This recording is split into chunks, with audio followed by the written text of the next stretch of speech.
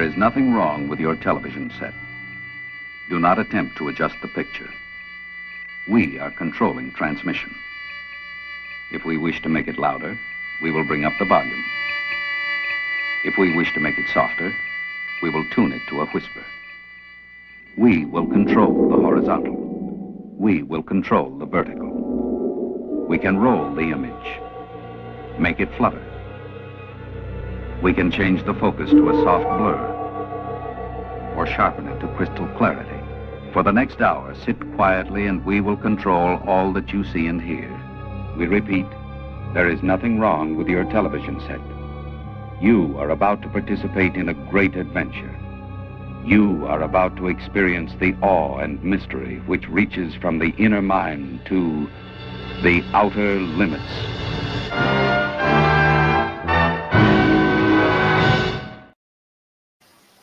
What's up, y'all? Guess what?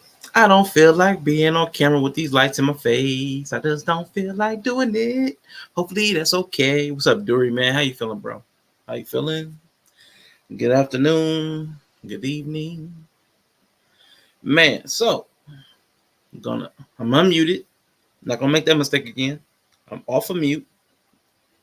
Woo! All right. I'm live. Good. Everything's working. All right, cool. So listen, today, we should be having a conversation with at least a few folks. We'll see who shows up. I know Mr. He said work, so he may he works first shift, so he may be coming sometime after 6. But this actually might be a short stream too, because I definitely did not get the kind of rest I needed last night. Might be calling this one quick. So we're going to see. We got Dury helping a friend move, but I got you in my ear, man. Appreciate you. And y'all in the building and Candid in. Appreciate y'all for popping in. So listen, it's just me. Here a little early. We're going to see who show up and when. Bree may come up. Yella may come up. Mr. He said may show up. Greg said he's going to try. And IG said he should be able to make it today, but we're going to see. But we're going to start with this. Because this actually just got put out 3 hours ago. So I am going to share this. And this is going to just kind of set the tone for today's conversation, as it is. Yellow in the building, on my way. We're going to start with this. Not going to play the whole thing. It's 21 minutes. All right, today's topic. This video is called Why I Have No Friends, No Wife, No Social Life at 41. The story kind of begins as a kid. Of course, when I was young, I was the only son. I had two older sisters. One is 7 years older than me. One is 3 years older than me. And so growing up, it was just basically an only boy in the house, and I was the youngest also. So growing up, I kind of, was alone a lot, in my own room, doing my own thing. Occasionally, of course, I did have family members come visit, cousins come by, and, family. But overall, growing up in the house, it was pretty, lonely. I was to myself a lot. So by the time I did end up going to school, I was kind of like, I guess you could say shy. I didn't know really how to interact and make friends very easily. So growing up, I had very few people that I associated with in school. And eventually I did meet some people on my block and became friends with throughout school. I might have had, growing up, I would say total maybe 3 friends. But I know truthfully, I could say I have one friend that was down for whatever, ride or die, give me his last dollar, And we always was together, growing up, hanging out, I would say from about the age of 13 to, I guess I could say 19 after we graduated. A little bit after graduating high school, I'm trying to figure out what to do with my life. And, financial situation wasn't too great.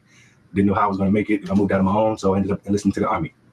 Once I got in there, that one friend that I had, we still talked occasionally on the phone, but, during boot camp, you can't talk on the phone at all. So it was no connection with anybody from the outside world. Once I got out of that and got to my unit, I spoke to him occasionally, but we're in different states. And when I was in there, it was the same thing all over again growing up. It's I'm meeting new people for the first time, and I don't really know who, what's what, who I could really, trust, I guess. So I guess you got to put yourself out there a little bit. So in that case, I did meet some people in my unit that I hung out with, but I can't really call them I wouldn't say there was my friends growing up, of course, it's people I just met, and we going overseas, getting deployed pretty much right after I got out of basic training, got deployed to go to Iraq.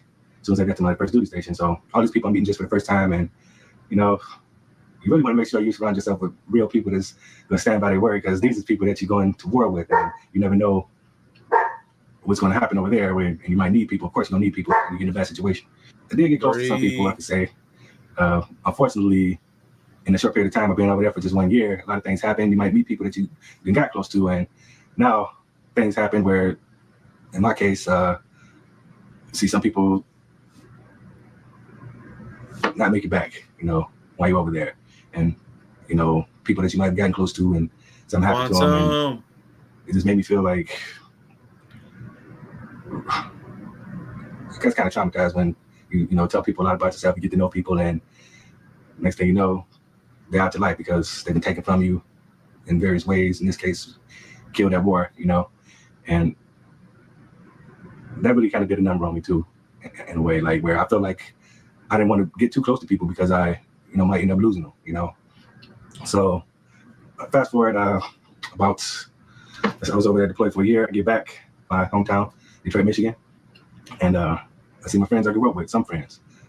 At least the one guy that I spoke about as being my main ride or die friend, I still had him when I came home, although other people had also passed away when I got home from things that just happened in the city, bad situations, crazy things. And at that point, it really made me, after coming out the military and losing people there and losing friends I grew up with, it really made me start feeling more, standoffish. Like I didn't want to associate with people or let people get too close to me out of fear, kind of. Did manage to save a little money while I was in the military, but not enough really to, get out on my own because, I couldn't find a steady job there to support what I need to do to move out on my own. So that's when I told him, I'm kind of thinking about moving to Florida. I think I'm moving to Florida. I heard there's more opportunities there. I'm going to put my mom there, and I don't know how I feel about when he told me this. He's just like, look, man, why you going out to Florida, man? Ain't gonna be no better there for you either. I'm like, man, that's cold. Like, I'm telling you, man, as a, person I grew up with, one of my best friends. Mm-hmm. And only thing he had to say is like negative stuff about it. So I'm like, well, maybe that's just his way of saying he don't want me to leave. But, as a man, you got to do what you got to do out there. I mean, you got to try to figure out a way. Everybody got to try to figure their own way in life. So I ended up, after that, we still remained, friends, of course. I ain't, put him down just because he talked negative. But I ended up moving to Florida. And, we stayed in touch over the phone and stuff, years went by. It just kind of like, we spoke less after being apart from each other, I guess. And to the point now where, we're not speaking at all. So the guy that I could say was my one true friend, that I know, is, we're not even in contact anymore. So I don't know, part of that might be, my fault because I moved, and other things, people just as they grow, they just, grow apart sometimes too. All right, I want to just take a chance to pause here. Any thoughts so far? No. Just on this one friend, I think this is one of the things. It's life happening, and it's just the way you deal with it. With life, it's like he did something to say something about, I don't want to get too close to people because you might end up losing them.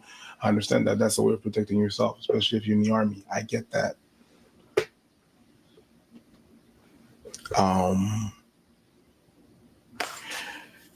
The way you're going to be able to deal with certain things there's ramification. So yeah, if you get too close to these people, you might end up being hurt when they leave or when they're not there. And if you decide to distance yourself from those people because you might end up hurting yourself, you might end up alone because you don't have any true connections. And I thought that was a good point. I wanted to at least get to that place. Let me play with this a little bit. Let me play. I like this new thing. All right. Yeah, but listen, I don't feel like having these lights on in my face. And if I don't, let me see. So I'm going to be like this today. Hopefully y'all don't mind. Hopefully it's okay with y'all. I like the little rounded corner. Okay, cool. But I like what he talked about with the trade-offs because I empathize. Now, I'm not somebody that's gone through the military, but I have grown apart. Shut up, Google. Hey, Google. Good talk. The mic's off. Thank you. All right, so listen. I haven't gone through the military or anything like that, but I too have grown distant with most of my relationships that I had from younger years for different reasons. I had people that fell into mental health issues, people that fell into chemical dependency that I just distanced. I mean, I didn't know where they went.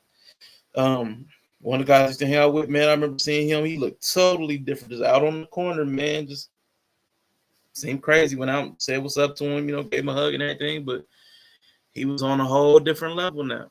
I seen his sister. She was on some other stuff. I'm like, man, life takes people in different directions. I've lost people that I thought would be in my life forever because we had gone through so much. And then it felt like the littlest thing is what came between us.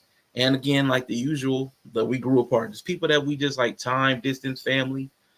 We just didn't stay connected.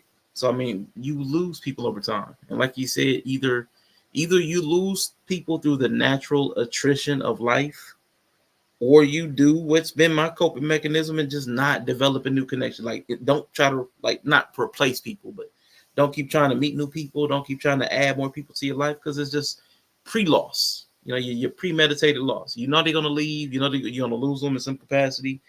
And that's another, either way, you end up slowly losing people, either because you're not taking them on or because they're actually leaving. So it's a tough thing, man. A lot of people are dealing with it. I've seen these type of videos all over the internet from men or women talking about not having friends, not having friends at 30, not having friends at 40. Shoot, there's people who've never dated by 30 and 40. Like, so it's an interesting time watching so many people who haven't had deep, meaningful connections and friendships, or just no longer have them. So it's interesting. The internet has given us a glimpse into a lot of people's lives and what they're going through. So it's definitely interesting. And y'all says that's a real feeling, though. Yeah, many people have that for sure. And shout out to the video was playing. So shout out to Quantum and Bree who came in while the video was playing. I thought since that dropped out, like that dropped today, like 3 hours ago, I would play that because it's kind of on brand for what we're going to talk about today.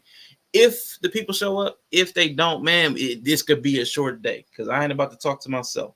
So what we are going to do, I'm going to introduce the topic. Let's see. This is actually kind of like my thesis for this week. My thesis for this week is like the 2 minutes. It's about 2 minutes of this video here. Let me see. Dr. Daniel Black. I don't know if anybody's seen or heard of him, but he's a cool guy. He says some interesting stuff. Dr. Daniel Black. Hey, Mrs. She Said in the building. Hello. He's about to speak for about the next 2 minutes of this video. And that's kind of like my thesis for this week about manhood masculinity. Let's see. Yes, I think the biggest problem in America is that we have not yet fully decided just how much toxic masculinity we want to keep. See, we want to keep some of it. We want to keep some of it. We want to get rid of some of it too. We just can't figure out where the line is as a culture. No, we do not want a man to hit a woman. We don't want a man to hit a woman, but we don't want him twisting either. See, we want certain kinds of masculinity and certain levels of it, but it gets ambiguous when we start trying to figure out where exactly does the line stop. We want a man to provide, but we want a man to leave space for a woman to have her own stuff. We want a man to protect, but we don't want a man to tell a woman what to do. See, it keeps getting tricky. It keeps getting tricky. And that's why too many people in general have this notion of, dang, if a woman says no, is it absolutely not? Does that what that mean? Or is she kind of playing with you? It's silly and it's ridiculous. But what I'm simply saying is the problem comes in where we do not ask men for character. We ask men for performance. We ask women for character. Podcast. Mm-hmm. In other words, we ask our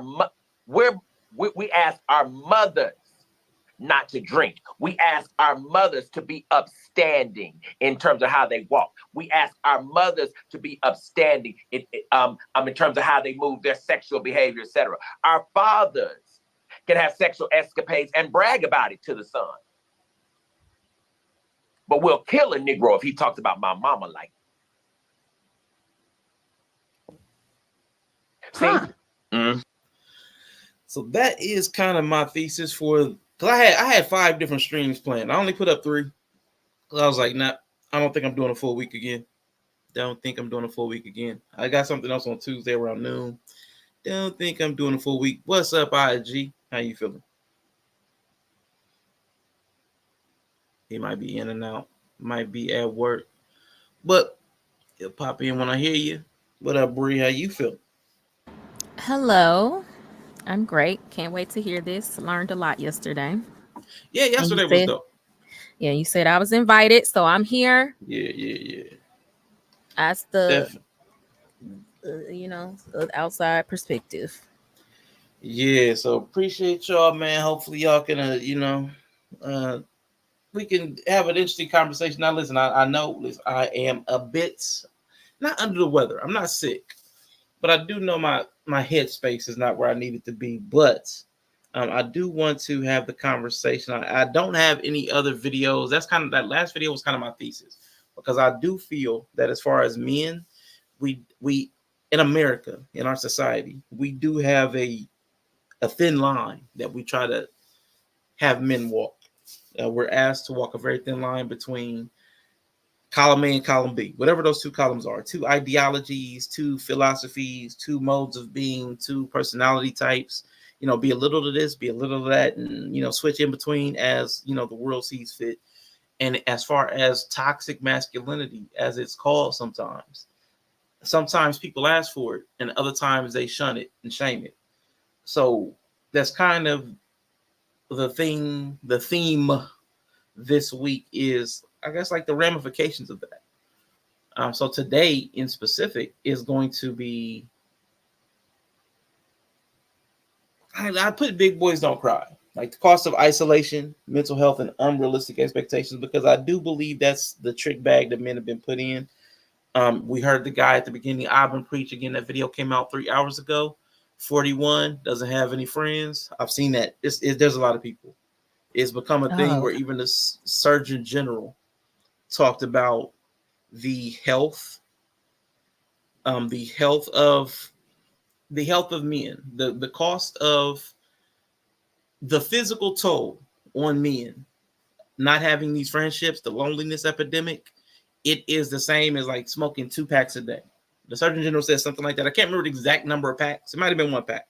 Don't hold me down to the number of packs. But the Surgeon General said that the cost of loneliness is something that is up to around like the physical toll is like men smoking 2 packs a day.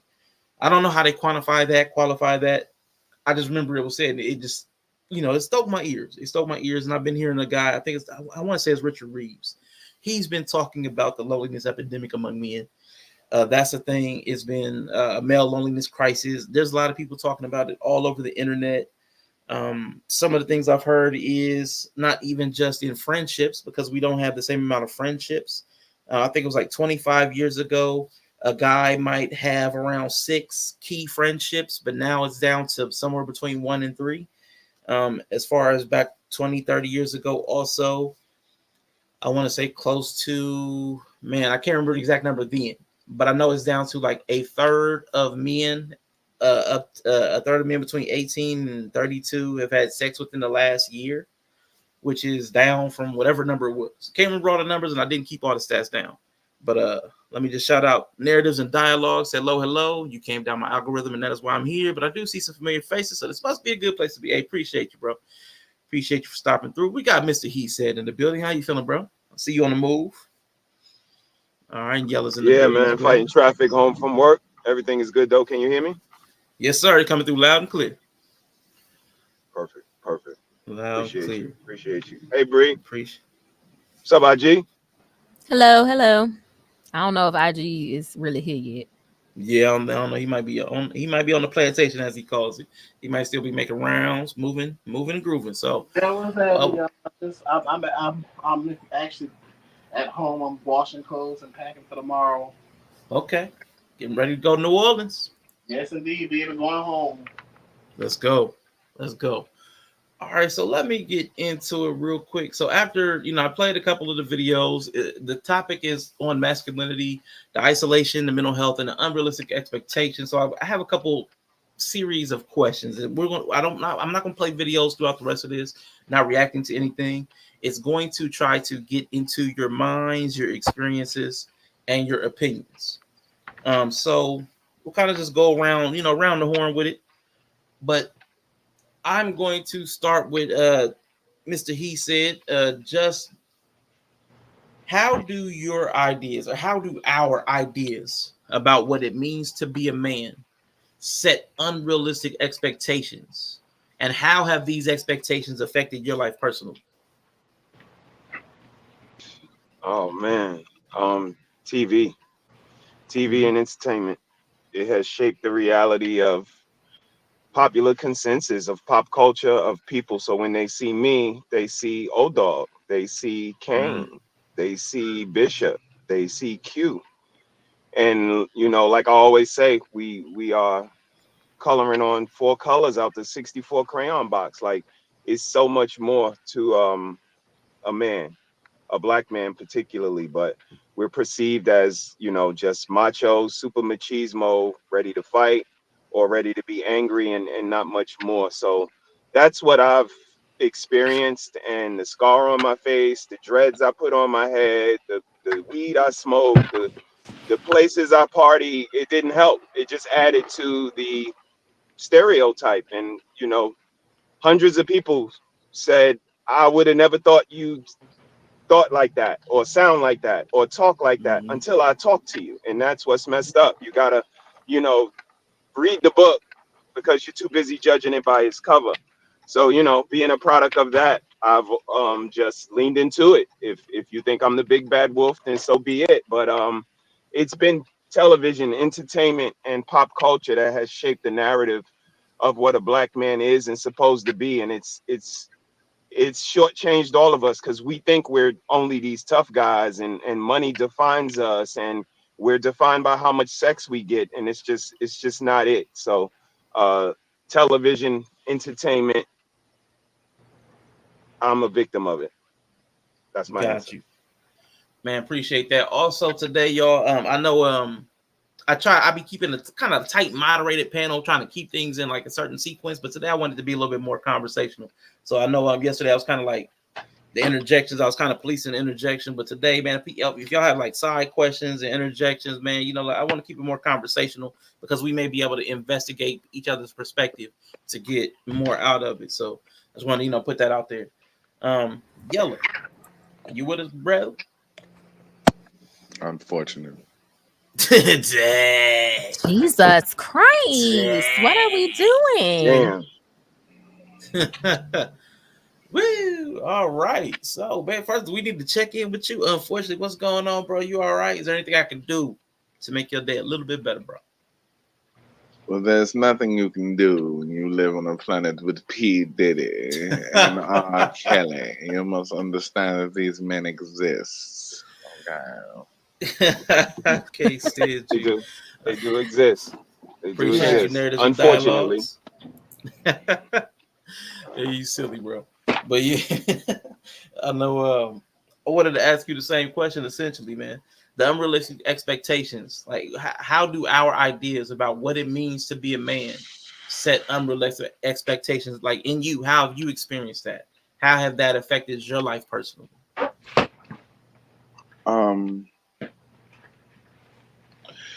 It seems like, okay, how it has affected me personally is that the expectations won't allow me to be the man that I want to be. So my expectations for the man I want to be seem to be unrealistic to the people who want to police it, who want to dictate what it looks like. You know what I'm saying? So it's super boxed in, and like Mr. He said was saying, I love how he said we only using 4 out of the 64 crayons to paint men, especially black. You know what I'm saying? We keep it real simple. It's like if you fall out of that, then you just don't count it all. It's like any single strike against that is bad. So yeah, it's affected me in a way that Like I got a sense of the man I want to be, but I know that I'm still gonna have to adjust that for whoever I deal with. So the unrealistic expectation is that I can have a reasonable expectation of myself. And shout out to Narratives and Dialogue, man. Appreciate the sub, man. I have conversations all over the place, man. So just know, like talking about men last week, I think it was what religion was that last week? I can't even remember what we be all over the place, man. So appreciate it, man. You can always come through, voice your opinion, man. We love all opinions and differences and all that stuff. As long as we respectful, we're glad you're here. I'm glad you are covering this because in many of the spaces that we all have frequented as Black men, especially the Black manosphere, they say that we do not need any kind of therapy, nor do we need to talk about mental health when it comes to men. I think that sets us so far behind. That's true. We're gonna definitely bring up therapy in a little bit as well too, because that's a component that we need to discuss because there's opinions on both sides of therapy. We've had that conversation here, and it's been interesting about therapy itself, who it's for and who it serves. So, Bree, as an outsider, as a usurper. Yes. How do Nicole. how do the ideas? How have you seen the ideas about what it means to be a man set unrealistic expectations on the men you know or that you perceive? And how Yeah. have you how have you seen that play out in your life? Those unrealistic expectations. It's just like one of those things where it's like really, it's not vague, but it is. Like I think a lot of what people say it is, like I was talking to my husband about it like just a few minutes ago before the stream about how like I think what Yellow was saying yesterday, like a lot of what a man's supposed to be or what makes you good is in relation to what you do for others or in relation to women. And I think that leaves a lot, especially younger men who haven't partnered up yet or who maybe don't have kids, like in a space where there's just kind of nothing. There's just nothing. So it's like a lot of aimlessness and not any way to kind of like empower yourself early on before you get a whole bunch of responsibility and stuff like that. So I kind of feel like that's one of it. And then as far as unrealistic, I think because of some of that, like as far as like on my side being a woman, it's just people will say women have unrealistic expectations. But I feel like with instead of like always being like, oh, I want a man to make all this money, or there's those expectations, but then there's kind of just like, I don't know what it's actually like to deal with the real humanity of a man and cohabitate with him. So like I can't really formulate what that looks like, period. Like good or bad. Like I can't really get a feel on what that would be like. So you don't think you've experienced a guy that felt free of like the constrictions of social like narratives and structure and social like the things that are put on us, like performance of masculinity? No, I don't think any of them are free, but it's more so like they just do that because it's the only thing they know they're supposed to do, and like well-meaning. Like I know I'm supposed to do this, but outside of these things, I have no way to direct myself or what I'm supposed to be. It's just like it's like a task list. Like check, check, check. Okay, I did these things. Am I good? Like it's kind of more like that. Yeah. Nah, that makes sense, man. Appreciate that. IG, if you would, it's in between the fluff and fold. What do you think our ideas of what it means to be a man? How do they set unrealistic expectations, and how has this affected your life personally? When I always think whenever a people fall for when we have to follow an ideology, it always is very tailor made from a certain vantage point. And when you base gender roles from a very specific positionality and within society, I think that causes a lot of friction between people's humanity and how they actualize in society.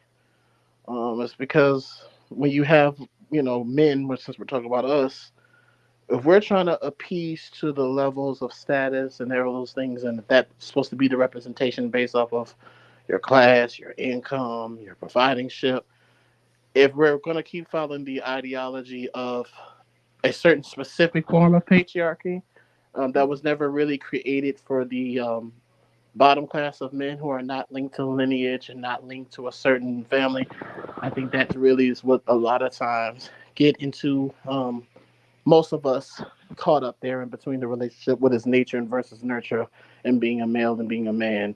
I definitely can say this has affected me because I'm sure I'm the only queer, same gender loving black American male on here. So I've always had to have the enigma of, even though I'm not trans, even though I don't identify as a woman, I've always been told, which is such a bizarre thing to present as a male as a man, but the people of your community will tell you and ostracize you from being a man. So I do kind of know what that's like, despite me never, ever, ever, ever wanting to be a woman. um, Mm-hmm. I, I my manhood, despite and yet, and I kind of can see that where that is kind of a flex for me as the black gay man, and that's the thing too. It's like, well, I do feel like I say that because I am the it's not because I kiss white daddy's ass or anything like that. I just don't because the black community has ostracized a lot of times what it means to be a black man or a man in general.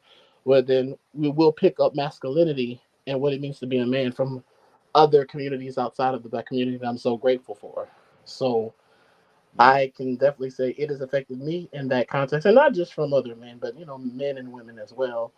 That despite all of the other patriarchal things that I might do, provide, protect women, protect children, even though I don't have any children, make decisions of concern for the community and children, I would still be told for certain contexts of family or societies that I'm not a man. So that definitely plays a role. I can see how ideology affects and hurts both sides of the genders in our society, but definitely Yeah. more pressure for a man in that aspect when you talk about patriarchy, because you were not meant to necessarily be a person to be 100% household provider. That's for people with a certain amount of lineage and wealth, and that's Mm-hmm. really to transfer it down the line and you to be able to take care of those things. That ideal of marriage is really not realistically for most working class men. And I'm gonna leave that over there. Yeah, I'm with you. 'Cause I know for me, the unrealistic expectations of men and women, like it kind of sets you on a path of somebody else's choosing before you were old enough to even choose how you're supposed to be, how you're supposed to talk, how you're supposed to walk, how you're supposed to dress, what you can play with, how you can say things, what words you can say, how you can say them. Like there's so much of your life that I don't even know if people know who they are absent all the expectations that other people have programmed into them. Like, how did you even determine what you like if everybody told you what you could like? How did you Exactly. know, what I'm saying? How could you know what governance was if they only told you these are the only two people you could vote for? Like, what is like you said, the four crayons that Mr. He said talked about? How could you know what all the colors that you could have painted with or colored with if you were so limited? Like that part is what's really horrible because we don't know what people could be absent all the pressures that are put upon us. And I've seen it on both sides. I've seen the men trying to live up to the super macho side, and I've seen them like dismissed because they were too soft. Everybody, I was called soft. That's the big label on me, was always soft. And it's like I get it.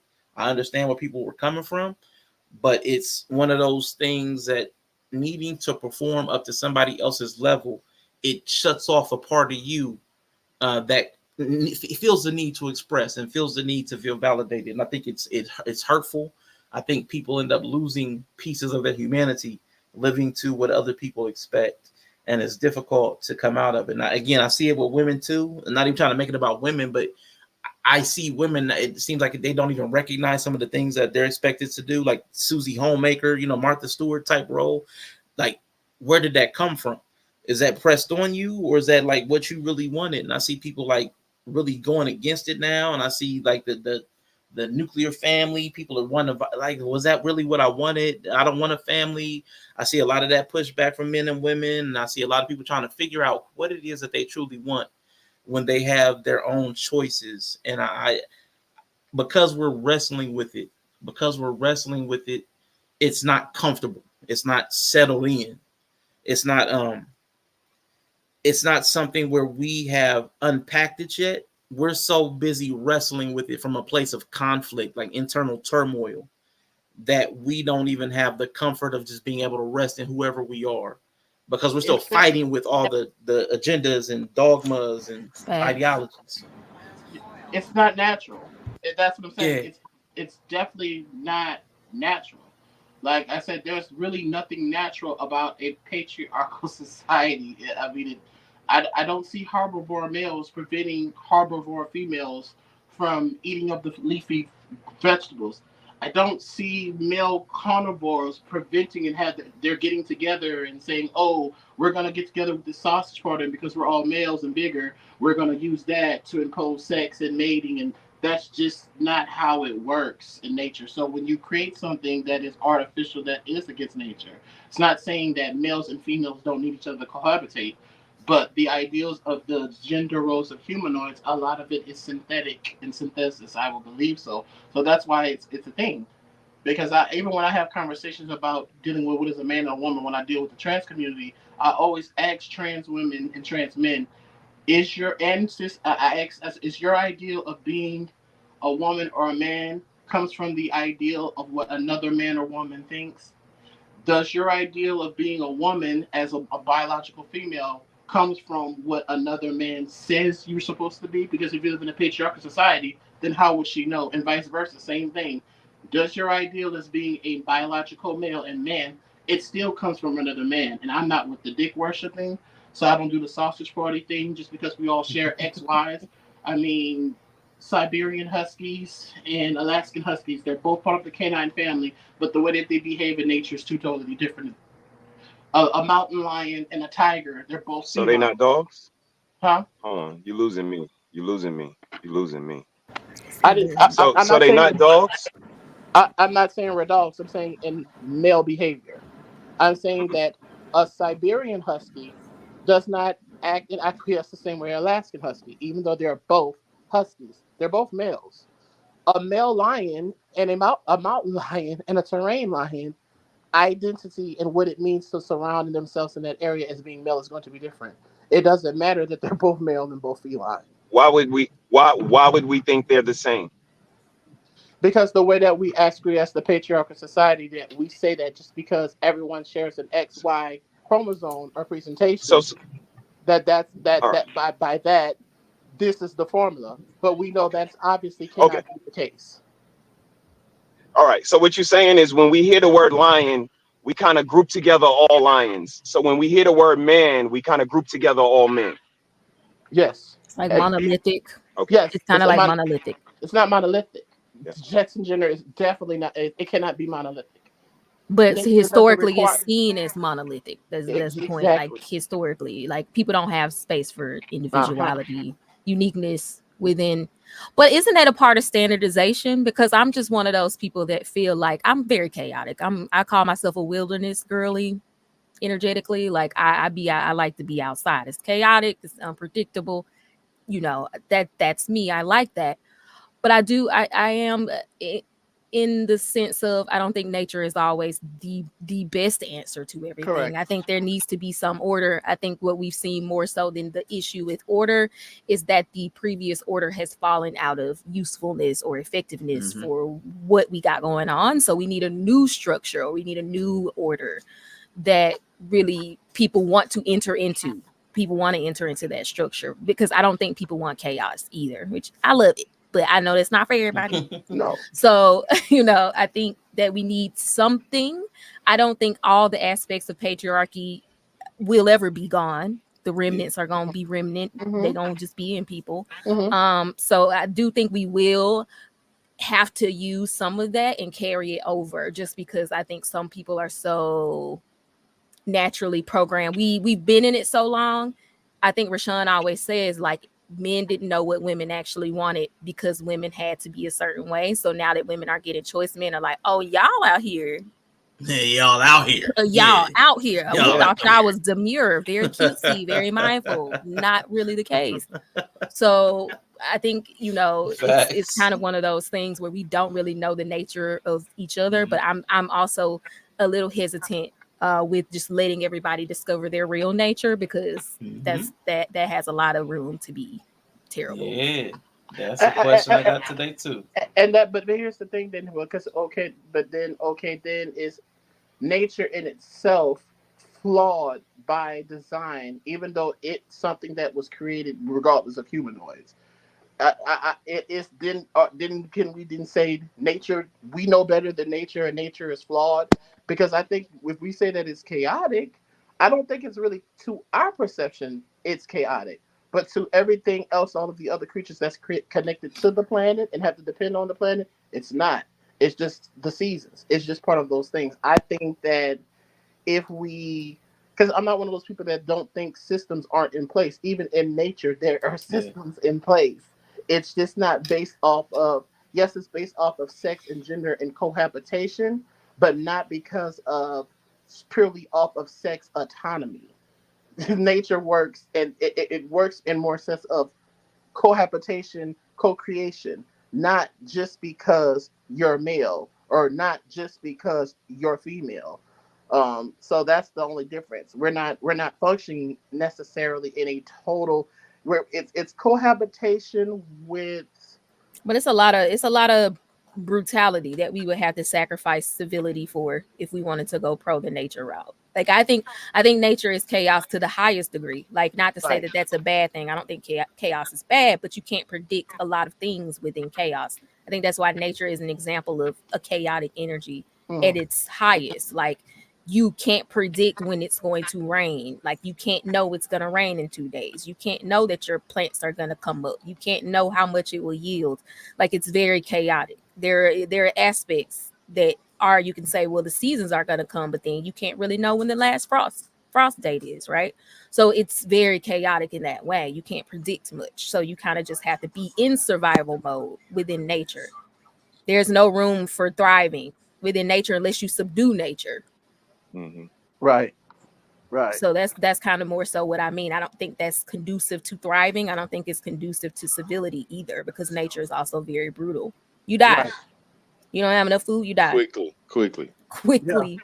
Yeah. If, like if quickly. if a natural disaster decides to come around, and this, you completely have everything you need, and then in an instance, me being a Katrina survivor could tell you, um, there's nothing you can do about that. There's no such thing. Exactly. So I think order has its place. Maybe the order doesn't have to be gender led, is what you're saying, or patriarchal in nature. But I think it would be a hard ask for people to exit the structure that the order has provided, even the previous one that maybe people say, oh, it's not so great. I But think what choice do? you can abandon. But that's the thing. I'd be like, what choice do we really have? Because it's like when I hear us having conversations about, women, it's like the men who don't have any right to control if women were going to be able to work or not, or kind of talk about it as if you had the ability to control that, and it wasn't you. You didn't even really have the right to control where you work as another man. Another man still decided that. So that's where I kind of, you see what I'm saying? I kind of always wondered about that. Like, okay, it comes to, are we going to be delusional? Because me as a man, I guess I think of myself higher, but I am not at all delusional. I need to tell myself I'm some type of king or fucking god for me to cope with the reality that I live in an elitist, classist, patriarchal society. I don't have to do all of that. No, I understand that that is the hierarchy. And yes, there are expertise of men with other intelligence and innovation that I don't have, and I benefit from those interventions, right? So at the same time, with that even being said, I still know that there's still a certain hierarchy that's there. I'm gonna have a certain realistic expectation. Doesn't mean that I can't be excellent and grow and all those other things, but I just know from where I am, my positionality in life as a man, like most people, most working class people, regardless of race, that's kind of always going to be the thing. And I think if we could navigate those relationships while having the gender roles in mind, especially for us as Black Americans, that would kind of help a lot with the ills I believe that we have with how we see and view these relationships, and realizing that we can't use it as an excuse either. Oh, it's the white man, and this is why I'm dysfunctional. We know that trope already, so we can't keep saying that as the excuse. Since we both know that, then we both have to be able to come mature to the table and be like, okay, this is the situation we in based off of class and race, etc. Shout out to Anae or say hey sister in the building. Appreciate you, Anae. And also IG narratives and dialogues put in somewhere to hit, wish to try to connect with you about maybe getting invite them to our spaces as well. So if you wanted to drop your info at some time, feel free to. I wanted to make sure that we had highlighted that request. To y'all's point, I do feel like where we are is not unnatural. Like we are natural beings. So like our state of being, like even our like the male loneliness epidemic and all that stuff, I feel like that is our natural response to the artificial situation that we've been placed in. Like, so our system of governance and economics has placed certain systems that like the distance between people. Even though we have all this technology, we don't interact in person. We don't interact in person. Right, laugh too. This dude, Right, because he's silly. We don't interact in person quite as much as we used to, like outside of work. I know they use this term third spaces. Like, I used to go to work or school. You got home, but then there was a third space that we would congregate, a community center, or wherever people will hang out. That's a thing that we've kind of lost a lot of times, where people would just congregate at the same space, especially in communities. The roller skating rink. I mean, there's something where people used to congregate and meet each other organically. We've lost a lot of that.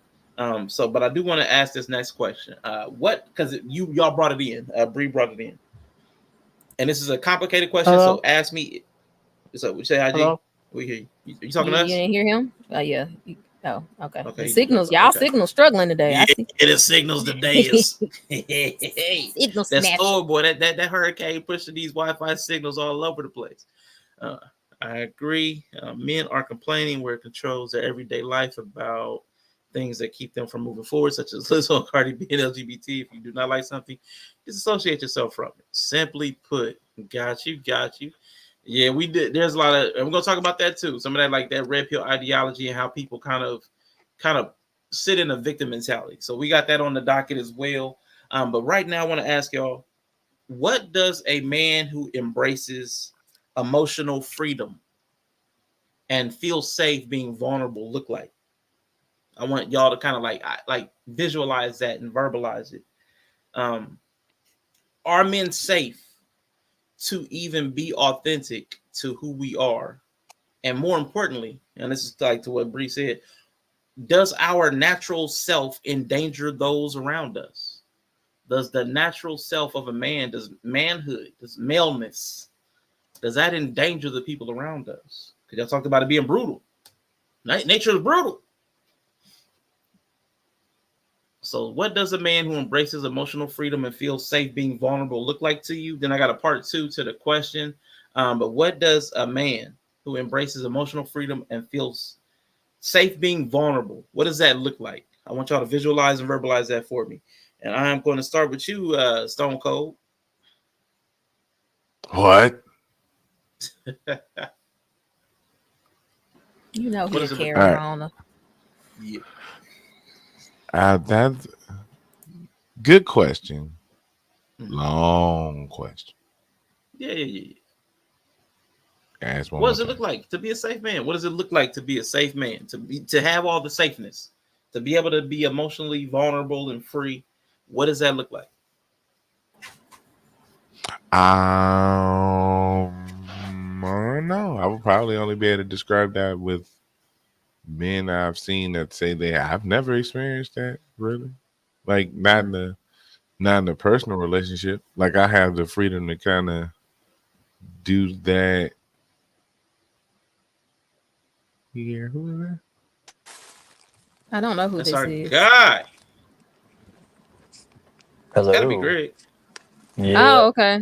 I was like, Rashawn, what folder is the banners? Because I could type some of these questions if you want. Okay, I can do that while Yella's answering. I mean, you trying to moderate. I type fast. Yeah. I can Right. type it when I hear you say it. Just tell me which folder. Well, look, let me send them to you. Let me just send them to you. I still need to know what folder is it like. Which it don't matter. I don't have a space for them, so you just pick. Because I think it'll change your backgrounds if I pick the wrong one. That's why I'm trying not to pick the wrong one. I mean, Yeah. if you pick a banner, it shouldn't change the background if you change the banner. Oh, okay. Yeah. What's that laugh for? Let's hope that's right. Is she evil? But no, real talk, I don't know. I don't know what that looks like because I've never seen it. I'm like really distracted though by Greg right now. Like, I'm trying to see if he gonna like. I'm sorry. if he I'm gonna- trying to turn my camera off. I don't know how Yeah, to we're do gonna it. see It looked like he I'm finna start day one of Forged in Fire. Hey, you could throw me in the back. So we're going there. We're at my home forge. We're making He said throw him in the back till he Japanese get it katana. together. quick minute. Yeah. Yeah. Making a Japanese Focus, katana. ADHD, sir. Because I'm trying to write this question down. I'm finna forget. Hold on, I gotta hold up. I gotta. Sorry, we like siblings. Okay, I just sent it to you in Discord. I'm gonna start sending the next ones. You know I'm easily distracted. Squirrel.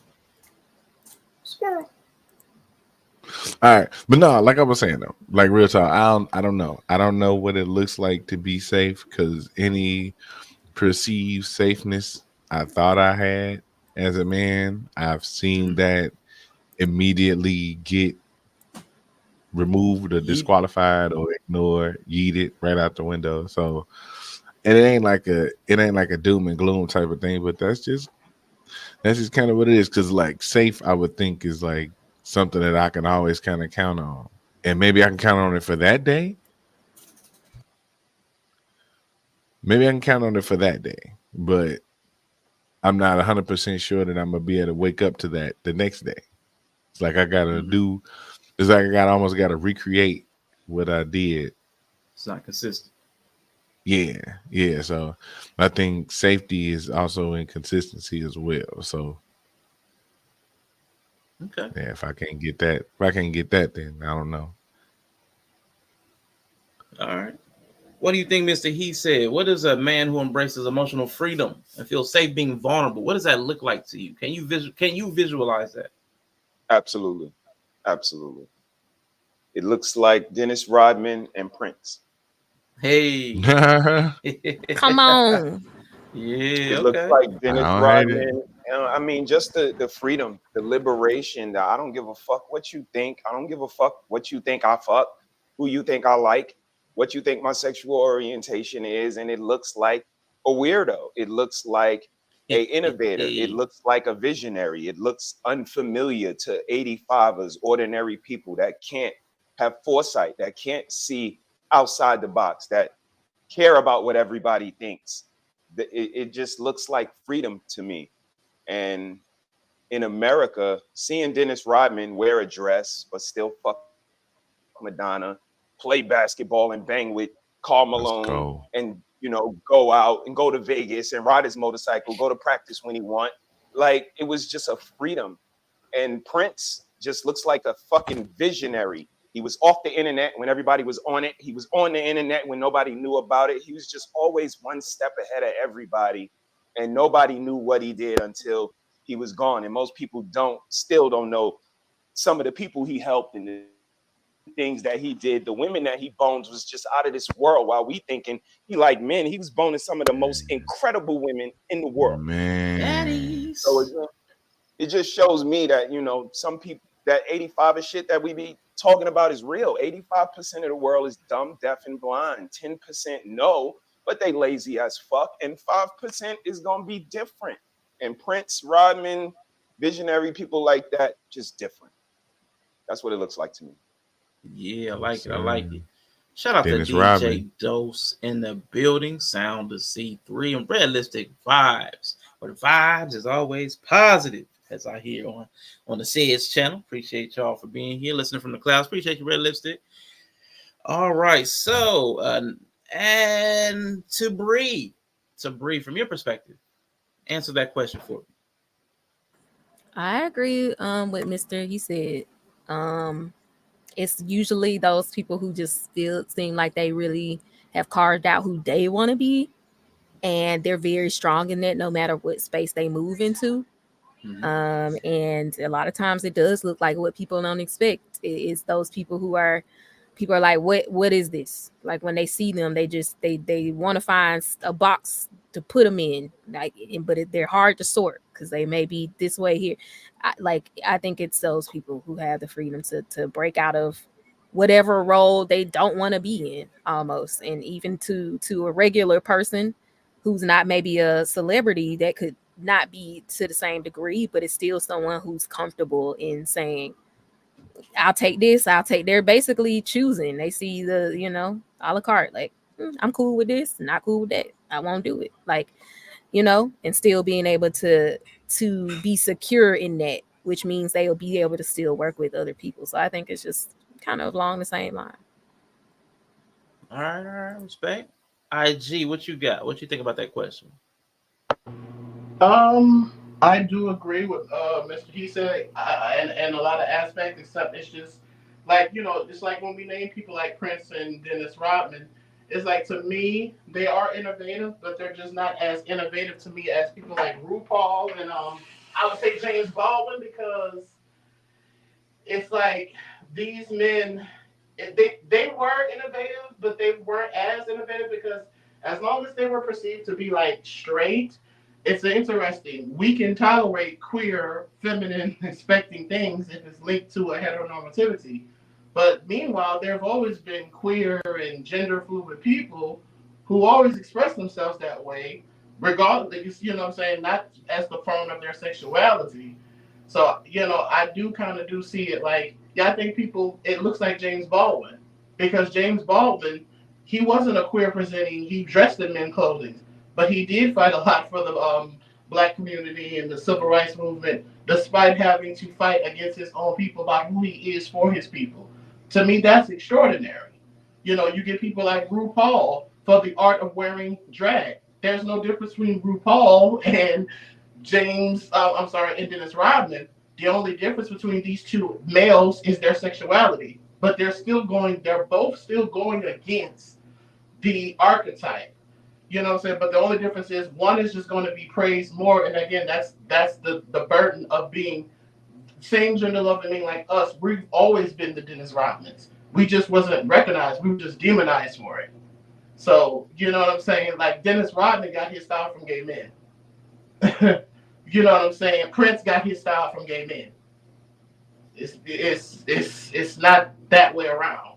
So, you know what I'm saying? So it's just one of those things to where I do agree. It is that innovative. I've always been that person myself. The way that I style, the way that I do my hair, me being who I am, I've always been that person. I just wish that we in the black community could recognize that without the gauge of celebrityism and womanizing machoism. Got you. I'm trying to think of what it might look like absent. Like, I do get, like, there must be some level of freedom to push back against convention and to be opposite of what everybody tells you a man should be. Like, there's some level, I know it's like a rebelliousness. So I guess you're free in that you're breaking free of the constraints of what a man has to look like, how he has to dress, how he has to comport himself. But I wonder what that would look like absent, like, complete defiance of what's expected. Like, I wonder if there's another like avenue. A Will Smith. I think a Will Smith too, to some degree. Maybe like that doesn't mean he doesn't have his struggles, but I do feel like he's still human. Dwayne Wade. He's still more Dwayne Wade. Okay. Yeah, I always think of Will Smith as like, and his kids too. Like, I just feel like they just be doing whatever they want. Yeah, because remember when Dwayne Wade, was supporting his trans woman daughter, his black trans woman daughter, and they took photos, and it was a whole black family. But Dwayne Wade didn't get that praise as somebody would if they were a Prince or Boy George, or you see what I'm saying? So it's kind of like it's still a theme where we say we want exceptionalism, but like you said earlier, Bree, it's still a certain form of exceptionalism, that it's a certain form of chaos. It's only like Mr. He said, he could tolerate you being a queer or sissified as long as he perceives you're heterosexual. But if you are probably not heterosexual, that will probably irritate people like that more. And I find it to be bizarre because it still go against the same hypermasculine. Snoop Dogg, all these niggas go and get French. I ain't never had French tip nail a day in my life, bitch. I ain't never had a Preston curl a day in my life. But because of what it's attached to, it's okay for him to do that. But if a man who really does that, because mostly queer men, we don't do that to appeal to men or women. That's just in our nature to do that. Some of these dudes, I will say, do they appear to queerness or to be that way? Is that because who they are? Or are they doing that because they know that women like feminine shit? Man, it's a question. That one's a hard for me. I have a hard time with the whole visualizing what it looks like. 'Cause I guess I'm assuming you guys are right, but I would have to know that they felt emotionally safe. I don't even know that they felt emotionally safe. They might have been doing that in opposition to how they felt. So I do wonder. I can't myself. I can't embody that. I can't feel that for myself. Like, what does it feel to be emotionally safe? Because I've never felt emotionally safe, like to be vulnerable. That's been a struggle. So it's hard for me to even visualize something that I don't think I've seen people allowed. I've seen people, berated for how they felt, their feelings or minimized or used as ammunition against them at a later date, when some hostility popped off. So, you know what I'm saying? So seeing somebody that was able to move and operate in that space is hard for me to visualize. But I did want to ask y'all, and I do appreciate I appreciate what y'all brought out. And I'm Y'all gonna say one some thing: good it points. comes with hate, though. As a person who is that person, always been with that person, you deal with jealousy, because a lot of men who see men like me, they hate the fact that I'm able to be that free. They hate the fact that I'm able to express myself in the way, and they want to attribute to my sexuality, which that has absolutely nothing to do why I express the way and the way that I speak and how everything. That has absolutely to do with it. You're gonna go through hate. As a person, to be that person who I've always been that person. Oh yeah, baby, you're gonna go through hate.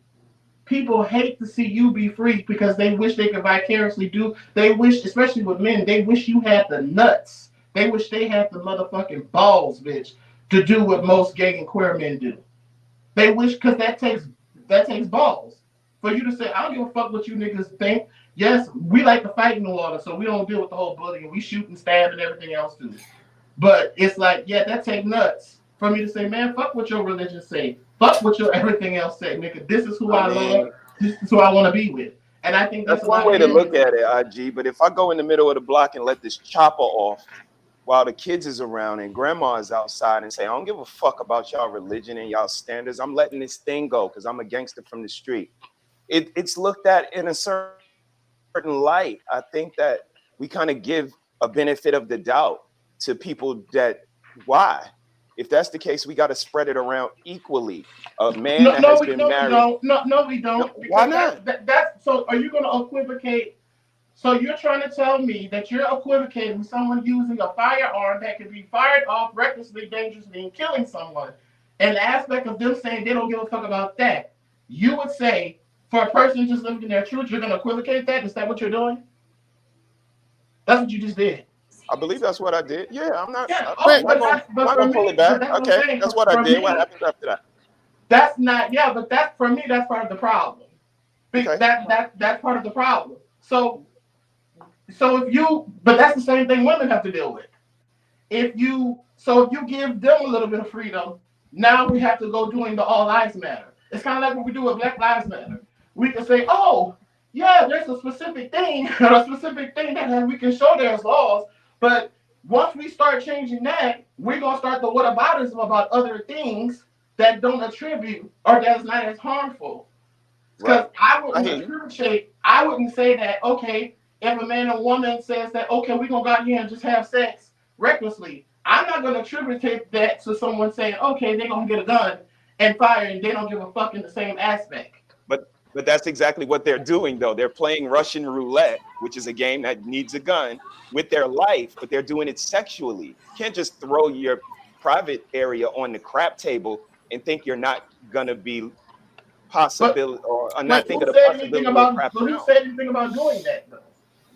This is, you just made that analogy. You said something about being promiscuous in regards to men and women. No, I said absolutely nothing about being sexual or anything. I used very specific, you're projecting. I specifically said, with the example of Mr. He said about being queer and expression. When did I once mention anything about being sexually explicit? You just alluded to men and women. But that doesn't mean about you saying me throwing private parts out. When So did I let's go back. say? Let's go back to the original starting point. So my analogy of a gangster letting go a firearm on a block around children, you're saying that was kind of like out of pocket or disrespectful. Why? No, a false equivalency. False equivalency. It's an analogy. I'm not. Analogies don't have to be exactly equal. It's just something to help us understand and get through the conversation. So all I'm speaking of is the recklessness and the disregard for morality, for integrity, and maybe someone else's religion or perspective. If I throw it out the window and say, I don't care about your morals, I'm going to do what I want to do. This is what I'm hearing you're saying in regards to same-sex relationships or right, because but at the same time, religiously, you don't care how. What happened? What happened? I think his signal might have. Yeah, his signals have been. But while that's happening, hey Greg, are you Yeah, I don't think he can hear us. I'm like typing to him in the back, trying to get him. I'm not sure if you're taking it personally or anything. I see you say you won't try again. It's cool. I wasn't no thing like that. It's just I specifically had 6 people. But you know, it is what it is. Greg, are you good? What's going on? Like we trying to, because it's like blinking a lot. Yeah, like turn it off so that it's not blinking. What? Yeah, I don't know what's happening. Are you driving? I don't know what's happening on a lot of fronts. You don't do panels? Oh, he don't do panels. Okay. All right. Look. Yeah, because it's gonna be this week on Monday, Wednesday, Friday. It's gonna be like a 6-person panel, but I already got the people. That's a good view, Greg. Yeah. You can leave it there. Bleak there he is. Viewpoint, and I was getting ready to start a fire for you, but okay. You cut me off like a second early, but it's all right. What's up? No, we just think because it was like doing that flappy thing. He was like, I was like, what's he doing? Is he under the sheets? What's going on under there? My phone's in my pocket, in my chest pocket. Oh, okay. I was like, what is it? Can I say before I get to that, before we I was gonna say that what IG was saying to me still, because the question was like, what does an emotionally safe? I know he was bouncing off what Mr. He said, which was focused kind of on their appearance, how they present themselves to the world. But I can understand that equivalency because there takes a certain amount of emotional gall to be able to show up however you want. So I understand the connection Mr. He said was making. But I do want to speak to that a lot of what IG was saying about how he exists, how men exist. It doesn't sound to me like an emotionally safe space though. So I think even though you're being like pushing and going against the grain, I would say that from what I'm just hearing, it doesn't sound like you still don't have the emotional safety that he was asked, that Rashawn's original question asked about, because it still sounds like a very emotionally unsafe, even from the standpoint of like, I'm going against the grain. Everybody, like, people hate me because of this. That still feels like a very much so you're still also not emotionally safe, even though you're choosing to be like, a rebel against the machine, right? It still creates a certain amount of emotional like unsafety for you because you're so against the grain. Right, but here's the thing: it's just not because it is emotional; it's because it's law. There's a consequence. You see what I'm saying? Right. So you're still not emotionally safe. Yeah, but I will say this: there is a safety in it at the same time, because once you get out of the rejection of the people who will reject you, that's the other side of it. You have to take the chance of finding the people who accept you. And then once you get into that tribe and you get into those spaces, because everybody isn't everybody. So, it's still, you still have, just like with relationships. Okay, you had your heart broke before, regardless of who you were with. You have all these other baggages and all those other things. You still have to take a chance. You still have to take a chance to put yourself out there to find the connection. The only difference is when we say something like, I use religion and stuff like that, because to me that's institutionalized. It's not something I get to be in control or anything of. That's something that determines my law, regardless if I believe in any type of deity or not. So one is actually institutionalized and imposed, regardless, because religious people get to impose their laws all the time, right? We got abortion laws. and stuff like that. Religious people get to make laws all the time based off of their fucking beliefs, regardless if you fucking believe it or not. So religious people are the last people, in my opinion, to talk about imposing anything on anybody, because this country was built off of that. So Right. I still kind of give that pushback. Yes, I do say it looks like being unsafe, but I'm not going to sit here and pretend either. Just like Yellow said, it ain't. Hell no, my life has not been all doom and gloom. Hell no, I would have rather be honest and find the people who and get people who embrace me for who I am. Now, do I have to worry about an extra unsafety as a black man? Because all of us ninjas on here got to worry about being unsafe if we are presented as cis black men, right?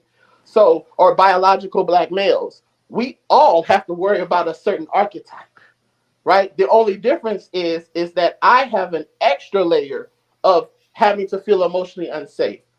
The only Right. difference is my emotionally unsafety is champion to be the whipping boy for the black community. You see what I'm saying? Right. And that's again that's why I use James Baldwin, because James Baldwin fought for the community despite he didn't say, oh, black women, like I hear in generals, oh, black women did be dirty, so fuck the black community. Oh, black men. No, black men and women have made James Baldwin life a living hell. But Right. yet he was able to still say, I'm going to fight for you. So why are the people who are agreeing, who have the most thing commonly and sexual, can't have this for each other despite having sex and procreating with each other in our land? Got you. Got you. Nah, I see what y'all saying, man. I definitely see that. I know for me, it's just hard to visualize what it is to feel safe because I've never felt it. So I know personally, it's hard for me to visualize. And I can imagine that those people that y'all have mentioned have they internalized the place of emotional freedom. I mean, because of the way they operated and moved in the world. But that's definitely something to think about. I do want to ask this next. Before you move Go ahead. on, Sean, just real quick. Even though I did mention Rodman and Prince, when you say that statement and ask that question, the name that comes to the top of my list is Robin Williams. Okay. But at the looking at it through hindsight is 2020. So how he ultimately ended and left this world, it would present even further questions, because I thought he was very liberal, very free, very non-judgmental, very charismatic and all of that stuff, but ultimately he took his own life. But he would be somebody that you think was very it wasn't hard for him to go against the grain. And I'm sorry I had to bring that up, but I just didn't want him to go. That's good. Yeah. Okay. I don't think that was Okay. his goal. So I'm kind of hearing everybody's answers, right? And I ain't trying to be like that, but what I'm hearing is freedom of expression. Because I'm hearing freedom of like liberty and you can go live the life you want. I don't think that's exactly what Rashawn is asking. Because that's literally all I'm, because that doesn't, just because you have freedom of expression doesn't mean that you feel safe emotionally. Right. Right, but we wouldn't see that freedom acted out if you didn't feel safe. I mean, what you do and how you feel is two different things. We see people mask their feelings with actions all the time. So Like you said, you could be Right, out but they here. feel In safe in order fact, in fact, your actions of rebellion could be a way to mask your emotional frightenness, because because they also put up a role of where they can't be touched. Nothing really affected them. They always had an answer. You never let them see you sweat. It's for a reason. It's because there is no safety in letting them see you sweat. You feel what I'm saying? So it was a need to always be in control of those said situations, because outside of that control, they were scared.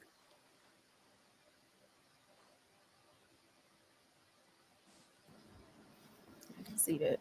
Let me real quick shout out to Reckless, shout out to Von, Eric, and Greg. I know you weren't here when we first got started.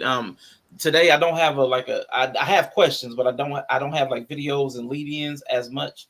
So it's going to be more conversational. So jump in where you feel like, cross conversation. So if somebody has something that you want to ask about, go ahead and inquire. I don't want to over moderate today. I know Narratives and Dialogues asked me a question. Why have I never felt safe? Emotionally, this is just my environment. Showing emotions, anything other than what people expected. Like if I wasn't happy, it was a problem. So if I was sad, I had to suck it up. You're a big boy. Suck it up. You're a man. Suck it up. What you crying about? You can't be crying. Nah. What you? Are you moping? Oh, you're whining. Oh, soft, bitch. This, that, the other. There's always something if you're sad. Now, anger. Whoa, you're overreacting. What's that about? Why you getting hot? What's the problem? Oh, we got a problem? So I could not demonstrate any emotion unless it was something satisfactory.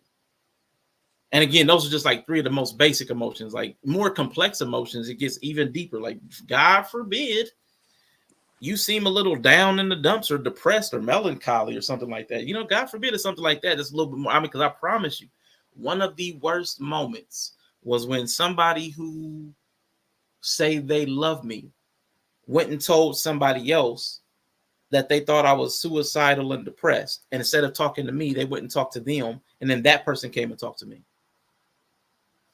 Like that stung. Still stings. So it's hard for me to feel safe when I've had that experience with like most of the people around me. Like to this day, stuff will get thrown up in your face. Like if you exist in a state that they don't approve of or they deem lesser than, they'll throw it in your face in moments of inconvenience or conflict. It's happened this week. It's happened this week. So yeah, it's a thing.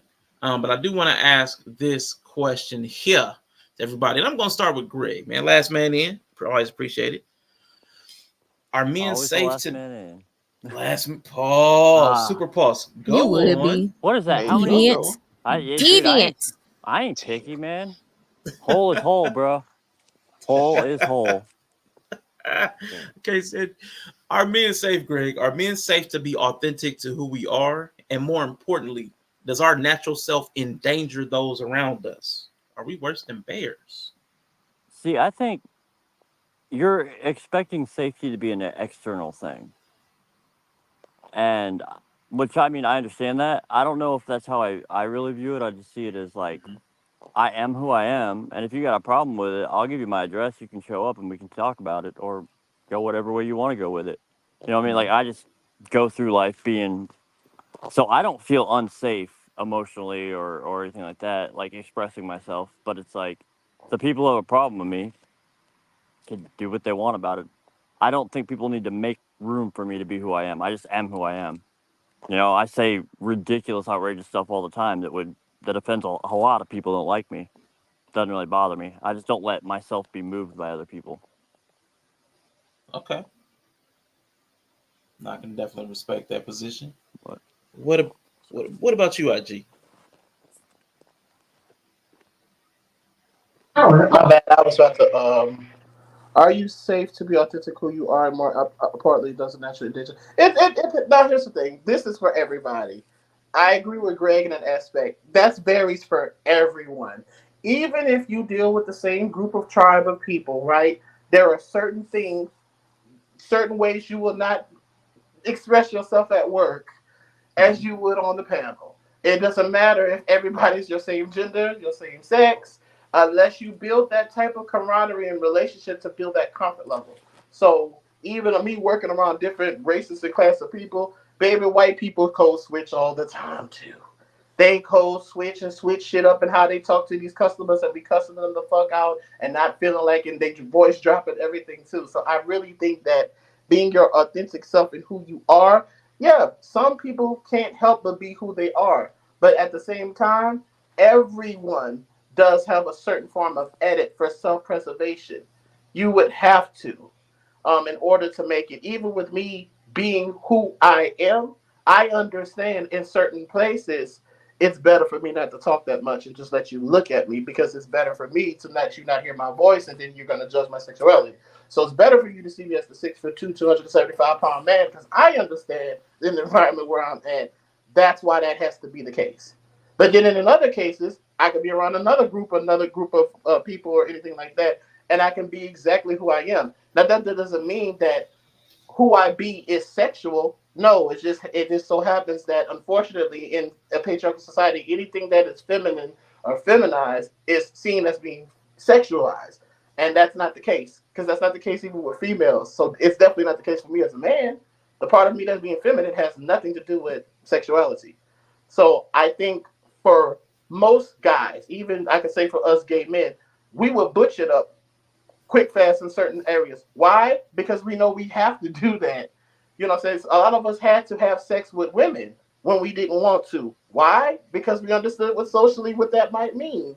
So that comes with that. You're gonna also cause people to have to do things that they might not necessarily want to do or that's in their being to do in order to be safe at the moment. Now, how they intrapersonally feel safe, they probably don't. That's up to the person, how they would internalize that. But I don't think safety is a monolithic thing like you just, okay, you get to be yourself. Okay, and that comes with that. I'm definitely not delusional to affect or expect everyone to just love me for who I am. And I expect people somewhat to be misunderstood. But there's a realistic thing there. It's not a delusional like, oh my God, I'm so happy. That's why I would understand safety for me, not just because I'm my sexuality, my race, my sex, all these other things. I know that it would be better for me to be a little bit more feminine when I'm around certain women because I know the perception of how I look and how they see black men with my genophenotype. That would be better off for me to let my feminine side show because I know in this case I would want the women to feel safer, and I know how the law works too. I don't want them to feel threatened by me or to mistake me for something else or put me in a position to where I'm doing anything that's out of the ordinary that a man is supposed to do and interact between a woman. So I also see I have to carefully navigate the presentation for the safety, but that's not because that's how I feel. And it doesn't necessarily kill me inside either, because that's part of being part of a society. That's part of being a collective. You're going to quilt switch and you're going to accommodate.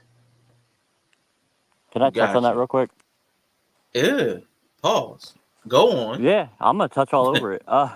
So I mean, I don't know how well my camera's coming through. If I got the nice little picture going for you, I'm trying to get a fire Yeah, going. But we see the Goddamn. we do see the you wood. see Your you wood's on see all cam. the houses around Yeah. me? How many neighbors I have? Yeah. Yeah. So I'm not saying like the way I act is as like a one-up thing or like I'm better or like this is the way everyone should be. I exist in a very different environment. So I am Yeah. less dependent on the opinions of other people. It's a luxury that I'm afforded. Like, I don't need to code switch or to, like, I mean, I introduced myself at my new job as being friendlier than a second finger up the ass. Like, I just am me.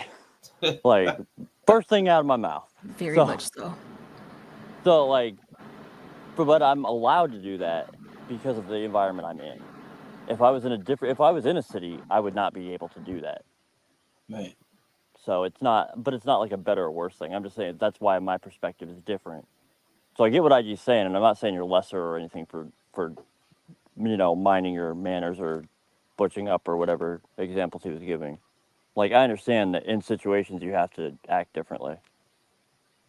I might have to try. I might have to try that comment. But I want to throw something in before we go to Mr. He Said, Yella, and Bree. Because IG kind of brought it into it, but there's a thing about like what a man is, and that's why I added that. Does it endanger those around us? Because I do feel like that the natural states, like having men that have emotions, it does put them in danger. Not because we're harmful, but what I've noticed is there's a threat level that comes with being a black man. Like people are on edge. It activates that fight or flight response when we have any other emotion other than happy or neutral. Like it lights people up. Women, children, like when we talk about like, hey, the kids ain't listening to mom, dad comes in, there's something that activates when black men are having a non-positive or neutral emotion in almost everybody on this planet. So when people get into fight or flight, because everybody's not calibrated properly, everybody doesn't like, you know, I'm in a safe space right now. I'm safe. I'm in the public. Nobody's threatening me, but I see this person is a little agitated. My emotions have me overreact. You know, I'm caring. I'm calling the cops. This guy asked me to put my dog on the leash. I'm going to call the cops and say, hey, these guys pulling a gun on me, because they know they can weaponize their status or their standing because they feel unsafe. And people do that in our homes. They do that with our young boys who are, you know, becoming men, because they might outpace the women in height and stature. I've seen that. I had to fight for my nephew to be able to oh yeah, man. Hey, narratives and dialogue. I know you're new here, so let me just give me the quick spiel. I want anybody to have anything you have to say about this topic, good or bad. I want people to have a full range. So please do cover the topic.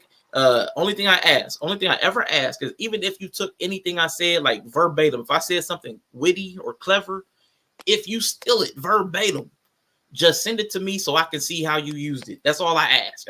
Even if somebody steals my content straight up, I want somebody to let me know so I can see it. That's all I want. But yeah, you're super cool. Positive, negative, react. Just cover the same exact topic. Take my questions. I don't have any. This is I'm on YouTube. This is basically free public access. I don't have ownership. I don't have any copyrights or anything. So yeah, please do, man. Absolutely.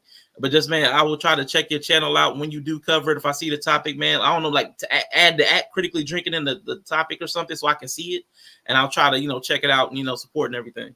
So that's it. But I will say, like, I'll say with my nephew, I actually had to have the talk with him because it had to happen to me, that because you're growing up, you're getting larger. It's mostly women in our family.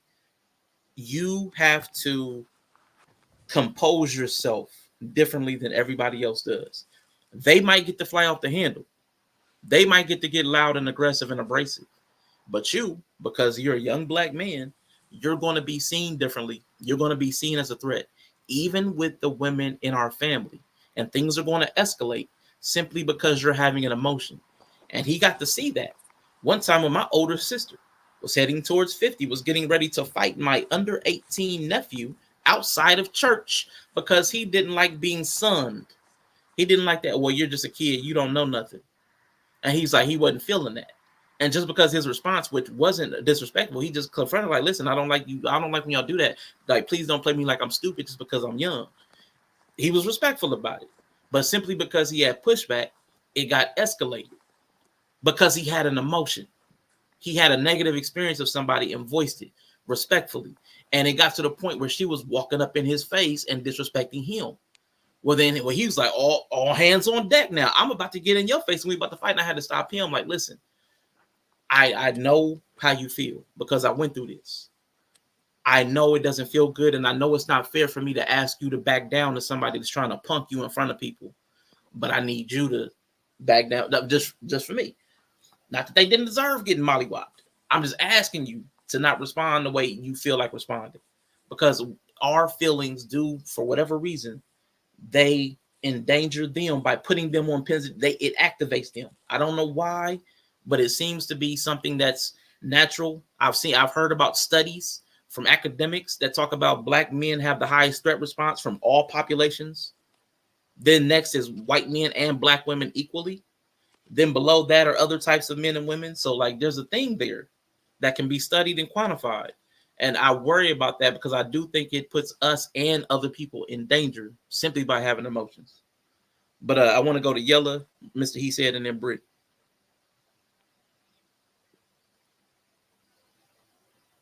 Now you know you're gonna have to restate for Yella. You know you finna have to restate. Let me read the question, man. I'm gonna say, you know this man on it. Let me read the question, man. Are men safe to be authentic to who we are? No. And more importantly, does our natural self endanger those around us? Yep, just like Rashawn said. No, we do not. We are not safe to be our authentic self. We're not. There's really no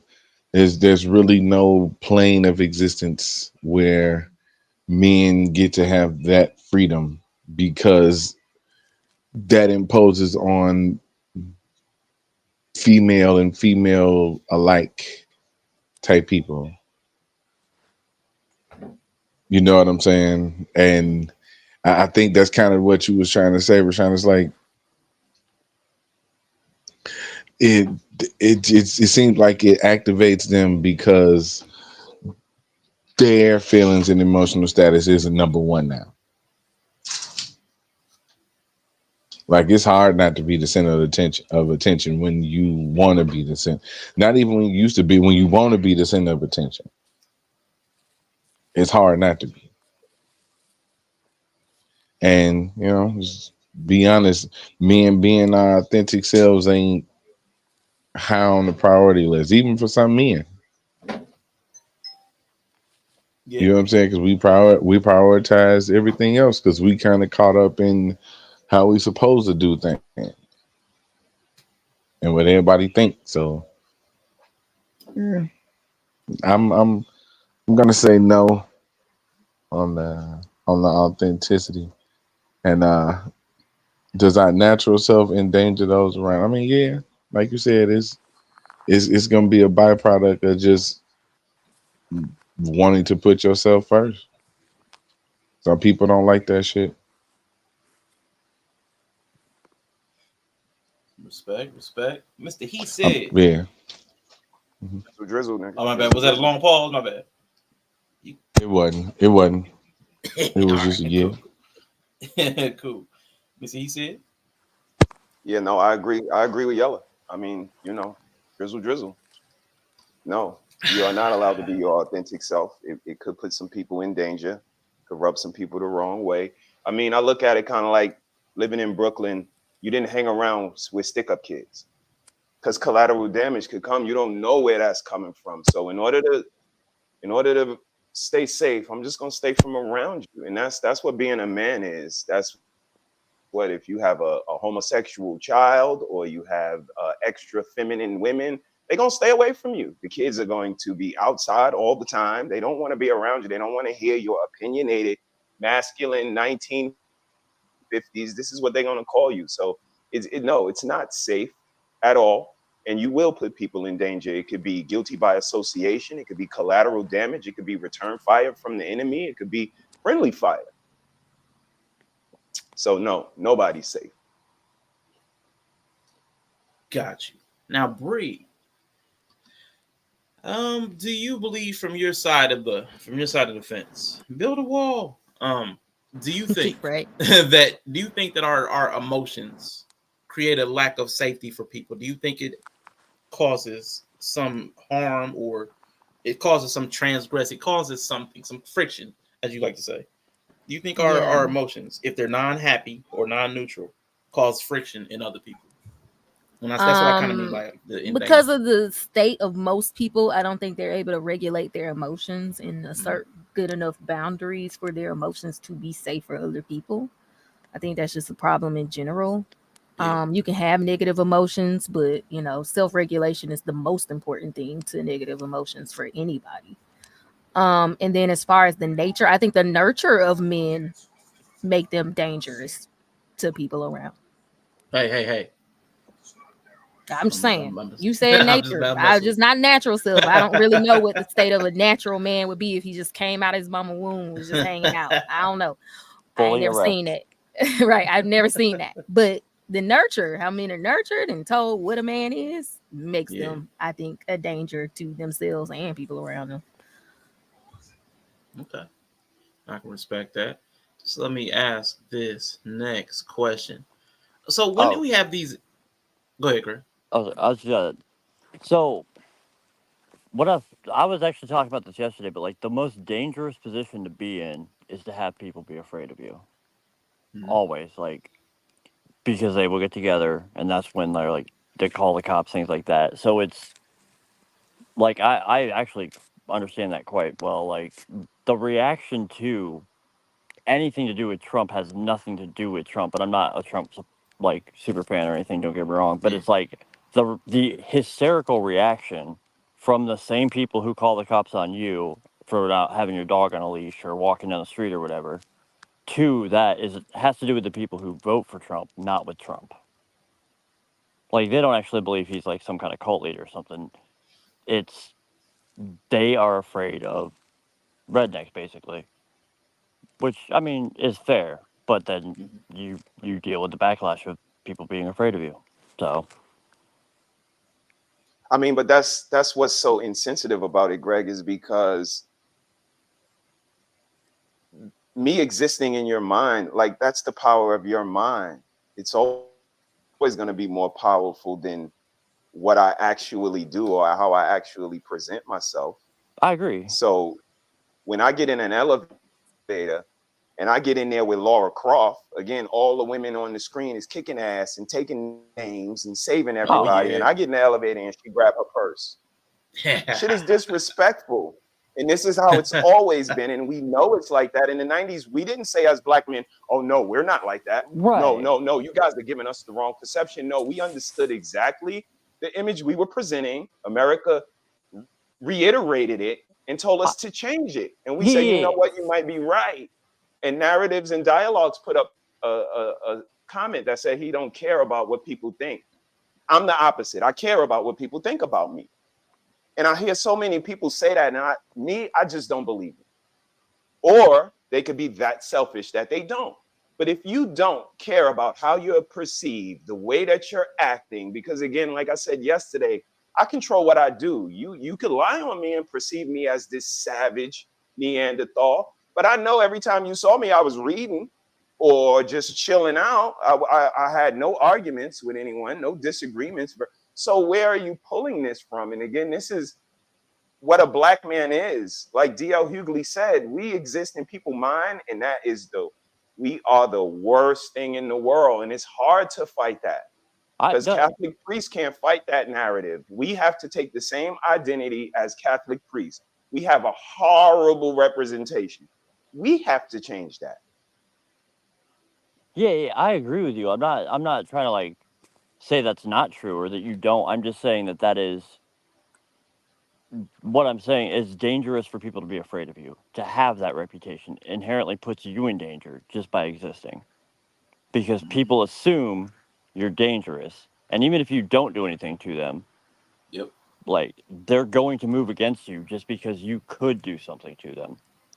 And I think the difference between the two groups particularly is you have to live around them. Rednecks just don't. Like we just leave.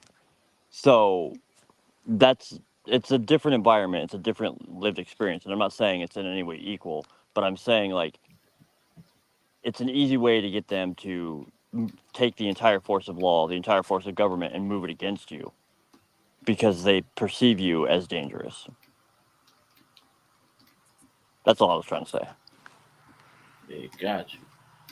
To the next question, real quick, man. Shout out to Alonzo Hall, social media insurance brother, who likes to tell everybody to wipe ass, work in progress every day, and see success.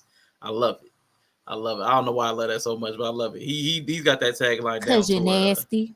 You're nasty. you ain't gotta put me out there like that. Freaky ninja. But my next question for y'all is what falls short. Okay, I think I'm blinking out. What happens when men fall short of the societal expectations placed on them? What does it look like when men are not who we thought they were and they let us off the hook? What happens to us when we're not who they want us to be? I want to start with Bree. I want to start with the woman up here. How did you know I was over here cackling on mute? Leave me alone. No. Dang. What happens to us? What happens to us when we ain't who y'all want us to be? What's going on? Well, that depends on how you decide what reality is and the truth is, which is something we've been talking about how people struggle to figure out what reality is. Reality is a collaboration between someone else's experience of you, how you see yourself, and objective, observable behaviors, right? So there's two reactions. You can hear that someone said you fell short, and you can if it's consistent, you can say, wow, maybe there's something there. Maybe I should consider that I'm falling short. You could have that response, but then if you're like, well, I believe I'm great, and even though your outcomes and people's experience of you are not great, you're just gonna be, I'm great. And then you can throw a temper tantrum when people don't fuck with you. So I think there's different responses. I know a lot of men, like my brothers, my husband, friends, like who really hold themselves to a standard where if they don't like to fall short of expectations, not necessarily that everybody else shovels on them, but the ones they have of themselves. If they don't really, they hold themselves in high, like to a high standard. So for them, if it's internal locus of control driven, I find that like most people have a healthy response to it. And then of course you got a whole subset of people on the internet who just complaining about how people don't fuck with them because they just refuse to change. I mean, you can also do that. Find you a subreddit or a corner of the internet to have an emotional jerk fest, which hey, gotta let them emotions out sometimes.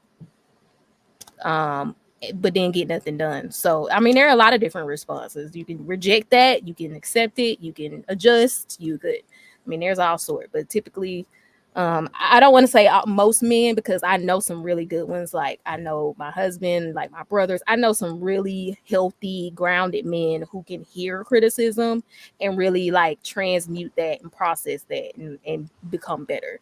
So I don't want to say like all men pretty much throw tantrums or anything like that, but a lot of men on the internet definitely do.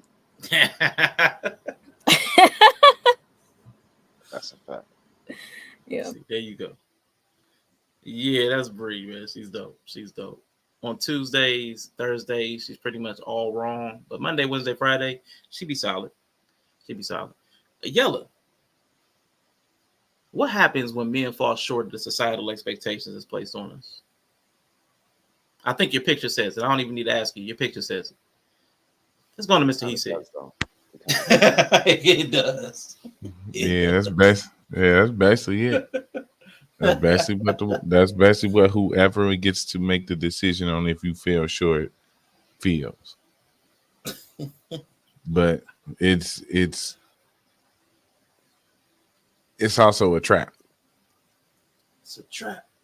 It's also a trap because with perception of us already, we come in falling short of expectations. Mm. And again, with perception being reality, there's no amount of expectations you can reach to stop certain people's opinion of you. True. So we all gonna fall short in the eyes of God. Hibbity blue blah, hibbity hoopla, hibbity hip. Hallelujah. Speak it. Speak it, y'all. That's the bottom line. Cause Stone Cold says so. Yeah. But Mr. He said, what do you think about that? What happens to us when we fall short? The critically drinking crew summed it up great. Bree and Yella did good. The only thing I would sprinkle on top of that is that just like a joke, when somebody takes too long to tell a joke or something and it kind of loses its umph because the expectation, it's been too long now. It's just like that. The longer you take to show your true self, the more of a letdown it's going to be because you're taking too long. I think we all, fall short of expectations because expectations only lead to letdown. It's never going to be as big as we build it up in our own head, especially if you're a perfectionist or an artist. Like you have a certain picture. When I made music, I used to make the song in my head. I don't use no pen and no paper, none of that shit. I make the shit and then I go in the studio, and when it come out, like if that shit don't sound like it sounded in my head, this is my baby. I'm pregnant with this. If I don't push this shit out, it's just going to be stuck in there. And I think that's exactly how it is with our true selves. If you don't show your true self, it's going to be stuck in there. And when we look in the mirror, I don't know if you see your reflection. I just saw what people liked about me. Oh, Sean, your eyes, or Sean, your complexion, whatever. But that's not us. Like y'all said, I don't know when y'all flipped the switch. It took 40 years for me, but sooner or later, you start to see you. You start to understand what makes you happy. You don't want to be a people pleaser and living up to expectations and what society told you you're going to be. If you want to plant a flower, plant it, man. If you want to sing a song, sing it.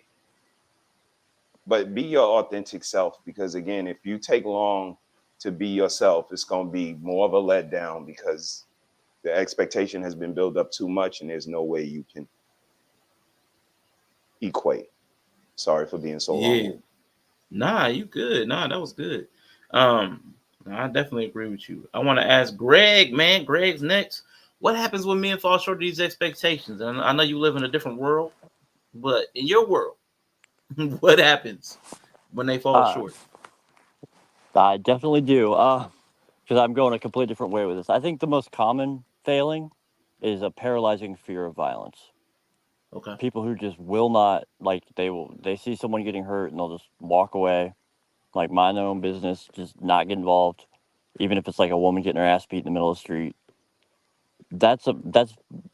It's hard to call that a complete failing because it's so common.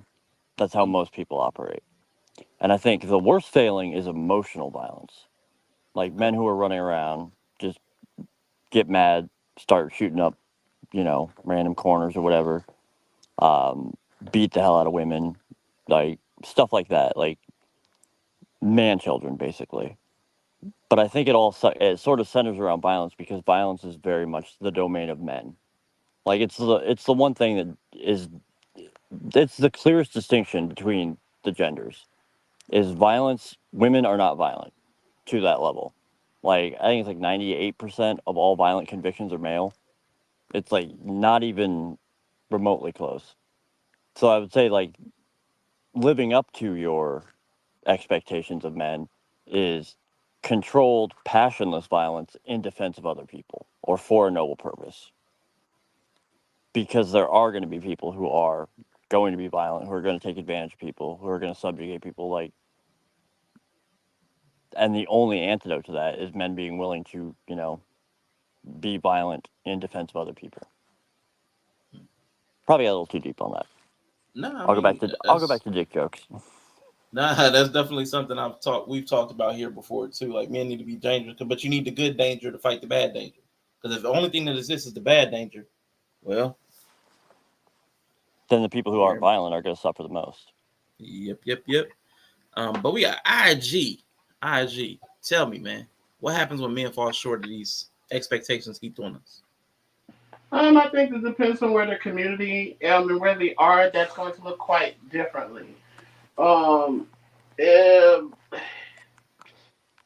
I'm kind of like with Yella in that position where what does that look like? You can't really say.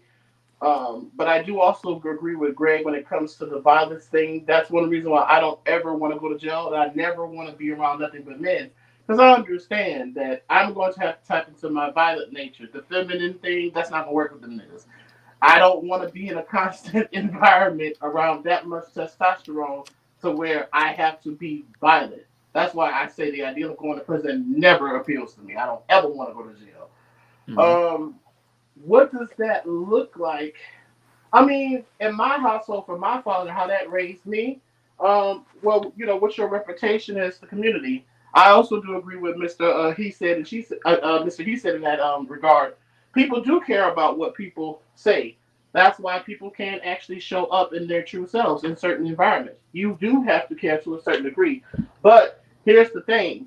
How much of that individually you're going to... Okay, so here's the thing I tell my friends all the time. I said, so you're going to be uncomfortable while other people are comfortable while you're being uncomfortable?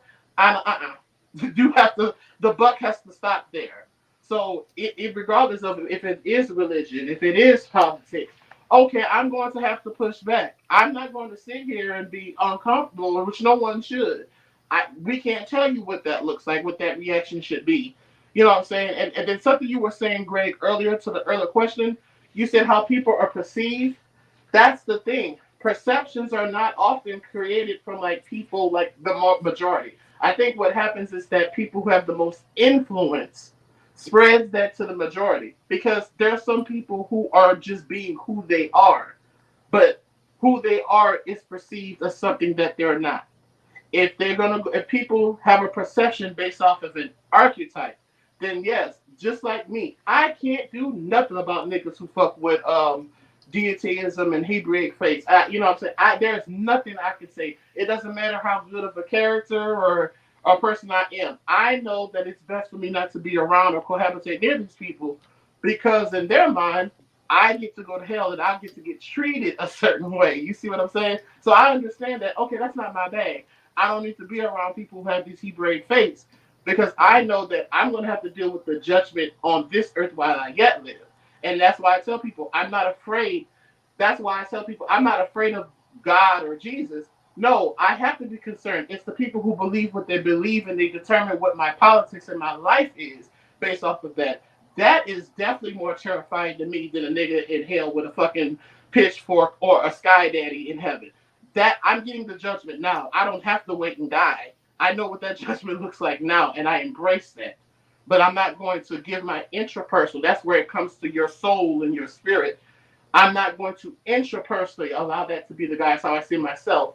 At the same time, not being delusional that I do live in an introspective world that I have to live with other people, and this is the perception how others might see me, and navigating that accordingly.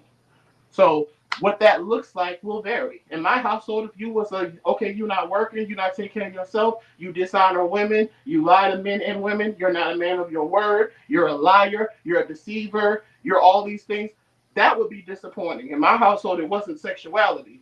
It was what type of character you are as a person, as the man you are. And what does the community, one thing I'm going to say, and I'm going to be quiet. A lot of people, when you go to your funerals, you see that dash. You see that beginning, the date of when you were born, and you see that date when you were at the end. That motherfucking dash is what's going to tell your story. Not the sunrise or the sunset. That motherfucking dash. And the only reason that dash can be told is from what you leave behind and from the people you've touched. All right, man. Appreciate that. Appreciate that. So I'm gonna move to the next question, man. I want to first of all, again, I want to appreciate everybody, man, for participating, and appreciate those in the chat as well, man. Especially narratives and dialogues, man, because I really appreciate chat participation, man. That's one of my. I'm a chat troll. I'm a reformed chat troll who got pulled up and told to hit the stage.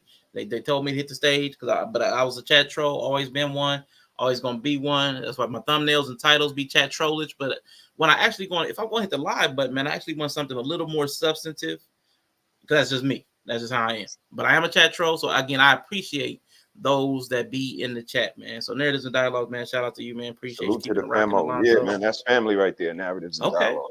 Salute, that's famo. what's up. Yep. Man, big respect, big respect. So my general chat troll right here, Greg up here, aka Gary. I appreciate him being up here, but you know, we missed all the profane chats. We missed those, but glad you're here, bro. Yeah, I can't see chat on my phone. So I was trying to give you a real bleak little scene to like set the mood because it seemed real depressing from your thumbnail. Nah, man, shoot. Hey, shoot. Wednesday's gonna be worse, man. So we're gonna talk about violence on Wednesday. So domestic violence, homicide, suicide, all the different types of violence that have intersected with masculinity and manhood. God damn. Yeah.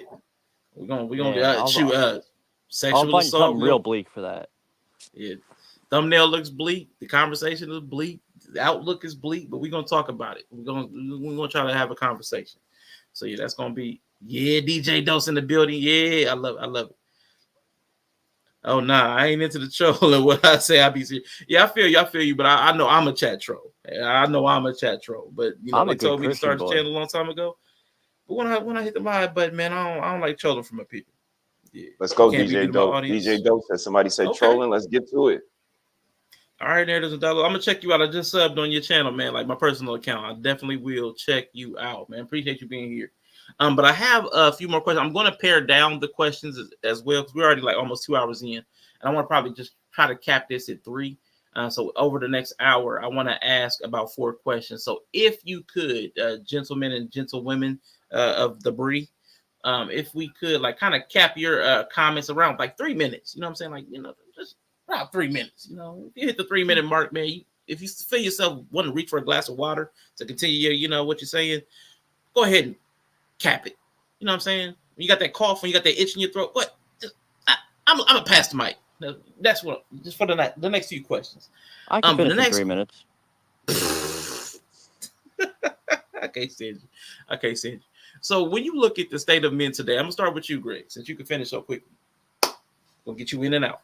When you look at the state of men today, what are some of the unspoken needs that men have that are being overlooked or dismissed by society? I think it's mostly just lack of fathers, honestly. Like, lack of understanding how to operate as a man, because whether it's fair or not, or whether it's just, or whether whatever should be or is, like, you are treated differently by the world as a man than you are as a child or a woman. You have different expectations, different reactions, and you have to act differently. Just, it's the way it is. So I think that's the lack of having examples is probably the biggest problem men face. Because men right now, I think, especially like the younger guys, like the internet crowds, the manosphere and all the stuff you see, it's a bunch of men listening to women complain about men and taking them at their word, and then responding accordingly, which I don't think is the right move at all. If that makes sense. Yeah. Yeah, I'm with that. So yeah, I'm done already. Said, yeah, you a quick finish. You're a quick finish. You know. Yeah, I'm good to go again before she's done with the towel, though. So it's all good. Mr. He said, what you got? Pause for what Greg was talking about. Real quick, consideration and benefit of the doubt. I would just ask for if they deserve it. Now, if they're a gutter snipe and they've been doing gutter snipe behavior and somebody told you, absolutely take it. But if this man gives you, presents himself as upstanding, give him the benefit of the doubt and a little bit of consideration. Okay. And I think everything else will fall into place. Thank you for having me. God bless. Yeah, that was quick. Got you.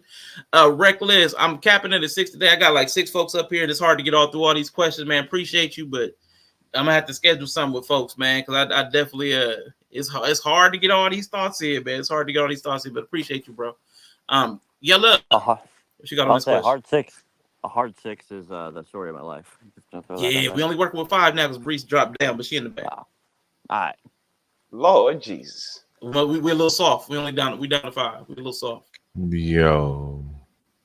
All right. So when you look at how men are today, what unspoken needs do men have that are often overlooked or dismissed by society? Housing and job resources. True. Yes, sir. There's a bunch of men out here that ain't got no place to live and nowhere to work and don't know how to find it. And we kind of leave men to be out here and stumble around and find their way around. And I don't mean programs that'll have you sitting over here waiting. I mean some actual put you to work job programs, find you something that's going to get you enough to at least pay your bills or start making something to pay your bills. Mm-hmm. And we need some housing for men. Because there's men out here who make that money that they can pay their bills, but they can't find housing. And ain't no just typical low income housing for men. Mm-hmm.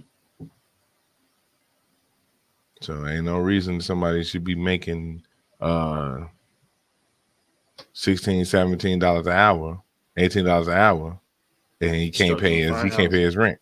Right. Yep. Dang. You're right. Dang. That's a good point. Yeah, man. That is facts. The way the housing prices have gone up since COVID is ridiculous. But IG, hit us with this question real quick, man. What do you think are some of the unspoken needs that men have that are often overlooked and dismissed by society? Therapy. Therapy. Being able to unpack and undress that and not be ashamed and taken lightly, just as serious as we take other trauma victims, especially for Black American men. I agree with Yellow, but I would say more so. I'm going to be a little bit more I'm just gonna say more for black men.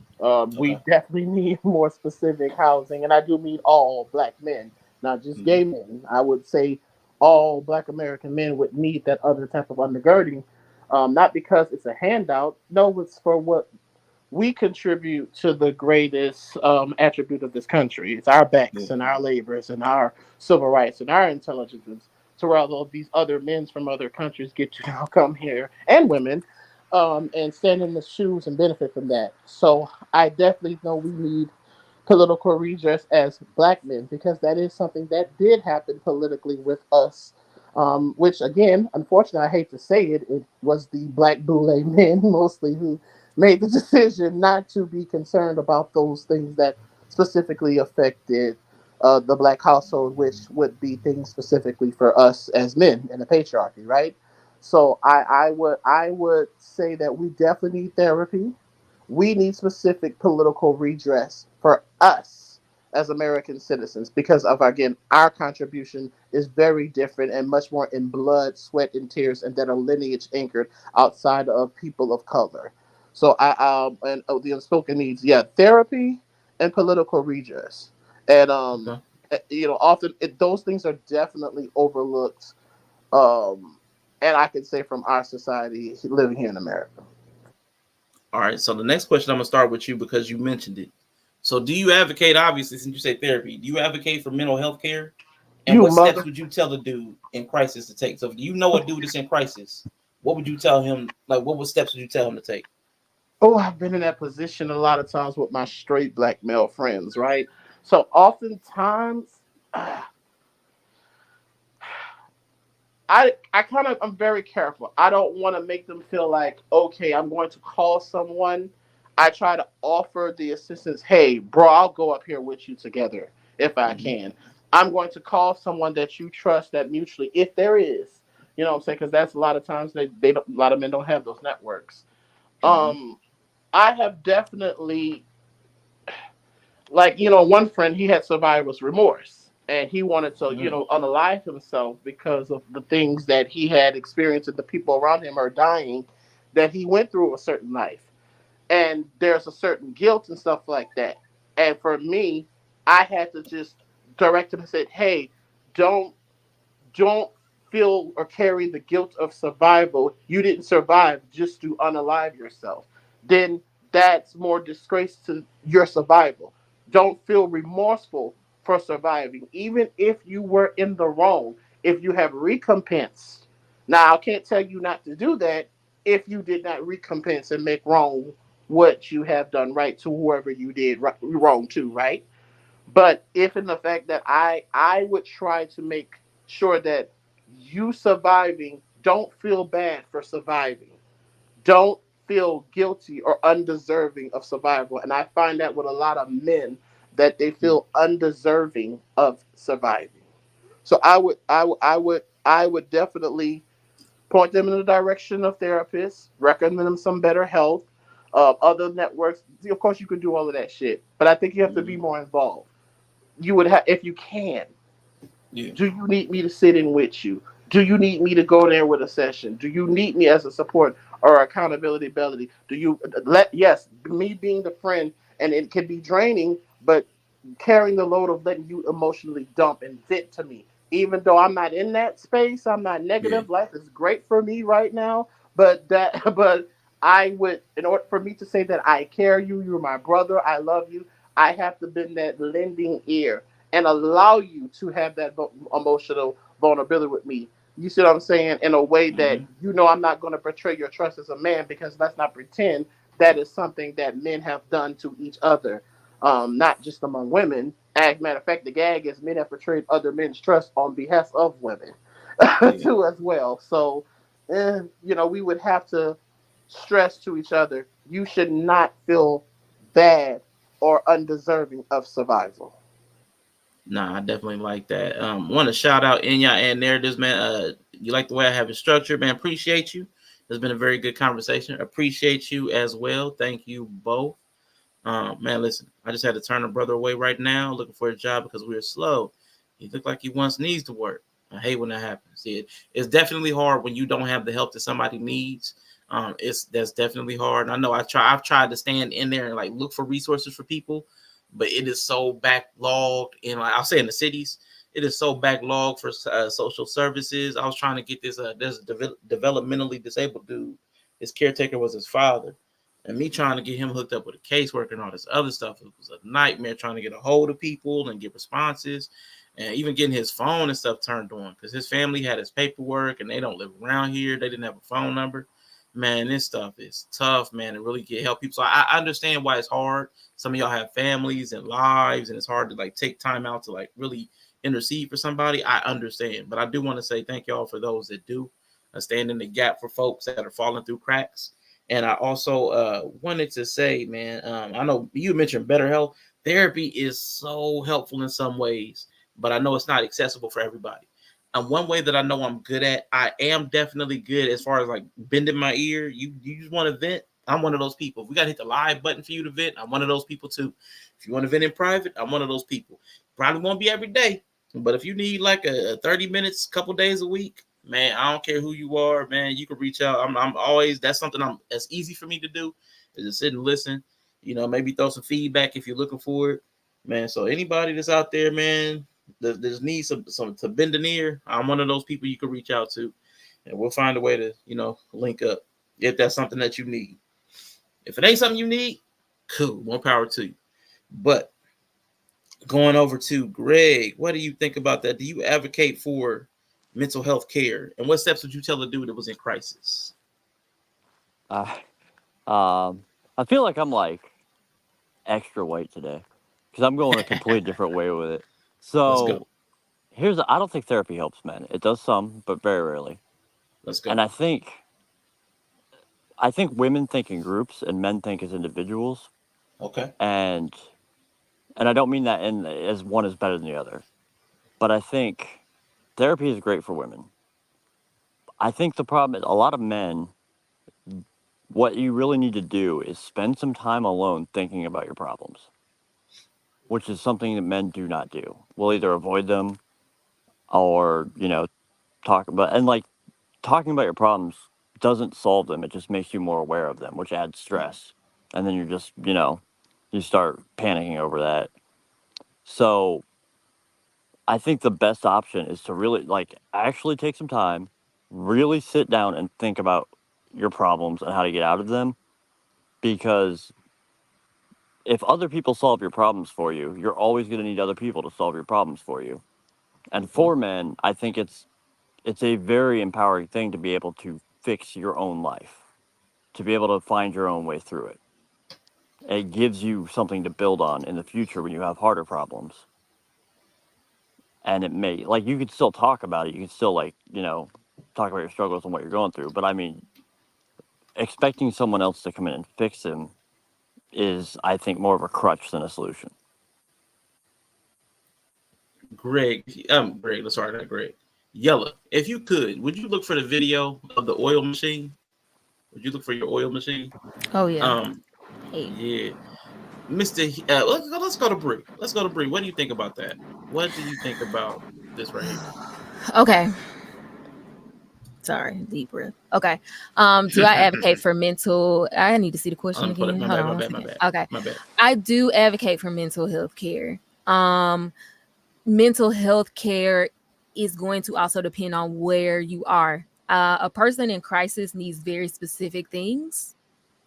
When a person is in crisis, it's very direct. It's next right thing.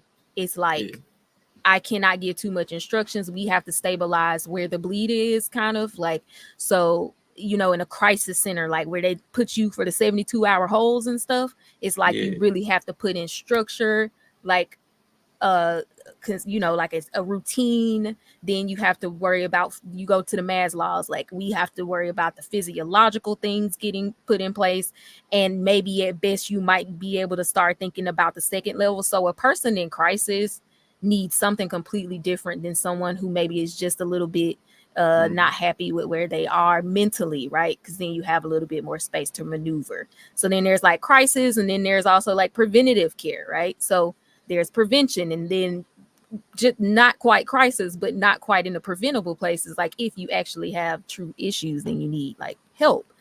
I think one of the issues is like, what kind of help do you need and where are you?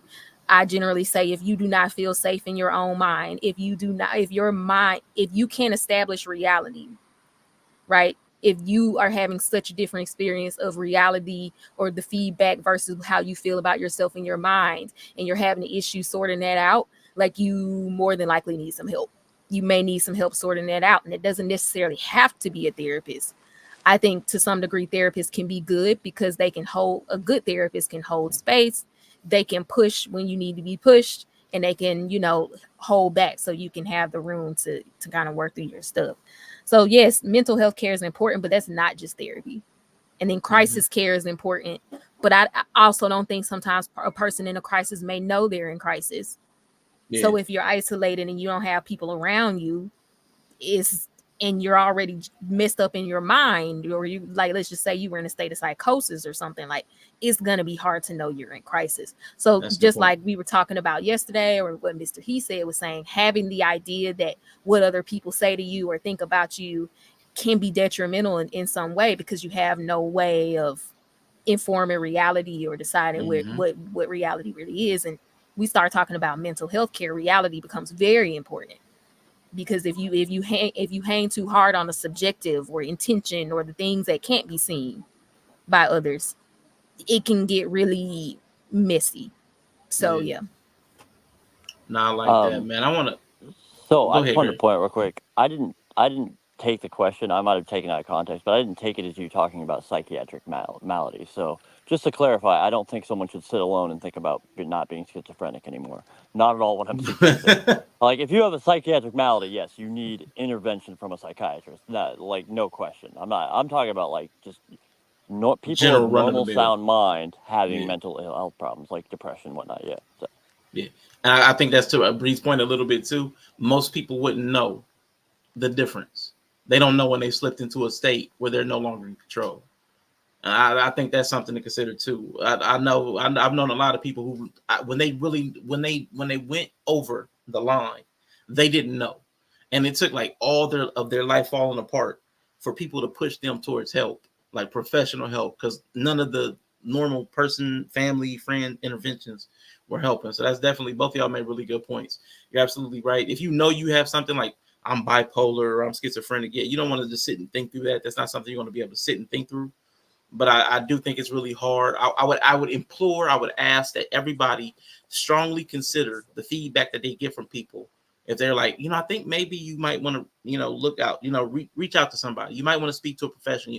Like, take that seriously, because sometimes a lot of us have undiagnosed stuff, and there are things that can creep up on you later in life as an adult that, you think you're good, you're 25, you're 28, and then something suddenly makes life harder. So I would definitely ask people to think about that. But Greg has said something like the men sitting and thinking. And I wanted to share this video because Yella shared this a while back, and for me it was kind of powerful. And I know we got two Yellas up here now, but Yella, man, I appreciate you for showing me this video a while back. And this is kind of what it feels like sometimes to be a man, because you'll have the thing that's going wrong, and then you'll also be asked to fix it. So I'm gonna just show this. It's really brief.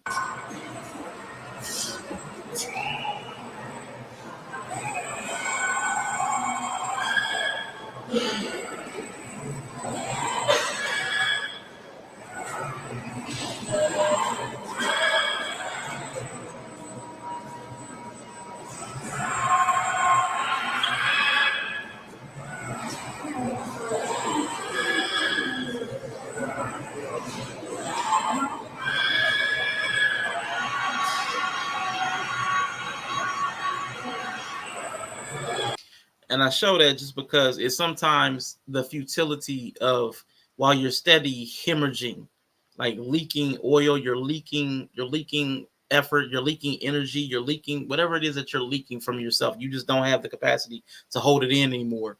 And everybody's like, you know what? Figure it out yourself. And that's what that like robot, just like it's steady leaking the fluid, transistor fluid, oil, whatever it is, lubrication. The whole time it's steady leaking. It has no capacity to restore itself. Like, and that's when he showed that video, I was like, dang, that's a good like visualization of that. Like, you said, he's trying to pull all this stuff in, and you're also at the same time trying to, whatever your primary function is, you're trying to do that as well. You're trying to do whatever your primary function is, you're trying to manage that while also pulling in all that fluid. And sometimes we need help. And I think men especially, Greg is right. Talk therapy is not a mode that men are well versed in because we're not as conversant as women. True. But we need to find some therapeutic methods and models to allow us to get help from outside ourselves. Because if we were fine to fix ourselves, we'd already be fixed. Like, so just sitting alone and trying to fix some of these small things, like, yes, you can push through, but just sometimes you need help. And that's something we gotta, like, sometimes it's our ego telling us not to get help.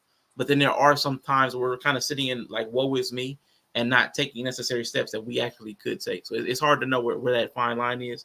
But I want to give a shout out to Kilroy. Definitely, man, appreciate you for being here. But he said, I damn near blew my head off one night 3 years ago. Therapy helps some. But the main thing that helped me was wanting to get through things and then figuring out how to get through them. And that's that you have to have the will first. And then once you have the will, you can definitely try to work towards answers. It helped having a male therapist who had the same mentality. First, get yourself to where you want to get through hell. You have to have the want to, the desire. Then figure out how to keep moving through hell. So I appreciate that perspective. And shout out to you for still being here. Much love to you. And, you know, not just being here on earth, but, you know, appreciate you being here in this space to share that story. Because that kind of stuff is powerful and meaningful. And thank you for sharing. Thank you for being here. Man, Alcohol Anonymous was right in that some folks just got to hit rock bottom and rebuild their whole self. And that's true, too, because a lot of us have shaky foundations and that we got to rebuild. And sometimes it takes that wall collapsing for us to start putting it back in the right order. So that's definitely true. Yeah, because that's true. Even if you don't have a shaky foundation, how do you know if you have a good foundation if it's never tested? Mm-hmm. If it never goes through weather, if it never goes through a hurricane, if it never goes through a tsunami, if it never goes through, you don't know how good your mental foundation. I know that, you know, I'm proud to say I'm a product of the man of who my father was and what he instilled in me to where I was able to handle a Hurricane Katrina at 19 years old without any family help, without anything. There was no, oh, you're the baby. No, I had to step into the position of a 40, 50-year-old man. But that's because what was put in me, the exceptionalness of being in New Orleans, that I had to come out of that when I went to San Antonio, Texas. I had to learn a lot more harder things about life because, see, that taught me balance. Being in New Orleans by being so diverse and so exceptional would have left me so oblivious to what Black America experiences around the world. So, you know, there are parts of my foundation that had to be reinforced. So there was certain parts of my foundation didn't have any weight to it because it wasn't tested against anything else. You can't test your foundation against itself. It has to weather a storm, and then you determine how strong your self-preservation foundation is. No, that's definitely good talk right there, sir. I want to get the last two people on this question, Yella and Mr. He Said. I know Mr. He Said is moving, so we're going to go to Yella. I want to know. You ain't got to run back. I'm going to go to Yella first so you can finish. I know you're moving and grooving. Yella, I think that wasn't it. Let me see. That wasn't it. Where we at? That wasn't it. There we go. Yella. Now, this is going to be a fun question because Yella kind of takes Greg's track. Do you advocate for mental health care? Because it would typically seen as therapy, but you can expand that. And what steps would you tell a dude in crisis to take?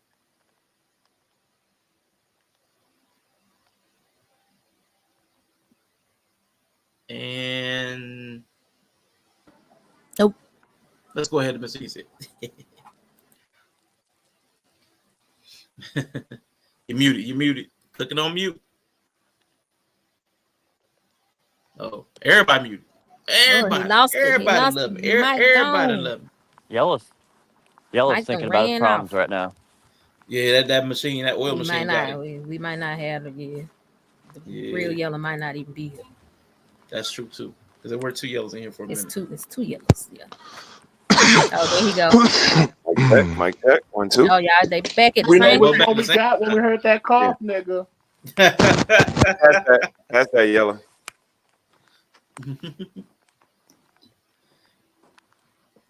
We just coughing. We ain't talking. Okay. Yella, are you? I think I'm good. Okay. So yes, I do advocate for mental health care. Absolutely. And what steps would I take? I would be very realistic. Shout out to the chat because what was his name? Kilroy said something Kilroy was here. that I was going to say, that therapy is like Alcoholics Anonymous. Sometimes family don't do it. They don't listen, with an empathetic ear. They're not non-judgmental. So this is why these entities exist. So Alcoholics Anonymous, even veterans have support groups that they go to. So I think that outside of listening can be therapeutic, but at the same time, it can be a go along to get along. So like, they said, it's you. You have to want to do better. You have to want to be different and get different results than what you've been getting. And I think you'll take what the therapist is saying and doing for you as therapy, not as a to-do list, not as instruction or authority, but just help. You know what I mean? Kind of like a tutor. So I do. And what steps I would tell them to reach out to someone who would disagree with them, that would give them reasons on why they're wrong. And if that conversation, they can't, come back and come up with the reasons why they're right, and still feeling emotionally vulnerable, still feeling confused. And if they don't want to reach out to me, because that's what we all say, reach out to me. But they need a professional. It may be time for a professional. And again, once you start to see that, again, support systems are real and that you might not have all the answers, then it's time to start looking at a professional. Facts, big facts. I know. That's something I want to say. Zora Neale Hurston made this quote, and I tell people, if you suffer in silence, people will kill you and say that you enjoyed it. If you suffer in silence, see, that's something I don't believe in either. Because it's not to say that I expect you to give a fuck because you know what I'm going through. No, I'm advocating for myself or for when my story is told that no. I'm going to write it down. I'm going to document it. No, I didn't like this. No, I did speak up against this. That motherfucking dash between sunrise and sunset. If you suffer in silence, people will kill you and say that you enjoyed it. Yeah. I like that.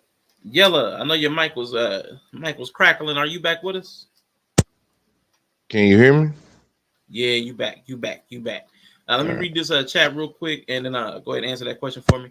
I advocate for mental health, but I would advise doing your research on therapists for HIPAA reasons. The last 3 years, female therapists, bruh, lady, especially Black women, are not following confidentiality. Yeah, they was telling they wasn't giving their. Neither ones I saw, they weren't giving their names, but they was talking a lot about their clients and what they was going through. That was a trip, man. But Yella, to this question, do you advocate for mental health care? And what steps would you tell a dude that was in crisis? What would you tell him to do? I mean, yeah, I definitely advocate for mental health care. And if a brother was in crisis, I would say go get some professional help. Okay. But I also don't fetishize sit-down therapy. Okay. And I've noticed that's what we do. We done fetishize that shit to where that's become it now became a dating preference. Well, he got to have been to therapy. Bitch, why? God damn. Bitch, why? I can't get no cheeks if I ain't go to therapy.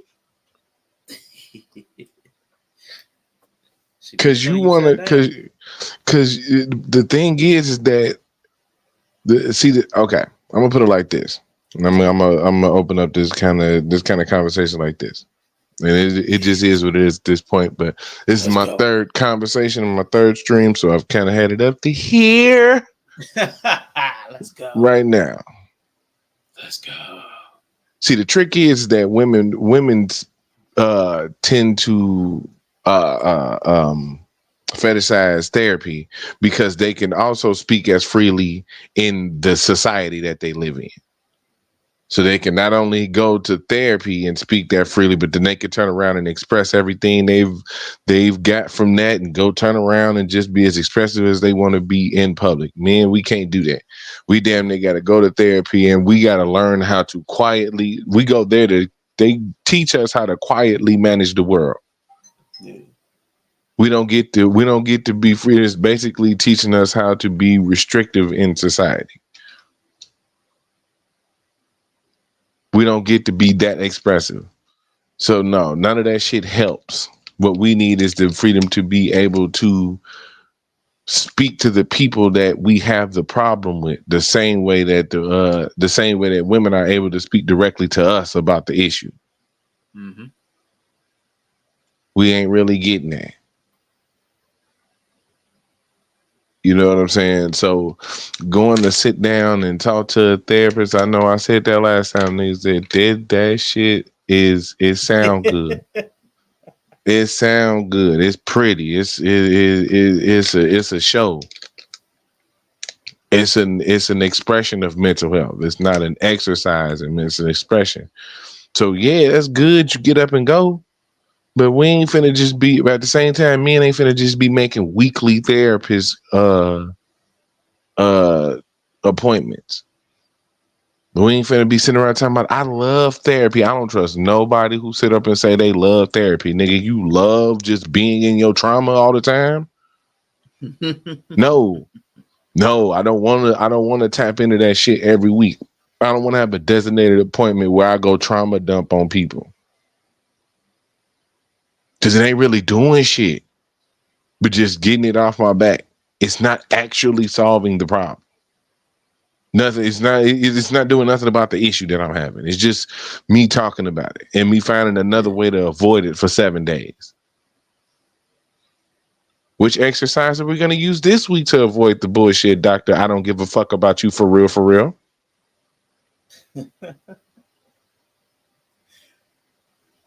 Let me ask you a question. Okay, we're going to breathe. All right, we're going to breathe. Let's breathe. Count to 10. Don't forget count to 10. Well, that breathing is going to go from huh to huh. I'm tired of this shit. Now I know you've expressed it before. Let me ask you a question about that. Because I am a person, I do believe in releasing something, like venting. I don't believe in rehearsing something, which I know a lot of people do. Like they'll talk to 3, 5, 7 people about the exact same issue. Like I don't like doing that because that feels like a masturbatory. But as far as like sometimes, man, you're like, man, I have a feeling and I want to air it out. I know some people journal, some like you don't ever get any like catharsis, any release from just like, even with us, like hit the live button. If I got something to say, I'm hit the live button, ho. You don't ever just want to get something off your chest that one good time and be like, okay, I'm good with that. I'm done. No, because if I ain't talking to the person I need to hear it, then what the fuck I need to get it off my chest for? Okay. No, I'm just talking to the ether. I'm just getting it off my chest. That don't mean that when I get it off my chest, it ain't going to immediately stick right back there because the problem ain't getting fixed. Yeah. It's a magnet on that shit. You know what I'm saying? So no, if I ain't able to actually say it to some people, like I do that, like this, like it's venting, yeah. But if I got an actual problem, no, because if I ain't talking to the person that need to hear it, that need to understand their transgression, then it's kind of pointless. And me going to talk to my therapist who didn't do the thing. Okay. I can't go to my therapist and be like, hey, could you make this person stop being a motherfucking trigger for me? No, I can't do that. Which is the thing that need to be happening. I need to figure out how but no, it's go manage this. And I understand this is ideal. This is idealist. So I get that. But at the same time,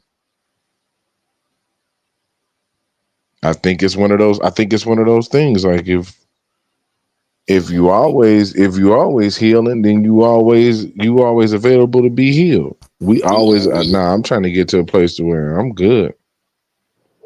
Real talk. Trying to get to a place where I'm good. Yella, do you always say though? But here's the thing, and because you just made a thought pop, you said if I'm always healing, but here's the thing: if you're always healing, that means you're always being wounded. That's what I think that's where we as men we come into that. You know, there's the thing what they talk about PTSD. There's the complex PTSD and it's the simple. If you say that you're always constantly having to heal, is it that and it's not like a right or wrong. Are we healing from something that has hurt us over a long time ago? Or are we constantly having the complex PTSD effect? We're healing from something that's happening in different facets and over again. Because that, what I'm saying, when you said that, I said, well, yeah, if you're constantly healing, are you constantly being wounded as a result of constantly needing to heal? Just a thought. Yeah. You gotta be constantly wounded. Either that or you got Munchausen syndrome where you think you sick all the damn time, or you start creating Some your people own do got sickness. that. Some people do got That's that. what I'm saying though, Bree. That's what I'm saying. I'm thinking we dealing with You more lucky. people like that because I swear to God, I see people creating their own problem so they can have their own solution. So they build the Jenga board. They're playing Jenga by themselves. They're taking every turn, pulling the wood. And And what then they if still act surprised when I'm saying, but they still act surprised when the Jenga tower fall down. They playing by themselves. Oh my God. and maybe the dysfunction is that the stability of the familiarity of being in that space is comfortable, even though it's uncomfortable. That's that thing I said earlier. It's just strange for people to be allow themselves to a certain degree to the degree to be uncomfortable for other people to be comfortable with you being uncomfortable. You know what I'm saying? It's like, are you constantly in your mind? That's where you're the most comfortable with. Like you hear people say, yeah, some niggas love to go to jail because that's Mm-hmm. what they're comfortable at. So is it that some people that's where I believe the carpenterization have to be addressed and it takes professional or spiritual or whatever, or talk to that white lady as spiritual, like to say, you know what I'm saying? Is that what I think a lot of people are doing? You're comfortable because it's familiar. If it's something that you have to be familiar with, some people are comfortable with the dysfunction of familiarity. Yeah. Nah, that's facts. That's fact. Yeah. I do want to And that's ask what I'm you the saying. next question. Go ahead. Go ahead. That's what I'm saying. And then people go on to create those environments for themselves. You know what I'm saying? So like you're the That's one, what make them comfortable. right. Because you're the one that's what I'm saying. If like you said, if you always healing and you always damaged, but if you're the one calling, you're setting the fire and calling the police department. Like you're the one you're always setting the fire. You're always the one hurting yourself. Because you've told yourself that you need to experience that to grow. But I mean, I don't. That's why I say needing therapy is one thing. Wanting therapy is another. Who wants to deal with that shit? Nobody wants to deal with that shit.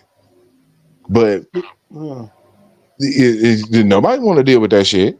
That's because I get what you're saying. Because when I look at other people's lives and a lot of things, like I had a lot of external things that I had outside of how the fuck I feel and everything that I had. You see what I'm saying? It wasn't because I'm telling myself I feel this way. No, this happened. This how I felt when it happened. But I'm not going to allow myself to just because I had to be a certain time uncomfortable in that. That's not where I'm going to introspectively or intra personally allow myself. Like Bree said, you're gonna be a prisoner in your own mind. You know what I'm saying? Or you're gonna be uncomfortable with you. And that's why for some people that reaction of even how they deal with other people, and it could be a prideful thing. I know for myself, it's like, it ain't about no clout. It's a certain way that I just cannot let you talk to me. I don't give a damn your position. Like today, like I went to a site and there's a security building director. Now he coming all through the motherfucking guard shack. He ain't got no badge. He ain't got nothing. He just look like a regular white construction worker. I said, "Excuse me, sir. What are you doing in this guard shack? Don't close that door." Like he gonna snap. Don't tell me what to do. I'm the building man, a property manager. I said, sir, I do not know who you are. There is no way for me to identify you. I have to do my job. Now, I could have been chosen, which if my job wasn't in jeopardy, I just wouldn't be banned at that site. So the consequence wasn't as severe. However, for my own pride and my own ego, I had to give him that pushback. So that way, when I go to sleep at night, I'm not thinking, and how I'm choosing to see it now, and that's me in my own manhood. That's my shit. I have to deal with that. And that aspect, but it's like, yeah, I would have felt disappointed in myself if I laid there at night and I'm constantly thinking about what I should have said to that motherfucker instead of, okay, I can go to sleep now knowing I said what I said to that motherfucker. And then we had some straightening, and after that, it was respect. All right, so let me ask y'all. Oh, go ahead, Mr. He said, please. Does that fall into integrity? He said sleeping at night. That's his internalized feeling, and this is what I was saying about manhood yesterday. That integrity is kind of wrapped in there. How we behave when nobody's looking. Nobody's seeing him sleeping in his bed at 3 a.m, but he can't rest because that integrity wasn't upheld. As you know. So, Correct. I absolutely get that. So, maybe I'm way off, but I no, we're actually agreeing there. No, that is exactly what integrity is, because you know what I'm saying? It's kind of the thing, like, okay, opposing views, you can't be delusional. I understand that is enough for me. And especially if I'm withholding things. Now, in this case, it was for my own agency. But of course, it has to start there, right? But when I'm in that position, a lot of times, and I have to be the one, often in work positions, to be like, oh no, and it is not about me cursing out and getting all snappy. No, I'm going to deal with you like a white woman with a fur coat and a cat. I'm going to use psychological stratagem on you, especially in these corporate spaces, because that's where the sides where I channel the feminine, not because I'm trying to be a woman. No, I'm just using the side of the intelligence. Well, I come out of a pussy, so it would only make sense. I got a lot of chromosomes for women, so it would only make sense spiritually that I would tap not in their sexuality, not into their mind frame. No, it just would make sense. I can use that part of my intelligence because I come from the her, and she comes from. Real quick, man. Appreciate you for popping in. Ruthless Truth. Yeah, I know you. I thought you misheard me yesterday. It was not open Monday, Wednesday, Friday. There were specific people I wanted to come up. So there's 6 people. There may be a spot Wednesday, Friday, but I know today I got 6. Gary and Greg are the same person, so I'm not sure what's going on with the camera. But show yourself, man. Which one are you? Well, he had the fireplace on Gary. And then Greg was where he was last seen. My internet went out. Sorry. I'm back. Can you hear me? Oh, yeah, you're back. All right, cool. So I do want to real quick. I want to get to the next question, but I got some specific questions from Mr. He Said. It's gonna be like rapid fire. So I'm getting some commentary from some people. They're saying you the only person on the internet whose wife is present in their videos. All the other men keep they wives in the back.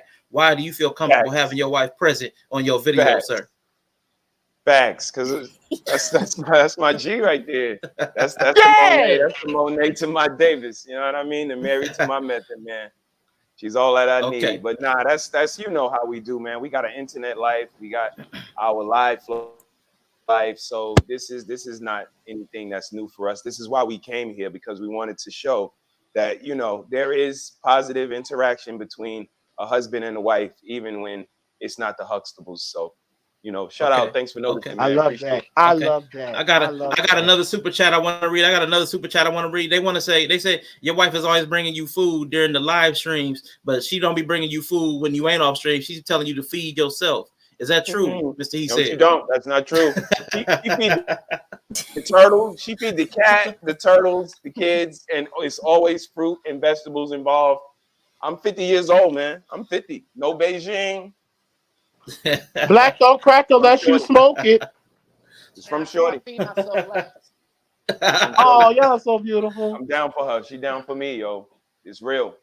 I got another super chat to read. They say y'all on screen eating vegetables and fruit, but on the other time when you ain't on camera, y'all eating chicken nuggets and processed food all the We are time. not. Pop tarts. Skinny girl. So silly. We get some edibles every now and again, but nope. All right, man. I had to mess with y'all. I definitely had to pick with y'all, man. Definitely love y'all. Man. So I got 6 or 7 more questions, but I know we ain't gonna get through all of these, man. I'm trying to pick and choose which one I might want to go through. So let me ask this one. It's a vulnerable one. Do you have people that you specifically can be your most vulnerable self with? And if so, for those of us that may not have that, how did you cultivate those relationships? How did you do it? So I want to start with you, Mr. He said, Super Chats was coming into you. How did you do it? If you have those people, do you have those people? And then how did you cultivate those relationships? I do. I'm fortunate enough to have those people. How I cultivated it was like we talking about here, being my authentic self. Sometimes it came off as an asshole. Sometimes it came off as judgmental. Mm-hmm. Sometimes it came off as opinionated, but it was always based in love. The same way I give criticism, I give kudos, and I love you, but I'm not gonna sit idly by if something don't compute. And we just can have a conversation about it. If you hate me, you hate me. If you want to, get physical about it, we can. But at the end of the day, we'll probably have a beer and shake hands.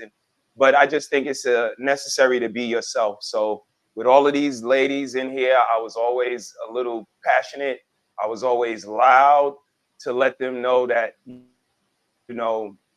this is what you get from a guy, especially an unapologetic, a drizzle, a guy that it was me before it was y'all, before it was any of y'all. I was walking down the street, kicking rocks, saying I'm going to have a family, and y'all are the product of it. So, I'm always going to operate out of love, but I'm also going to operate out of reality, and they're not always going to be, grape flavored medicine. Sometimes it's going to be cod liver oil. So just being authentically me, they understood it. Now they almost 30 and they come to me every day saying, oh man, I love the way you brought us up. I love what you put into us, because we look around and we see the product of parents that are not as serious, not as focused as you. So I think just being your authentic self, like we said, and the longer you take to be yourself, the longer and the worse results you're going to get. So remain true to yourself. So like IG said, when you lay down in the bed at 3 a.m, when you look at yourself in the mirror, you like what you see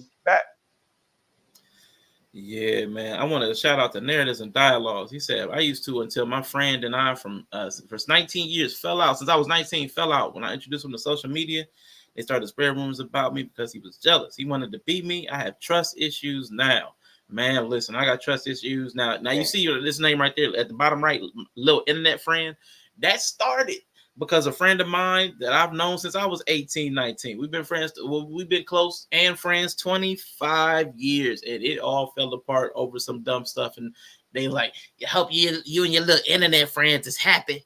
Oh my God. Oh man, I hate I've been little internet friends since. Oh my God, man. Yeah, it's crazy how that happened. It is so crazy how that happened.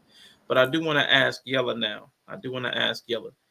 Do you have people you can be your most vulnerable self with? If so, how did you cultivate those relationships? I mean, well, I got you and Bree crazy ass. I had Summer. I still got Summer. Yeah, my nigga. Rest up, Summer. Now, outside of y'all, hell no. Okay. Now, do you think? Let me follow that up because you said no, but like if it's no, because I said if yes, but if no, let me add like finish your thought. But like, do you feel that you need that in your life? But go ahead and finish your thought. My bad. I need that in my romantic life. Okay. I can find people to be my authentic self with. I need that in my romantic life. Don't really feel like I can do that. But it's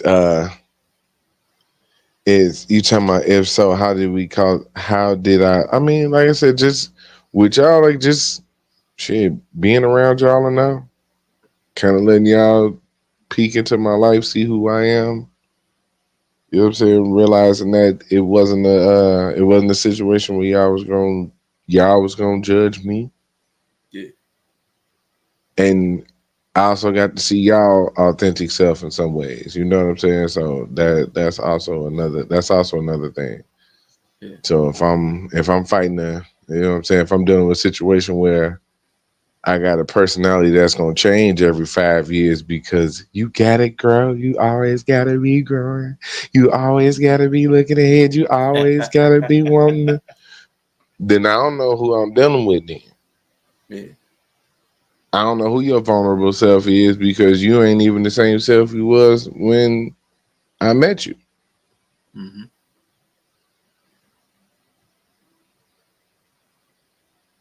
All right.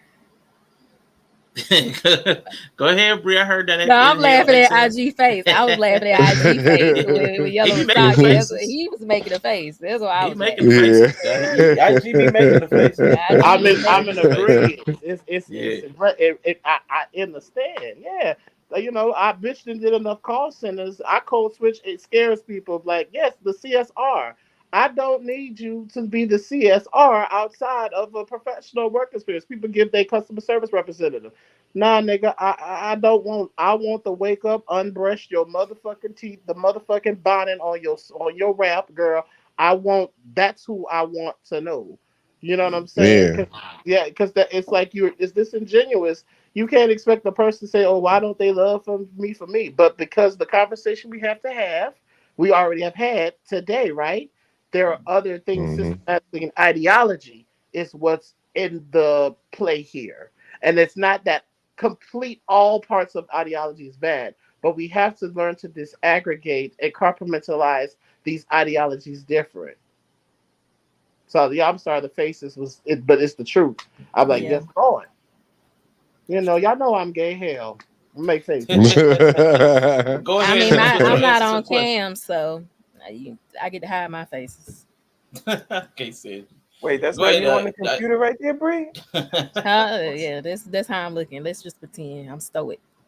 Well, we can get a hand wave. Can we get a Yeah, the floor away. I love the floor Hey, waves. there we go. Flow wave. Yeah, that's what's up.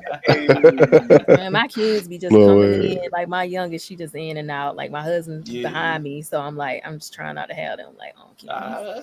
It's cool. It makes That's sense. all good. Bree, go ahead and answer that question for me. And narratives and IG, you up next, and narratives and dialogues is formulating the question for you in the chat too. So you'll have two questions when it comes to you. So I can be vulnerable with a lot of people. I'm blessed. I have a lot of healthy relationships. My brothers, my mom. I love my mom. We talk like all the time. So my mom, my sister-in-laws, both of them, my brothers, my husband. I'm a yapper, so you gonna get this vulnerability. You gonna get these feelings. But at the same time, like there's more important to that. I think the way to cultivate a relationship where you can be vulnerable, it takes more than just. I think it takes more than just being your authentic self. Okay. I think you need to learn how to know when someone's safe. You need to know when you're in danger. I think people who are constantly in survival mode are not always able to assess when someone's dangerous to them. I think it takes understanding human psychology. Mm-hmm. It takes feeling secure enough in yourself and in your own mind to give people benefit of the doubt. Okay. And believe the best in people. And that's just so that you can move past the intent of people, which you can't always know, maybe off cuff. You either got to choose to believe them or not. Now, if you have evidence to that it's bumping heads, you can go into that. So I think it's for me what I look for in a person that I will be vulnerable with, not because I need it for my own safety, but because I would want that relationship to feed both parties. Yeah. I find it's hard to be vulnerable with people who can't be accountable for how other people experience them. Okay. So like I have a friend and they're not perfect. Like they have some toxic traits. Mm-hmm. They have toxic traits. Like in particular, maybe they're a people pleaser. And some of the people pleasers are the most toxic people. They can be very dangerous to you because they can just like hate you and they won't leave and they won't cut you off. They just be around hating you the whole time. So they're a people pleaser. But the one thing I can say, which they've grown into this, is, and they struggle with it. But one of the things is like, if I tell you I've experienced you in a way, and you know me 25 years, I'm gonna need you to be able to be like, oh wow, what am I doing? Like, let me think about why I could be throwing shade that maybe I wasn't conscious of, or maybe I was. Like, if I'm gonna be vulnerable with somebody, I need to be able to tell you how I experienced you. And then you don't go into the I'm an antagonistic person, so I'm cool with questions, clarity, asking for receipts, evidence. I'm cool with that. But like, don't gaslight me when I start telling you what you did, because now we got an issue. So I find that some people want to be their authentic self, but their authentic self is like terrible. Yeah, they're terrible. So like, I'm that's not where the line is. Yeah. That's not where the line is. Like, the line is, I want to be authentic. Okay, because if you authentically toxic, I'm cutting your ass off. Period. So I just find that it takes a little bit more. You have to have your own firm boundaries about knowing what you can shoulder for people and what you can't. You have to be able to know where the line is between dumping on someone and how to hold space. Like, I think it takes a lot to actually be vulnerable with someone safely and be able to have an exchange of that. Because if you can't do that, what you're going to end up being is the dumpster for somebody. And then when you need it, they can't give it to you. So it actually takes a lot, honestly, to have that. But I do have that with people, because I don't keep people around me that I can't tell them nothing about themselves. Yeah. I ain't got time. And I don't keep people around me who project negativity on me when I know I'm not doing it. So that's two rules that I have to make sure the people around me are safe. Let me ask a follow-up question. Because as a woman, as a usurper, as a colonizer, as an outsider, how do you, in your relationship to men and dealing with men, how do you observe us like fail to make these connections? What do you see as some of the barriers? How do we stop ourselves from making some of these deep and meaningful connections and relationships? Some aren't really an active participant, I feel like, in the relationship to other people. I mean, I'm not even just talking about romantic. Like, some people don't bring themselves into the relationship. Okay. Because of that fear of being hurt. Like, so it's like, sometimes I'll vent, but you never bring yourself in, maybe to even tell me what you think about it. Like, you just feel like comfort is the maximum level. I've talked about this, of showing love. When I love you, I want you to be comfortable. I don't want to hurt you. I don't want you to feel negative emotions. And a lot of men, I think, are people pleasers, like, because they're taught happy wife, happy life and stuff like that. So when you're a people pleaser, you don't bring yourself in. You're just like, who do I need to be to make this person happy so that they don't leave me? Yeah. And then you like become not a person, and nobody wants to be around someone who has no, who are you? You become me. I don't need more me. So it's like, I think a lot of men are actually people pleasers. And I think because of that, they're afraid to bring themselves into the dynamic. They're afraid to challenge. They're afraid for friction. And like I told Rashawn this earlier today, and I know how it sounds, but like, my love language is discomfort and conflict. So like, sounds terrible. Sounds terrible. But your explanation was great. Explanation was wonderful. Yeah, like, because I know, like, I've grown. I've been a lot of iterations of myself. I've accomplished a lot of goals in life. I've grown beyond where I came from multiple times over, and I'm a person who I'm proud of, but I never would have thought I would have been this person. And what I've learned is that I've become that person because I've come to expect discomfort and conflict as a part of growth, and not creating it. But there's just a natural friction in moving out of your comfort zone, right? Always. And I'm content in life now, so I don't look for that, because I'm not looking to change like my life right now. So my life is very content, very consistent, very comfortable.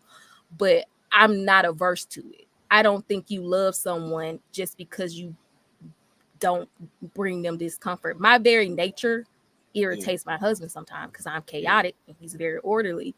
So sometimes you just gonna be uncomfortable because I'm just on my shit today. Like I'm just doing the most. Yep.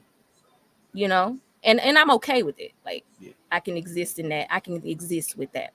Yeah. That friction and that conflict. I'm not attacking him. I don't have ill intention.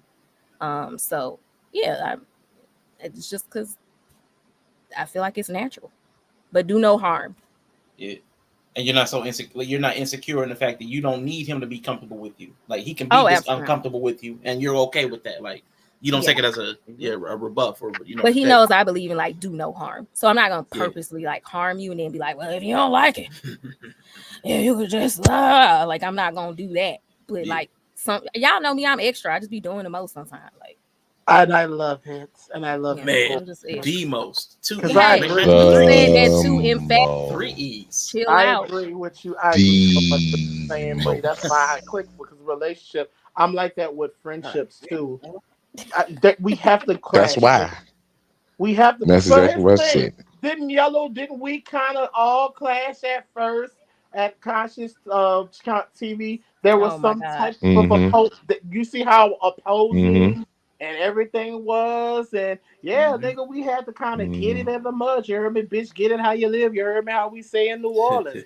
And if I can't do that, because one thing I can't, it might trigger somebody, but at the same time, Bree, what you are also saying too, if it's not to say that you tolerate all of my shit, but once you see my shit and I see your shit, and if it's that worse to make you run, then you're obviously not going to be able to walk with me through every season. And I mean that in friendships, romantic ships, romantic relationships, my friendships. You can't be a friend, nigga, unless we have uncomfortable conversations and you feel some motherfucking type of way. Absolutely not. Because, bitch, I need to see how you are when you mad. I need to see how you are as my friend when, bitch, you ain't feeling me right now. We have a strong disagreement. I need to see you in every motherfucking season. Let's go. And I don't mean just in nature. The seasons of life. Yeah. I'm with that. Now, I'm going to go to Greg first because, you got 2 questions on deck, IG. Greg. Yes. Answer the question for me. Do you have people you can be your most vulnerable self with? And if so, how does you cultivate those relationships? I'm sure I do, but I consider it rude to burden other people with my problems, so I don't really take advantage of them. Yeah. But I think it's just like, if you trust someone, you put yourself at risk that you're going to get hurt, you just have to accept that. Them's the breaks, you know? You might end up screwing you over, but the other option is just not trusting anyone, so that seems a lot lonelier and a lot more miserable. So maybe you get screwed over a little bit, but I would say just like trust people, and then the ones who don't screw you over are worth trusting. Yeah. Okay. Short and sweet. Now listen, after this question, I'm going to try to knock out the remaining questions in kind of like a lightning round, like a 60-second or less answer. Because I really want some of these other questions answered, but I also don't want to be here for another hour. But I really appreciate y'all. Y'all are some of the y'all really thoughtful, really insightful people. So I really enjoy y'all's conversation. It's just, I know I didn't get a lot of sleep last night, and your boy needs to go to sleep at some point. But man, definitely appreciate y'all. Oh, and the Cash App from Harris Tribe Media Group. Appreciate you so much, and shout out to Greg, man. Appreciate for the grind. Great show. Thank you so much, Harris Tribe Media Group, and shout out to Greg. Hold on, because I got to pull up because yesterday. He had a special note. Oh, Lord. Yeah. For we let them vote, we don't have to let them drive. That's absolutely correct, Greg. We let them vote, we do not have to let the women's drive. You're right. But hey, Jesus Christ is right. Hey, well, my internet cut out earlier. What I was going to say is, look, women like therapy because they like someone who will sit and listen to them for an hour and pretend what they're saying is interesting. So women don't like therapy. They love attention. Yeah. We need some misogyny on the man panel. Mm-hmm. There's some truth to that. For sure. Mm-hmm. I heard that. Was it Freud? He tried to actually interject and give them advice, and they was like, they just want you to shut up and listen. Like they told them, they gave the feedback, just quit talking and just listen to me for the hour. Yeah, and they no. Whatever they're talking about, man, it's the most important thing. You just got to give them that attention. Oh, Good shit. podcast. You can't go wrong. You be, Yeah, you better actively listen though. I need a head nod. Oh wow, that's crazy. Like, for real. You know, but how not too many. you That's know, crazy because then I know you you're know how not much. listening. Look, all You I'm know how saying much is, action I done got like that though. Like you know how much action I done got like oh that. yeah. For real. But He let's be did honest. what? Girl, he ain't shit. The Come on hourly over. rate that men pay for sex and the hourly rate that women pay for someone to listen to them and be interested is pretty much equal. Wow. Yeah. Man. I be a therapist. Yeah. Stretch. I can stretch you out in the couch. I mean, He's stupid. Wait, All right. hey, yo. So the chat question, IG. The chat question we have from Narratives and Dialogues. Do you Called think there are sexual healing pookies? for a reason. I'm sorry. Do you think there are pookies in the gay DL community? If so, why do people date them? Of course. that laugh, bro.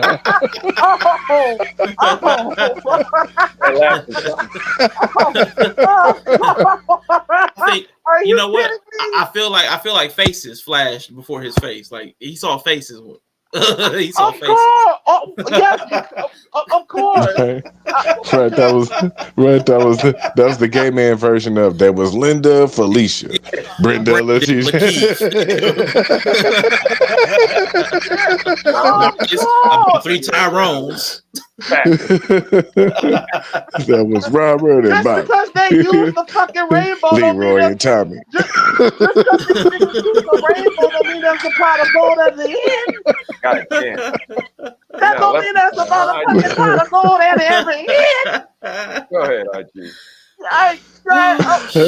Oh God, that's just in my soul. Like, oh shoot, that's not a tear, not a tear, not the thug tear. Wait a minute, hold on, Pete Rose too? Damn. Yeah, Pete Rose, don't tell me Pete Rose died too.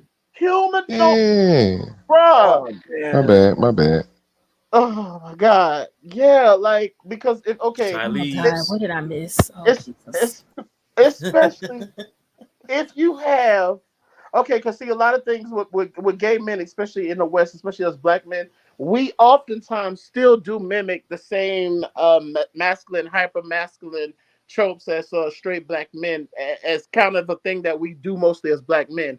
So what comes with that, it doesn't matter sexual position too. As a matter of fact, sometimes those things are mimic in toxicity as well, right? Because I have to go through the same thing regardless of how it goes down in the bedroom. But let's just say if I'm playing the top, a nigga think just because he giving me some pussy, he ain't gonna have to do nothing else. He ain't got to do nothing. He ain't got to cook, clean, do everything. And yes, as me being with the stereotype, it's the same thing. Matter of fact, I experience just as much homosexuality as women. I get imposed. I said that the other day. I get imposed a proposition by homosexuality just as much as women. Because here's the thing what comes in the bias too, and it's a difference. Because I am male and man and that whole thing too, yes, that is also the same standard that another man is looking at me to provide. The only difference is unless we're doing the whole goofy heteronormative thing that don't even work for the niggas that's that sex and gender, we're gonna run into that same thing. So yes, pookies and homosexuals very much exist. If they think that their BBC, their sexual prowessness, they think that just the whole androphilia, I'm supposed to just be in such worshiping because you are a straight presenting man and because you're bending over for me at night, that's supposed to somehow, your masculinity is supposed to just somehow be the thing that's supposed to override you eating up all my motherfucking food, you smoking up all my weed, you ain't putting nothing. Yes, the Pookie and Ray Ray archetype definitely does exist. And there's definitely not motherfucking hearts, cold wars, and heart shoes and balloons at the end of this motherfucking fruity ass queer rainbow. Hey, get him. Shout out to Ty Leaves, man. Shout out to Ty Leaves in the building. Now the next question, and after this, we're gonna go to like the lightning round. I want to get to these last questions. And after this, IG, after the IG's question, if anybody has to go or step off, like we'll get your final thoughts before we hit the lightning round because it has been 3 hours. But I appreciate all of y'all. Dr. Quantum, back from the movies. How was Beetlejuice? I only said it twice. I'm not gonna say it the third time. Do you have people in your life, IG, that you can be your most vulnerable self with? And if so, how did you cultivate those relationships? Absolutely. I do sometimes believe some people regionality has a lot to do with those experiences for people. Okay. A lot of who I am is New Orleans, Louisiana, Chata, Seminole, West American Indian, Benin, West African blood. It's a thing that I was fortunate to have the exceptional father and who was wise and who was a spiritualist, and even though he had the ways of the elders, he understood how to disaggregate the wheat from the tare. He understood how to separate the kernels from the tusk. He understood those things, what to give and take, and he also understood maturing with time, and time will change. So I was cultivated in a very special way by me losing my mother when I was 6, and we had her altar and her water, and we understood that my spirit of me being feminine has nothing to do with sexuality. No, it's the impartation of the spirit of balance.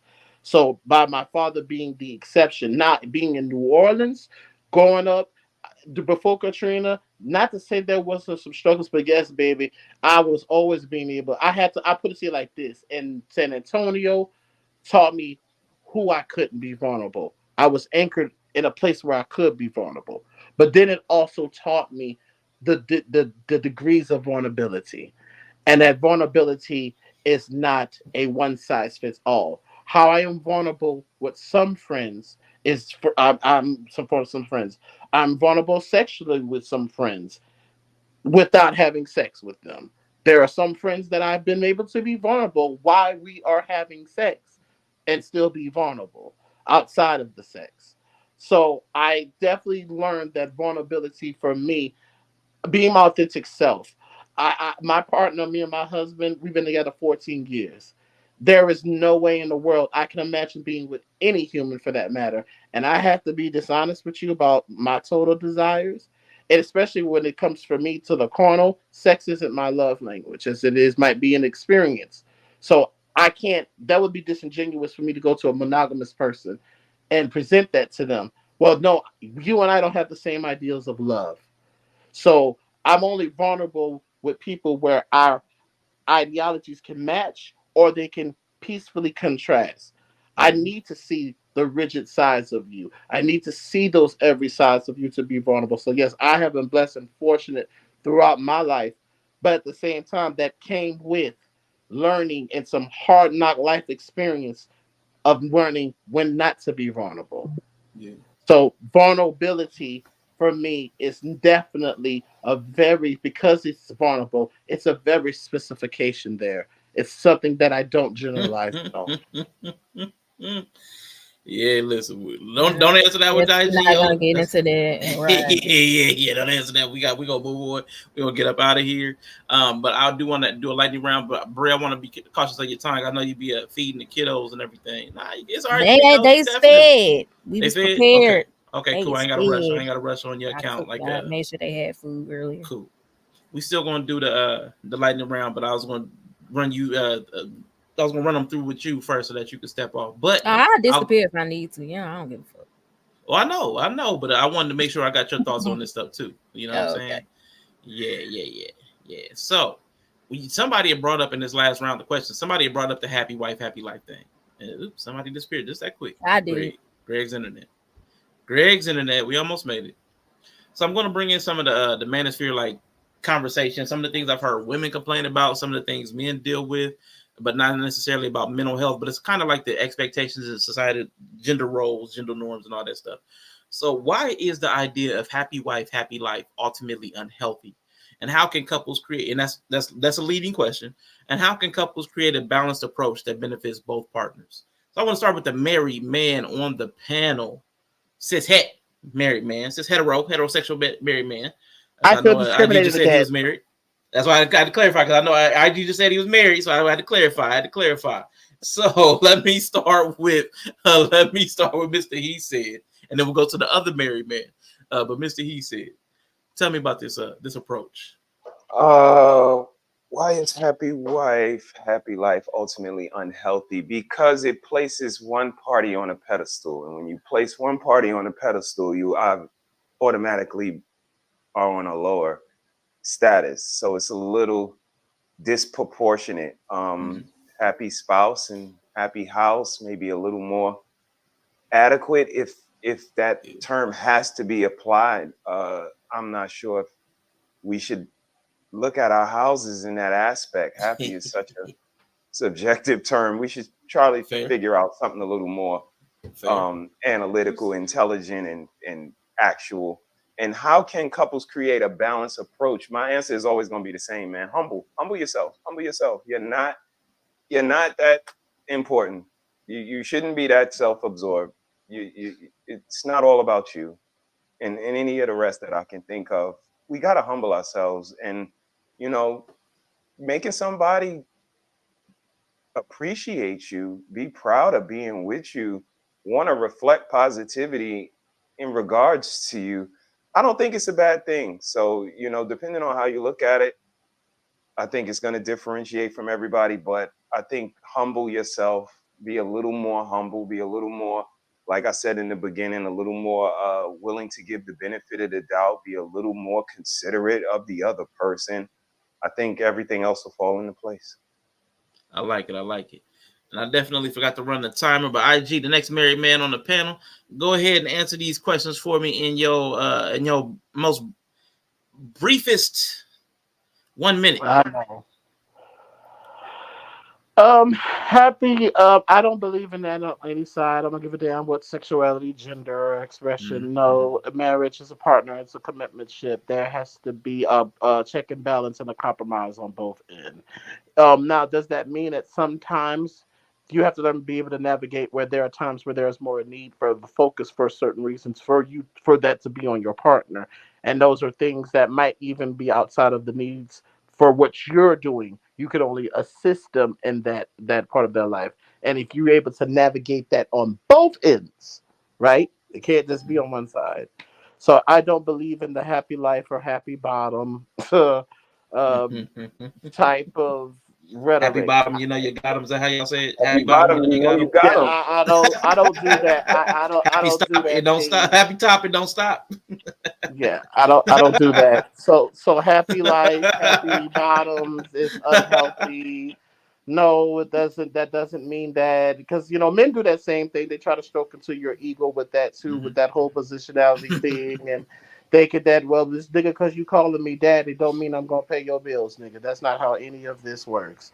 So I don't buy it. I don't give a damn. Again, regardless of sex, gender expression, relationship should be a covenant between you two and not an ideology. Got you. Let's go on to the married woman now. Bree. I'm gonna keep saying it.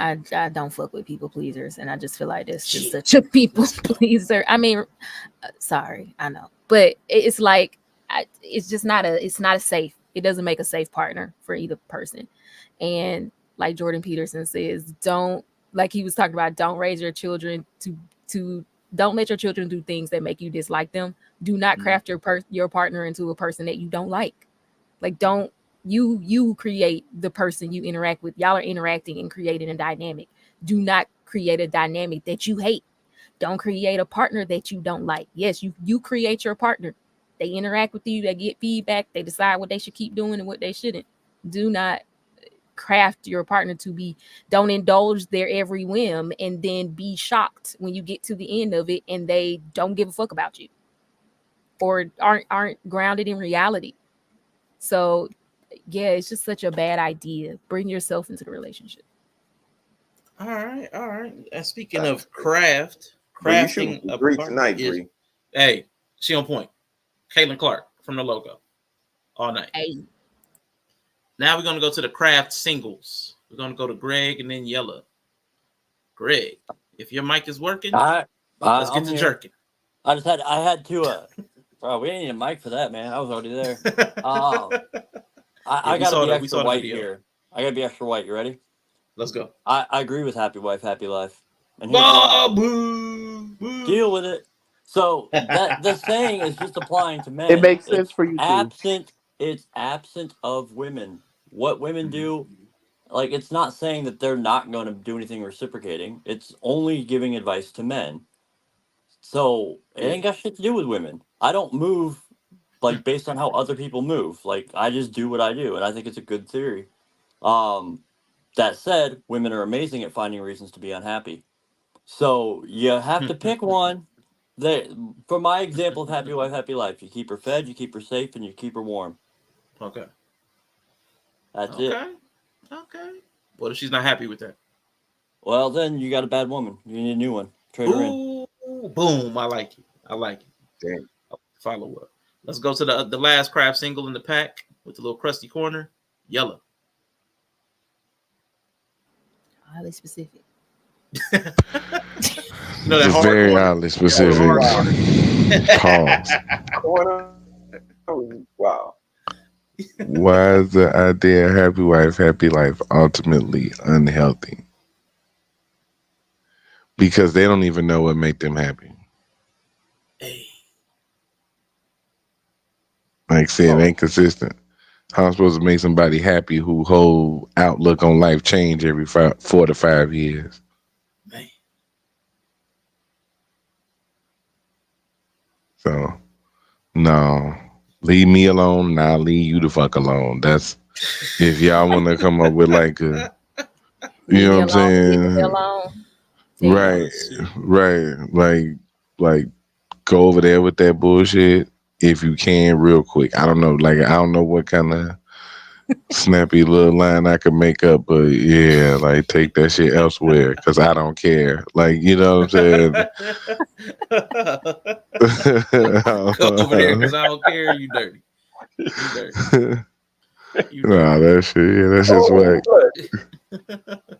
Saying how can couples create a balanced approach that benefits both? I mean, yeah, just I don't know. You would think you want to say like treat the other person the way you want to be treated. Like we would want to say that. Like I think that's the ideal answer.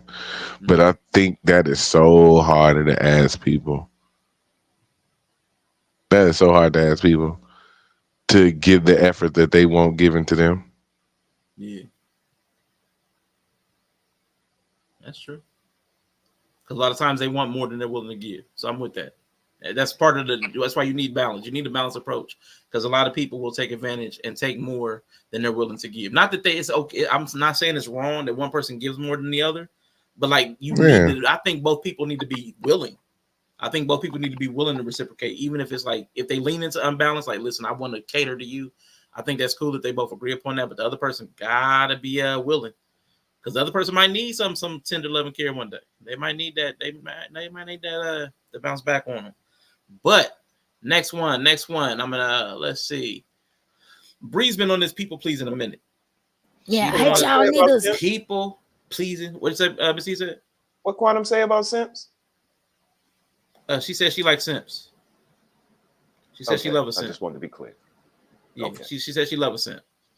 She said she got 5 simps in her phone right now today. I only have 4 phone numbers. Oh, yeah.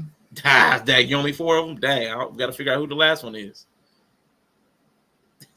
So how is people pleasing a sign of insecurity rather than genuine care? And how can men recognize this pattern in themselves? So Bree, because this was your concept, I want you to kind of start off with this question and like point us in the direction that you were, your thought process when you're thinking of people pleasing and toxicity. People pleasers are deeply insecure that you're going to leave them if they are not pleasant to you. And so in that way, they're selfish because a lot of times what they're doing is they're doing everything out of their own need for control in order not to be abandoned, not what you're actually, not the actual real you. So a lot of times they have a narrative that they project on you, or they have a belief that you can't handle the real them, or you can't handle negative, or it doesn't. They're selfish because it actually doesn't matter what you actually say and what you actually do, because they're deeply insecure. And so a lot of times they're very controlling. Wow. They're controlling. They want to just, they are controlling the environment by, okay, what do you need? What do you need? What do you need? Let me just be that thing so that now you won't leave me. And a lot of times they can't see the forest from the trees. And so they're driven by this idea that people are going to leave them or people are going to harm them. And so they also project the worst on you, not the best, but they won't even give you the benefit of, if you're not happy, leave or confront me. They'll just fucking exist and keep pleasing you. And you won't know it. And men fall victim to this a lot, because a lot of men are seeking pleasantness and be my peace. Comfort. And do these things so that I feel like you care about me. And as long as she's pleasant and leaves you the fuck alone, or does the task list you probably gave her like a goofball of how to be a good person, you're not going to notice that shit for like 10 or 20 years. And by the time you realize she's not actually a human, she's a bot that's draining the life out of you, you're going to be like these dudes online who say she took half, she took everything, because people pleasers don't actually produce a lot of good results. They drain. So men just need to be more aware of having a task list that a bot can do and not someone who sees you as human, because you're making it perfect for a people pleaser to come in and hate you the whole fucking time. Man, that's it. Appreciate that unpacking, man. Because she when she broke down that concept, I realized I was a people pleaser. Like I'm a partially reformed. Yeah, you ain't pleaser. shit. Yeah, I get it. You're right. No, there's some ain't shitness in there. There's some ain't shitness in there, and I get it. And she's right about the breakdown of the concept, because it was like fear of abandonment. So it's that thing. But I want to throw this in here. If you're in a sexless marriage, you're probably with a people pleaser. Yeah. Which is counterintuitive, because you think she cared to please you enough to fuck you. That's not actually how it works. Wait a minute. She got you. So how you not clapping no cheeks, Bree, if she is a pleaser? She please everybody. Because people pleasing is not about pleasing you. It's about pleasing that need for their insecurity, for them to feel like you're not going to leave them. So they may start off having sex with you. It's almost like narcissism. It's a trap. But it's like they love bomb you with pleasing you and checking off all the boxes. But that resentment and bitterness that most people pleasers carry, because they're just giving and giving and giving and giving and giving, it builds up. And then when a people pleaser is done with you, they quiet quit first. Yeah. And the sexless marriage is the quiet quitting. Yeah, buddy. It's loud as hell. I don't care what you say. It's loud as hell, but it's quiet quitting. that's pretty loud. They eventually burn out. They eventually burn out, and then they quiet quit because they're not going to leave you and they're not going to confront you. So sexless marriages are quiet quitting. They eventually will leave, but probably after the kids are old enough or something like that. The sex, then the respect, and then they find who's next. They'll stay with you till the kids are old enough or something like that. Yeah, 18. Or when they turn 40 and they fucking lose it because they can't. Who am I? I don't know myself. I have to go find myself. I have to figure out who I am, because they are not checklist. Yeah, they're not a person. They're a bot. Yeah. Okay. So having Bree outline that, I'm putting everybody else on the clock. Y'all getting y'all's 1 minute. We gonna start with Yella.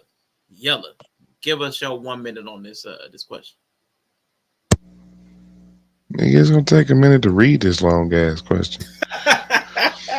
How's people pleasing a sign of insecurity? I mean, I can be, but that's only when I see that's kind of like the situation that's needed. I'm not going to go above myself to please you, though. I don't know if that makes sense. Like, I'm not going to break my back to please you. Deficit.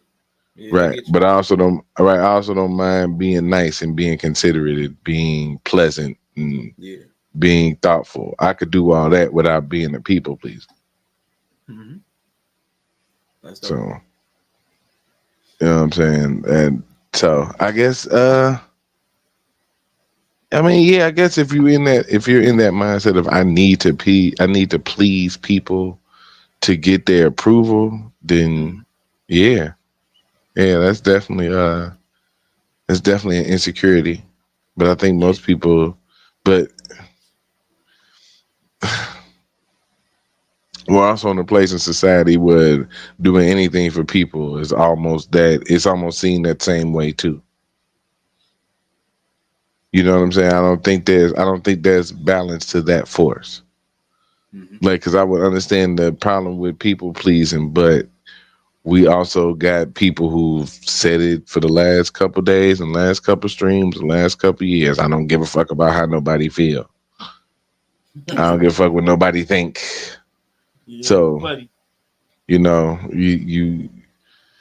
it's kind of hard to find a balance between that. So that's my minute. That's your minute. That's Mr. He Says minute and IG's minute. But that's neither here nor there. Mr. He Said. Oh, Jesus. I got you. I think I could do this. Yeah. I think I could do this in a minute. How is people pleasing a sign of insecurity rather than genuine care?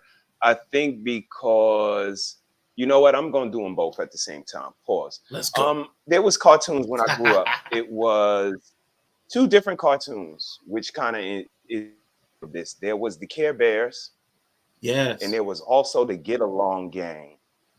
And it was completely like from two different viewpoints. The Care Bears were very empathetic and realistic, but the Get Along Gang or the Goa, what was they called? They was called the Get Along Gang. Yeah, they were very just performative, and the proof is in the pudding. I think with people, it's okay to want to be accommodating and cordial.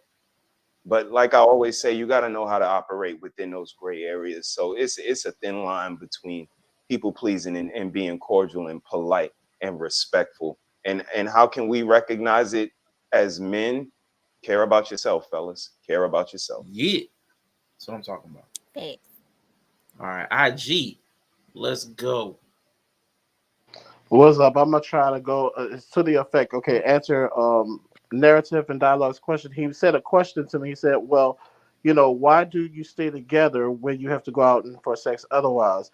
So many people play house and think it ages you." Here's the thing, because my partner knows that I am not with him for the proximity of the big bang of sex. That's not the only main reason.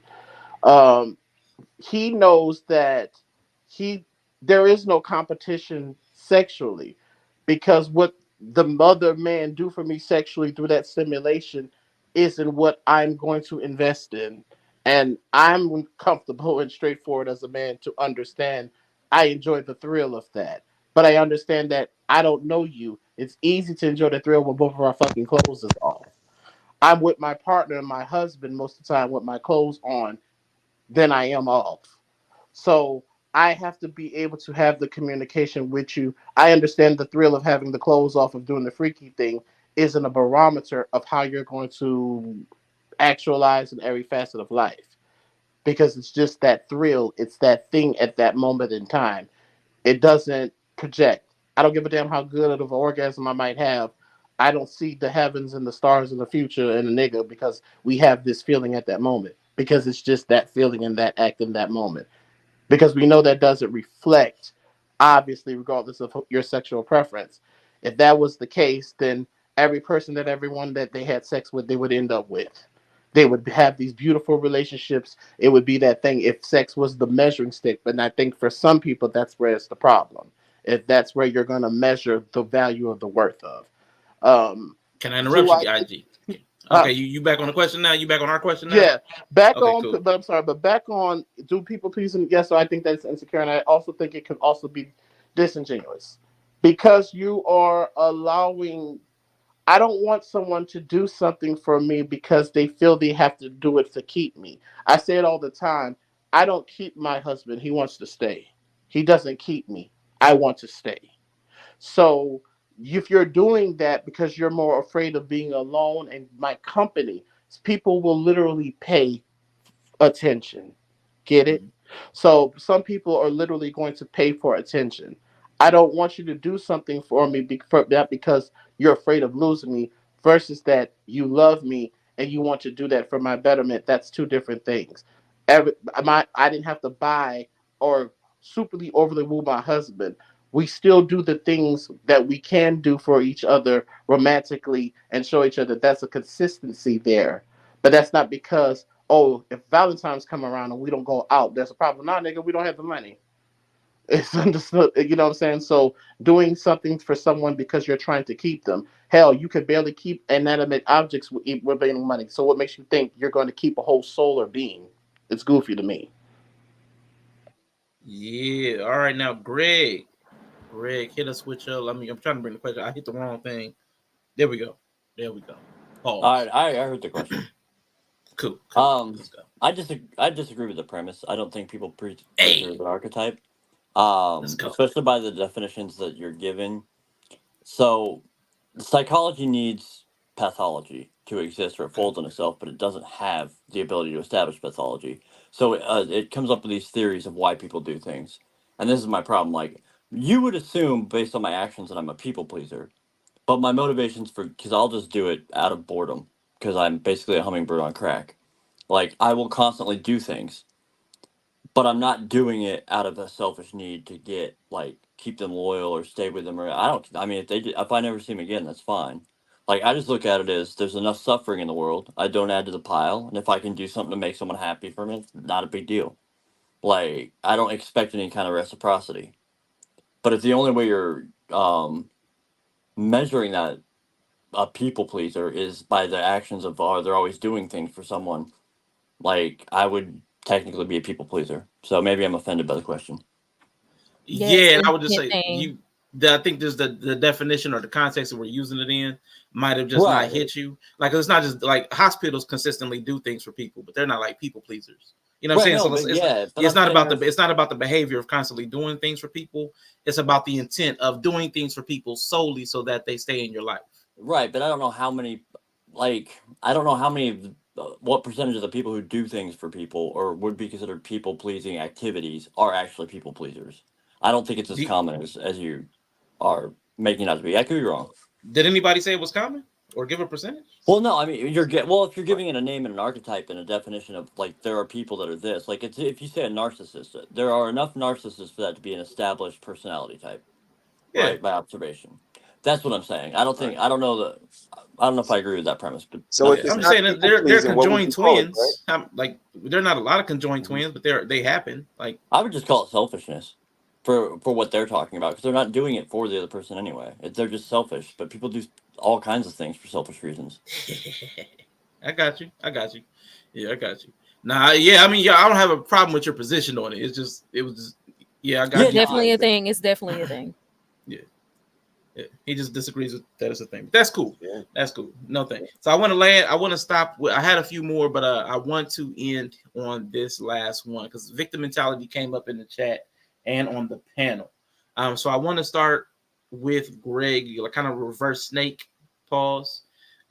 Greg, in what ways do men adopt the victim mentality as a coping mechanism, and how do the ideologies like red pill ideologies and things like that, how do we lean in into those to reinforce that mindset of victim mentality, ultimately hindering personal growth? Again, obviously you feel free to take the question. No, this one I agree with. I agree with the premise here. Okay. Yeah, no, this is what I was saying earlier. This is the problem that the chronically online men have is women are complaining because, that's how they communicate, and men are taking them at their word. And so then you have these, it's so hard out here because these women are so hard on us. But they are in words, but I mean, what women say and what women do are drastically different. I don't want no man that don't make no 6-figure. I don't want no man that ain't 6 feet. I know plenty of dudes who don't make 6 figures, aren't 6 feet, and are getting plenty of strange. Like, they're lying. They can say they want whatever they want, but their actions are otherwise. So, got you. What about you, IG?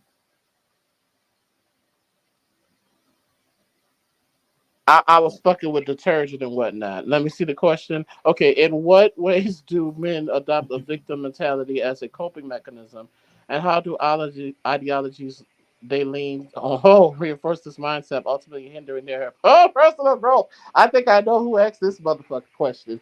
Um, eh, um, oh, that's too loaded. We going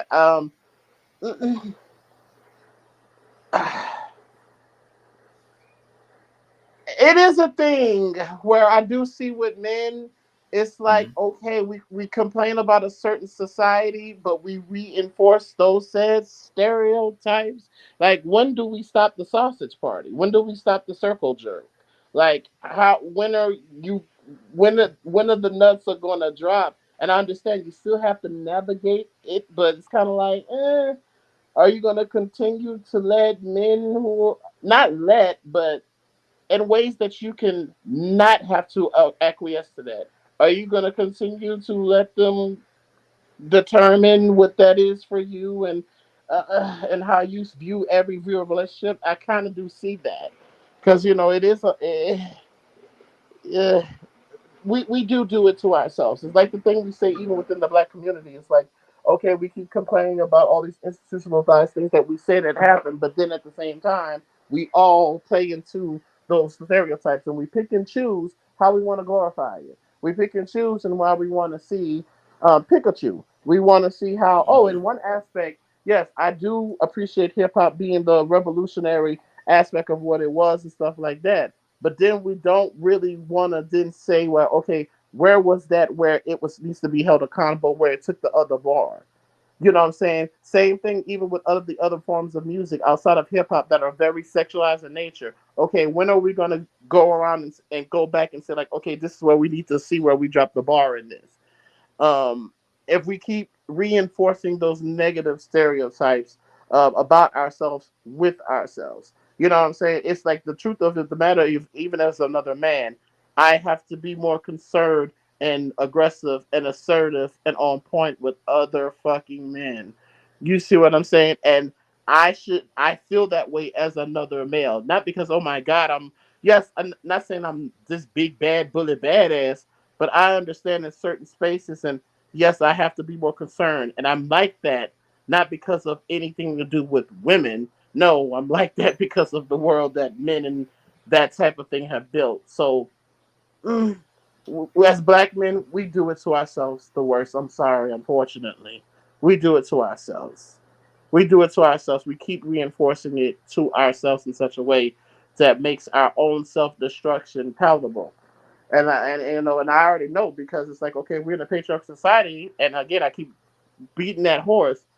You've lost a good 25-30% of educated, well men in the black community by ostracizing them from the black community. So if we're going to play a patriarchal game where you need soldiers, men, income, well, that tells me that you really don't care it's black first.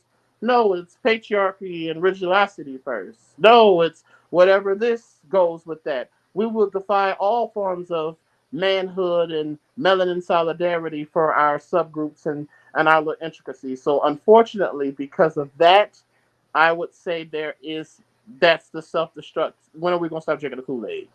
When are we gonna stop letting other men in ways that they don't have to determine what it means for us to be men and women?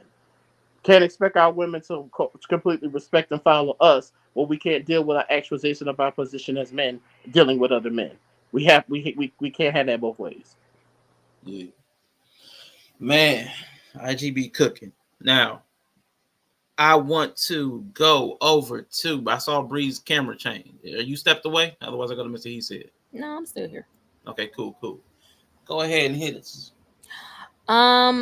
Yeah, victim mentality, I think, is harmful to some degree, as I think it just lingers too long and identifying problems in everybody else, and it never moves into the space of figuring out like what part you play in it or being able to take accountability for it. I think you can always, and in most situations, you could figure out how maybe you were done wrong or vice versa. And sometimes it's just a change in perspective will go a longer way. I generally think anytime you focus on how you're disempowered, and if it's something that is out of your uh, area of control, you can spend a lot of time just wallowing in all the things that are wrong that you can't do anything about. So I generally would say ideologies that talk about these bigger problems that are overwhelming to someone, like if people are in a mental crisis of feeling like their life is not going the way that it should, and everybody's out to get them, and that's a negative skew that is creating a narrative that is painting every interaction you have, every space you enter into, every person you run into. That narrative is running. And so now you're going to keep getting the same results, not necessarily because the stimuli is any different. It's just because of the skew in which you paint interactions. You're painting a negative intention on everybody. You're painting that people are out to harm you with people, and you can't prove anyone's intent. You can't. I mean, not when you first meet them. So I think it's keeping you stuck in essence. Is you're not giving people the benefit of the doubt. You think everybody's out to harm you. You're no longer safe even inside your own mind once you start to really, really believe it. And you can't grow in that space because now you're just in survival mode. You can't really grow. You're just maintaining. You're just putting out fires. You're reacting. You're maintaining. And so ultimately you can stay there. But then if you're just being harmed and you're just responding to what the environment's throwing at you all the time and you can't do anything about it, you're just putting out fires. You're not doing anything actively, and you can't you can't grow. And I see he just said, like, stop saying narratives, but I'm big on narratives because that is the first thing that happens. You create a narrative and it paints everything, and you can easily decide that you're in power. What can I actually do something about right now? Which is why, like, I love people who identify issues in the bigger systems in society. But when you come at people who are in crisis and start telling them that they have to basically overthrow the power structure that they were born into, it can be overwhelming because that person's in crisis. You need to give them a next right thing to do. And a lot of times that's not going to be something above them that they already feel overwhelmed. So I always say next right thing, next right thing. How do you get out of the cave? One step at a time. The step you can see. Take that one. So yeah. Let's go. Okay. Mr. He said, what's your take on this question? Cerebro. In what ways do men adopt the victim mentality? I believe it looks like the excuses. We all understand to an extent of, what's happened systematically and all of that, but the man and the system and all of the excuses that you see, I think that's what it is. And what was the second part of the question? I want to make sure. And how do ideologies they lean on reinforce this mindset? I think this is where the word talking points come in. I was on a panel recently, not going to say specifically, but the young man was just coming up, spewing.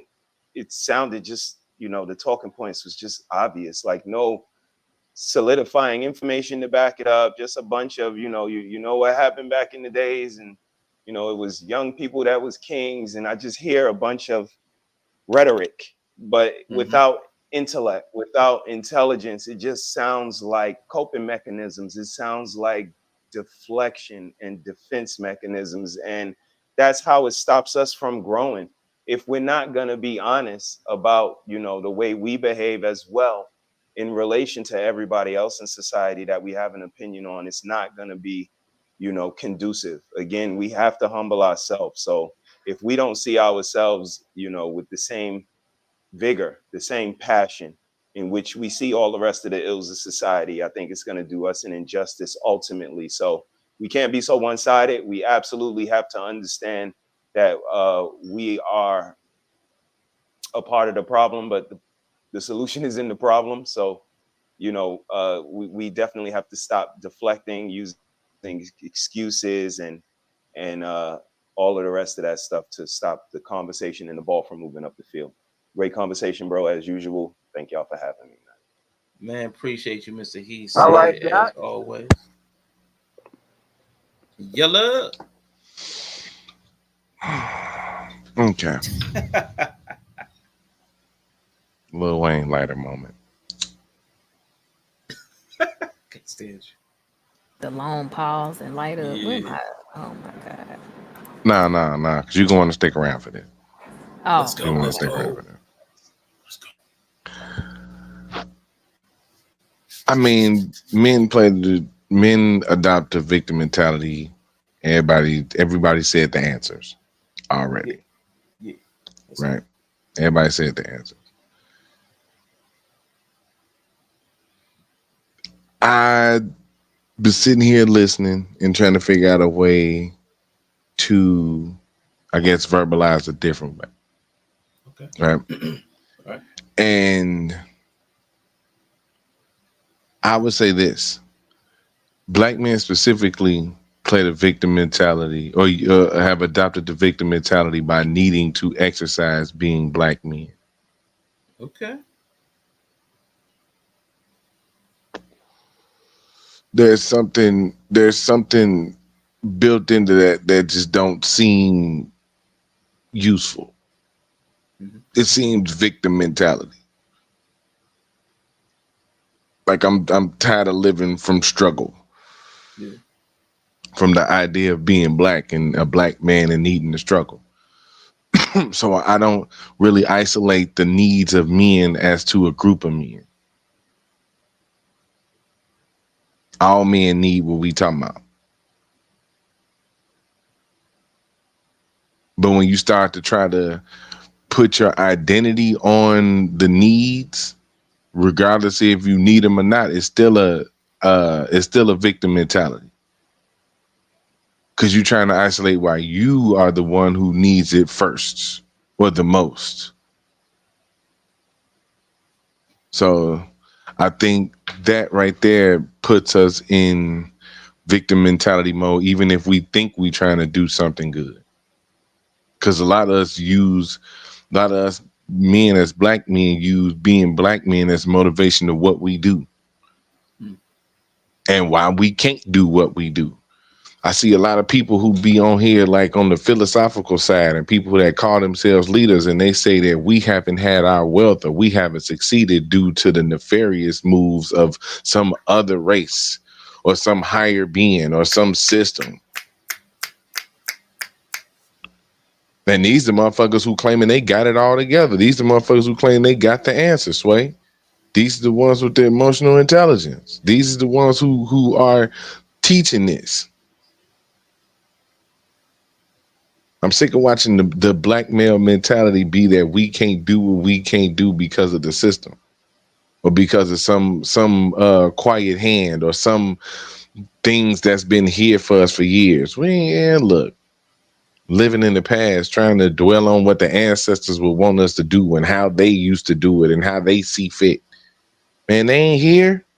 They dead. Them niggas dead. We here.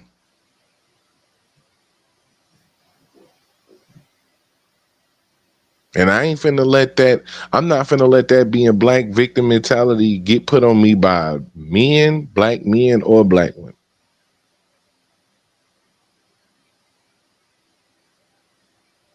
Because that's all the struggle. That's all I hear from them is, you got to take me out of survival mode.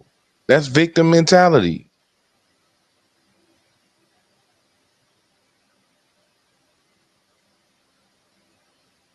So no.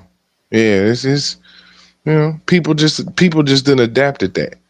But when the perception of yourself can make you think that you're not with the victim mentality. You're just seeing the thing you got the exclusive mindset. You don't see yourself as using the victim mentality.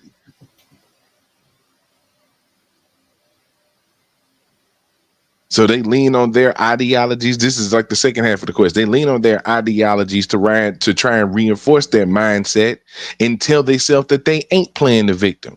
Well, you bitch a lot to not be playing the victim. Like, you really got a complaint about everything to not be playing the victim.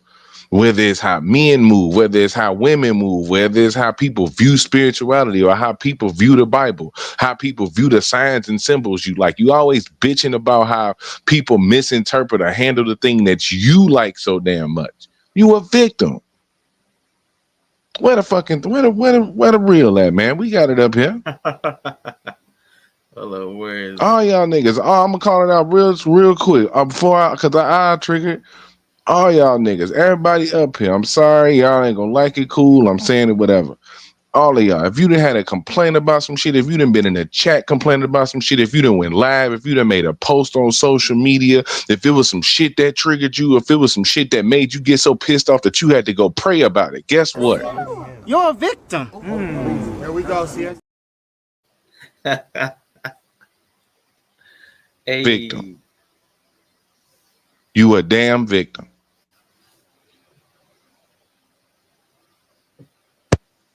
So on I'm the not other a side of victim. that spectrum, I'm a if survivor. these things go on and no one has no reaction or has nothing to say about it, what is that?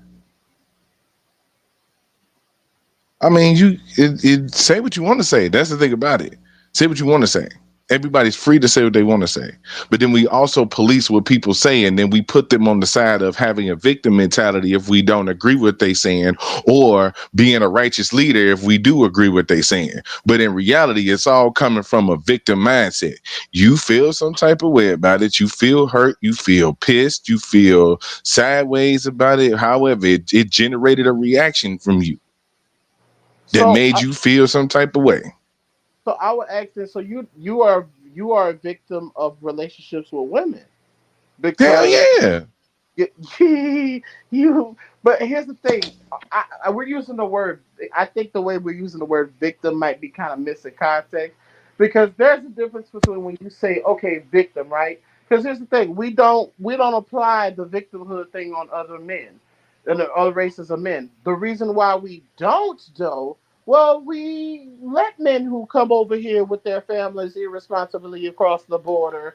That wasn't a wise decision, but yet we don't see them as them saying a victim. No, you're leaving the country of your birth partner where your ancestry is. We don't tell those people that they're victims. We don't tell the Asians who migrate over here and everything, and the government does everything. I think that I would just give you the pushback, Yellow, that I don't think there's a difference between being constantly in a victim mind frame when you're not being victimized. I think you speaking to, versus okay, nah, nigga, if you at work and someone does something negligent with some heavy machinery and you are a victim of a fucking accident, that doesn't make you whiny or bitchy. No, you were a victim of a motherfucking accident.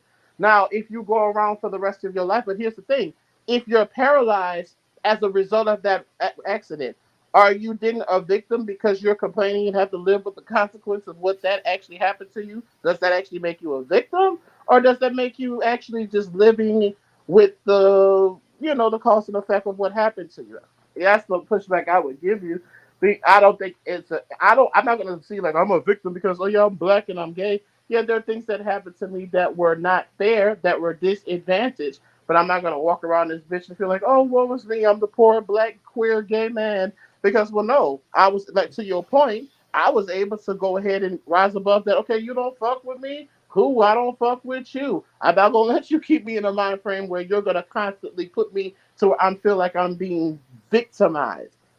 But then you have to but then you have to find for everyone, they have to find a way. What does that look like to you? It might not be as simple as being able to isolate yourself because it depends on how your livelihood is tied up. And so I don't think every person that is dealing with the consequence, you know what I'm saying? I don't constantly I reference Katrina every year. Now I'm not still walking around here 19 years later saying, oh my God, what Katrina happened and my life is no, but I am living with the consequence and the cause of the effect of that happening to me. This is why I'm here. So that's the only pushback I give you. Yeah. Nah, I get that. Now go ahead, bro. I don't want to cut you off. I know you trying to, Nah, you but good. You good. it's yeah. So the thing is that we still talking about being a victim and having a victim mindset is two different things. And what I'm talking about is having the victim mindset. That's what I felt. I agree. That's what Right, I felt. That's what I right, felt. I'm saying, yeah. right. And people don't understand when they being the victim or when they speaking from a victim mind. Because even though you know what I'm saying, even though you will say that I don't personally feel the victim or nothing like that. And I get it. It's a lot of people that would say that. They still transmute other victims' stories through their stories. You know what I'm saying? They still live and make their moves based on other victims' trauma and what they experienced and what they had to go through. So you still living on the that's why that's why it's cringe to hear a lot of people talk about what folks back in the day had to go through. And you've never experienced that, or you don't even internalize it for real. If you don't let it bother you, then why is it a thing? But if it's a thing from the cause and effects, though, the bullet pushback, though, but that is a thing, though, Younger. What happens back in the day does determine the present, because we live in Yeah, a. then you're operating from a victim mindset. Then No. I'm not whether saying. you're speaking, no, I'm saying that's what I'm saying. If the things happened back in the day and you're still, if things happened 40, 50 years ago, if slavery happened, we talking about women's suffrage, all the things we hear people reach so far back to try to justify the position that they have today. Right. That's kind of what I'm saying. Right. It's the belief that one victim mentality is the belief that one is always a victim. The idea that bad things will always happen to one. I hear that all the time in these spaces. Is that You victim or is that pessimism? that's a victim mindset. If you're sitting up warning people about men all the time, then you gotta believe that something's gonna happen to you. Or something's gonna happen to somebody. That if something did happen to them and people around them, you see what I'm saying? We But can't. see, We can't. that's also the thing. That's also the thing. We also treat people that have had things happen to them like they can't be victims. Like we also put them in the idea, well, you got to let it go because you can't live within a victim mindset. You got to get past. We also encourage them to not be. They can't even be victims. They can't even have experienced the thing and be within that because we look to move them past that so fast. Right. That's why people can't even deal with what be happening to them for real. And that's who can't do this? What group of people can't Clearly, it's a lot of people that can't be victims, especially men. And if that's what we talking about, especially men. But and as I said, the only reason why I be so race specific because nigga in this country we let every race of man be victim. Oh my God, the Jewish man is a victim. The border man is a victim. The people. So you want to be a victim too? Huh? So do you want to be a victim too? Well, here's the thing. Victims who are getting redress, yeah. You'll never hear a Jewish man say, never forget the Holocaust. You'll never hear a Japanese man say, forget Hiroshima. You motherfucking right. Because what do I get from trying to pretend? Okay, so you giving redress to all these other men and their families. Yeah, you motherfucking right. I'm a victim. I'm the biggest fucking victim when it comes as a black American man. Yeah, nigga, we are the greatest fucking victims in this country. We might disagree there, but yeah, because if you can see the victimhood in the Iranians that come here, you can see the victimhood in the Southeast Asians, and they, from their country, we can see their victimhood. You motherfucking right. If you're doing redress for things you've done wrong to your victim, the fuck I look like talking about I ain't no motherfucking victim. Okay, so why? Okay, so if you feel that way, why was there nothing but negative reaction to somebody having a victim mindset or thinking that they were a victim? And I'm the last one to answer. Everybody who responded to that question spoke of having a victim mindset in a negative fashion. Well, it's bad. You can't sit there and that. You can't think like that. You can't always be in that situation. You got to be able to pull yourself out of it. But then we can definitely allow ourselves to be victims when it becomes necessary. You know what I'm saying? And that's why I'm like, we can't play with we play fast and loose with the idea of victim mindsets because that's all you hear in these spaces is the ideas coming from a victim mindset, whether it's the niggas in the manosphere talking about the women that's gonna take all this money and alimony and all this other shit that they ain't got, whether it's these women talking about how men ain't providers and protectors and all this other shit, whether it's pro-black black people talking about how our wealth is hid behind the white folks that's been stuffing the money under the pyramids for 2,000 years. Some stupid ass, you know what I'm saying, hotep ass fucking dumb ass, some stupid shit like that, IG. I know You know you're what I'm not lying, saying? and I can You know understand. what I'm saying? Yeah, You feel me, G? I feel. Yeah, I do, because that's and when I So there's said no. this, I mean, I'm gonna let y'all go because we gonna keep going back and forth. I feel you because yeah, yeah. yeah, because but that's the thing. But then it has people like you, even though you don't say, and it's sad, and it's some compassion here that I have for you. The fact that you're the one as the Black American man for the experiences and racial ambiguity, you have so much that has been victimized to you beyond your control. But you're the person, not saying that you should be in victimhood, but there are things that, yes, your experience, especially as us Black American men, are not because of our choices. No, you are the one. And I agree with you. Don't walk around here being like, okay, we the kings and we the gods, and I got the answers. That's a goofy thing. We're the most superior men in the world, but you're run by people who are, you're saying inferior. Do those makes you double inferior? No, we cannot be disillusioned in order to cope with what we need to do in this reality. So I do hear you. It's like you cannot expect, but I still, but that's part of the thing that you're not gonna like it. But this is the thing, Yellow, that you have to allow yourself to have, and you have to extend that to other men. You have to be able to assert, because if here's the thing, where you want the compassion for, you saying you're victimized by the relationships of women, cool, I got that. But then you also have to understand then and leave space for, don't mean you have to sit there and listen to a bunch of bullshit or enable it or encourage it to go on endlessly.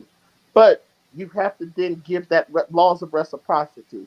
If you want, for me, that's one of the things that men are not allowing themselves to have in the capacity, because there are so many bullshit other victims outside of just sex and gender, that where you have been victimized, you're being stoic.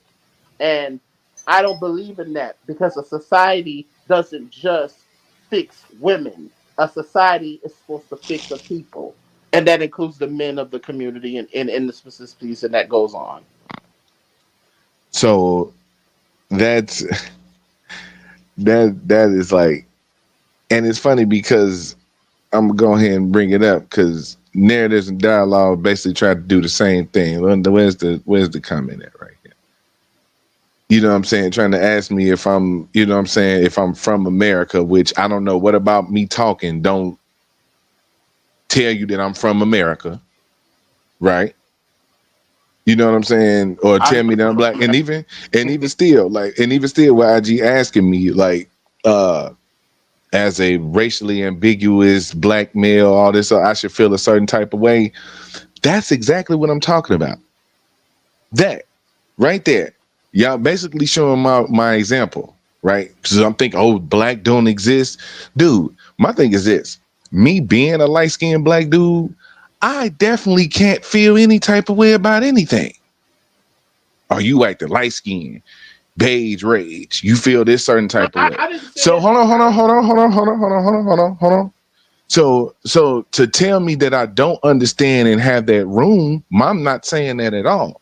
I'm saying that I heard all the opinions speak negatively towards the victim mindset. Yet when the victim mindset is represented in other ways, Mm-hmm. that you don't agree with that. Now when that victim mindset tap into a situation where you disagree with how it's viewed, now it's not the victim mindset. Now we can speak about how all these other victims get treated, and you know what I'm saying, and how all these, you know, other people get. But ain't that the victim mindset? Ain't you looking to be treated like a victim then? Ain't you looking to get what the victims is getting?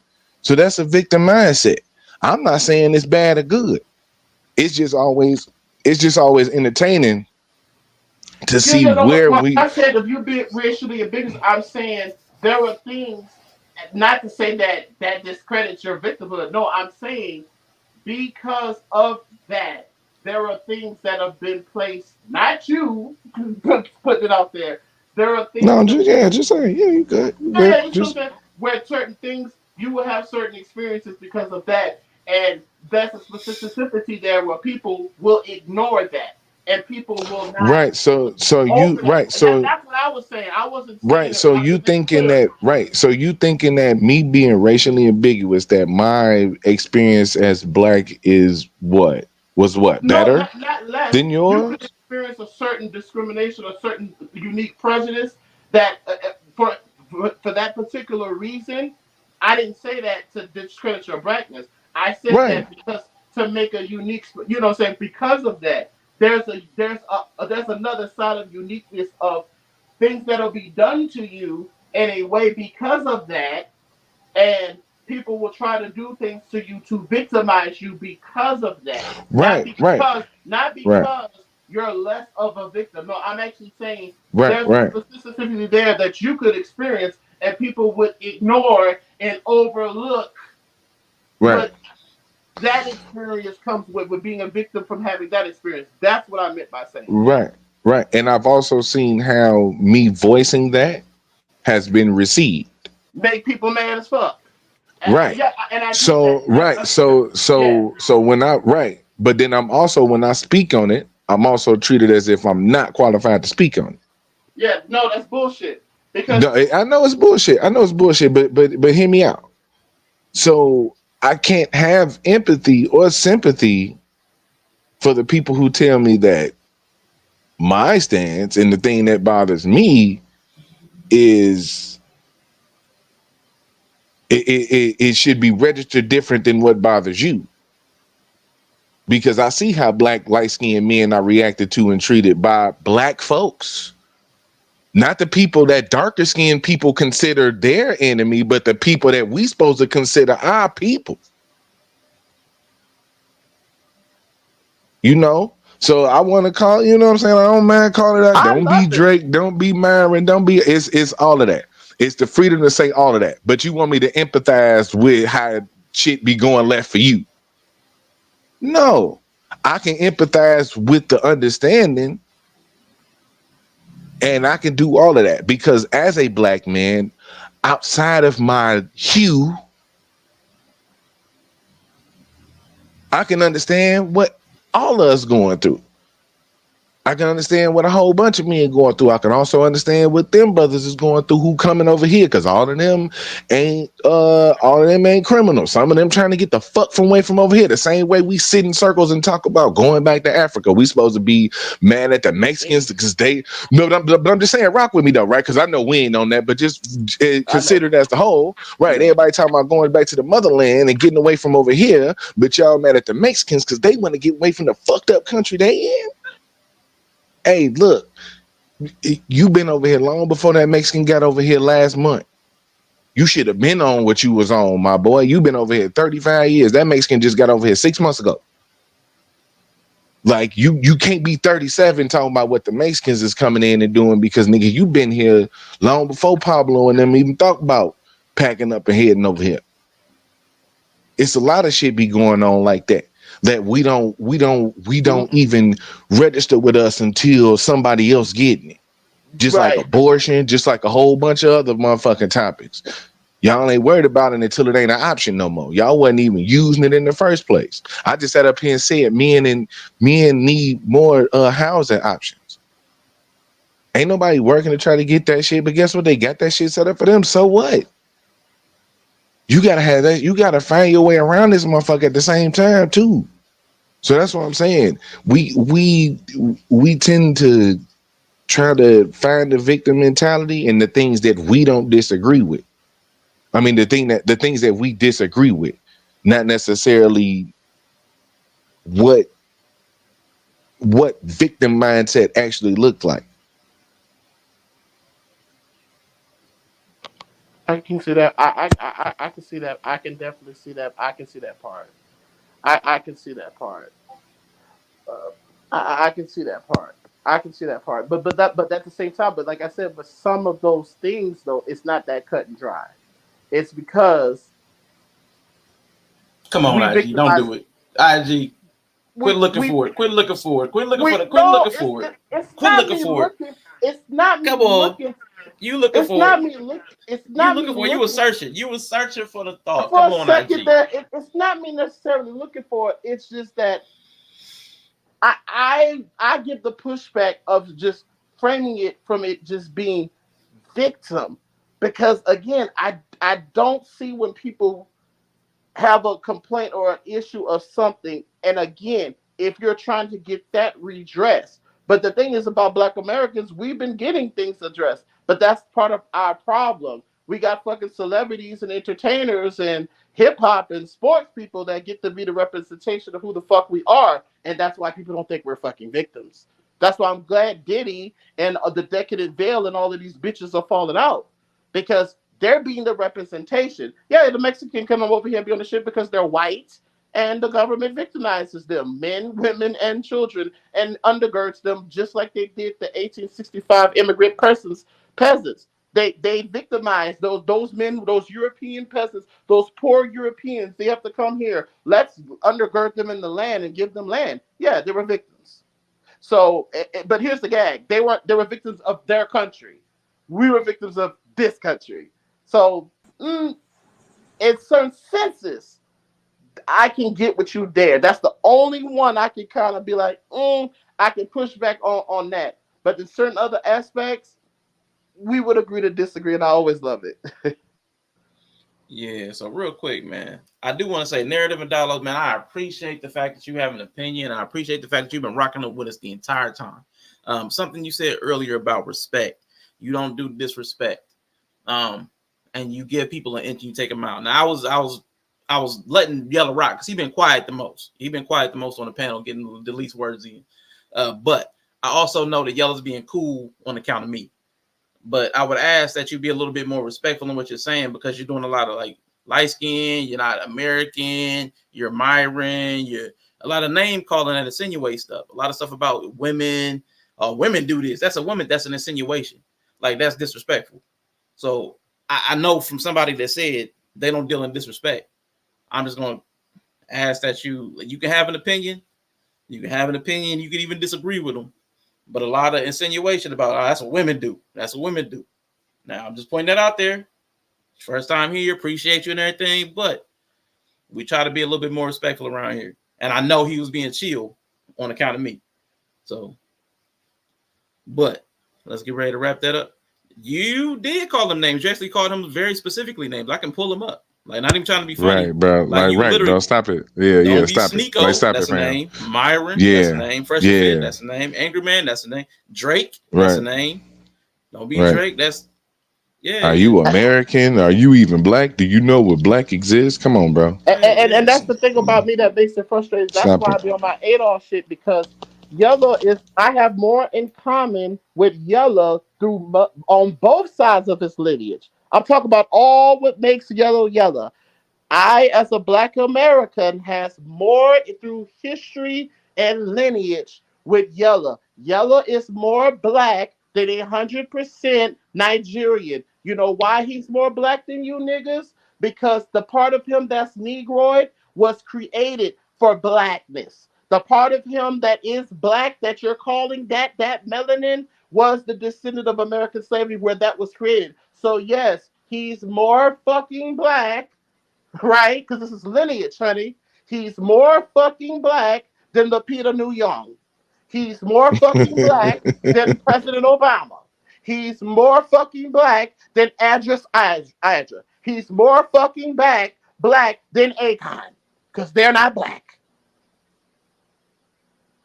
And this is why this has failed us in this aspect as Black Americans. Because we're doing that's why I don't do Crayola. I do lineage. It's not fucking Crayola.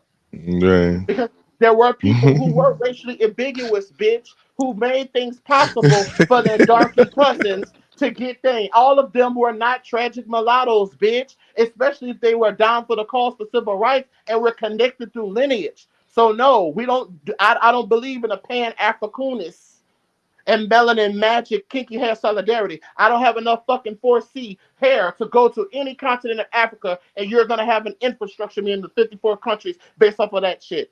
So no, don't disrespect the brothers who are out here that are part of our lineage. And guess what? When it comes to reparation, yes, because motherfuckers who got half white American blood, bitch, they can trace their records to American. So regardless of how you slice the cookie, he's more black and American than your Nigerian, Jamaican, 100% Negroid. Right, if you fucking like it or not. Listen, I'm getting a big ass check on reparations day. Yeah, and I I don't get know you. what. Like, but narratives and dialogue. That's what I'm saying. Like, just say that. Like, I've heard these talking points from some of these other type of people. I get you. But when you're like, because Myron, that's nobody. People don't like Myron. People don't like Sneeko. They're clowns. Yeah, And Drake is yeah. still conservative. So when you And call, you know what? hold up, IG, Hold on, IG. So when you call people by names that people consider clowns, losers, lames, like when you call them, that's an inference. And people, and I know you know that just by the way you speak. I know you know what saying. You're saying stuff like women say. I know you know what that means. And if somebody was in your face saying, "Hey man, you talking like a woman right now," I already know exactly how you would respond to that. So like when you're making inferences, like don't play us, like we know what that stuff means. So when you say stuff like this, I'm speaking please don't dismiss others for their experience. Perfect. That's fine. Agreeable. We can agree there. But with the other stuff, man, it slides in. All I'm saying, here's why I'm saying this. Not that I can't take it, not that Yellow can't take it. I'm just saying I just know he's not going to take it. And eventually he's going to get Yellow. And he's going to say what he says. And that always runs people off. But they say things that trigger. They say they insinuate, they infer, they say things in a slide way. I'm just saying. Then he's gonna say some stuff, and I'm not. I saw it too. Calling you Drake, and he calling you this. Because to be straight up with you, I mean, you stay or not. The thing is that been peeping a lot of passive aggressive shit. You can be cool all you want to, but you passive aggressive as shit. Because it was already something when you didn't want to drop the link. You wanted the link, but you didn't want to be. You didn't want nobody to overtalk you, bruh. What are you talking about? You just got here.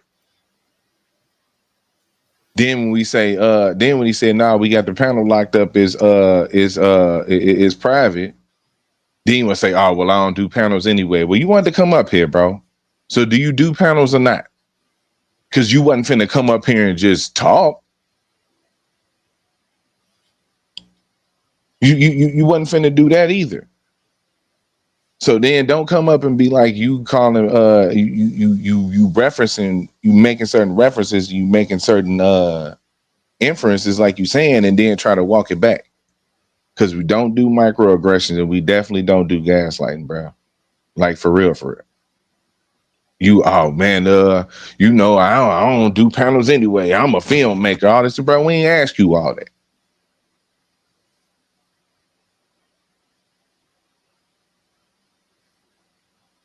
You start giving your resume when you was told you couldn't hit the link. That type of mindset made you think that you was finna come up here and talk uninterrupted. I'll go back and find the comment. You thought you was gonna come up here and can't nobody interrupt me. Bruh. You just got here, G. You just got here. You ain't even built no equity with niggas over here.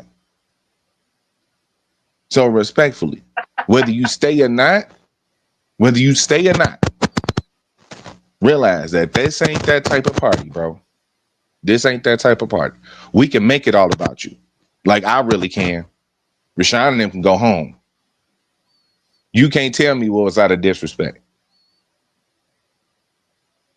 Because I don't trust your intent. You've been spent the last 4 hours calling everybody up out their name, saying whatever you wanted to.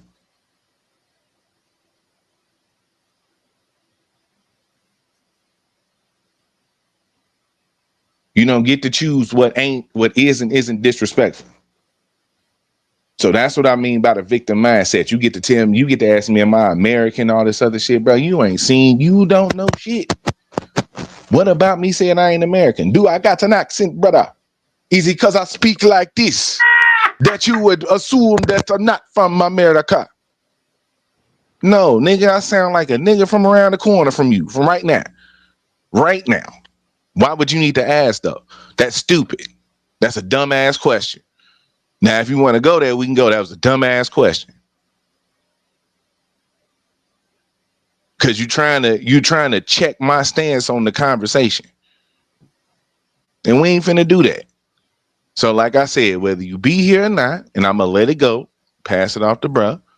Whether you be here or not, just understand, I'm not a panelist over here. I ain't just a panelist. This the hair club for men. I ain't just a client. Okay. Just gonna let that be known. I thank you, Yellow, for having the dialogue and being vulnerable and going through that with me.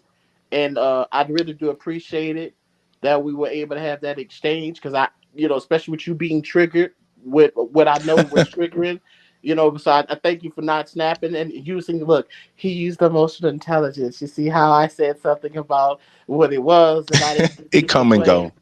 It come and go. There's flashes you of see how emotional he just, intelligence. he see how he I didn't swear, most times it ain't that. he didn't kill me along with I was afraid, child. I was in fear and trembling, child. I was in a dress and everything. I was a bitch today, just that fast. Because I wouldn't do anything like that. I'm a sissy now, fuck.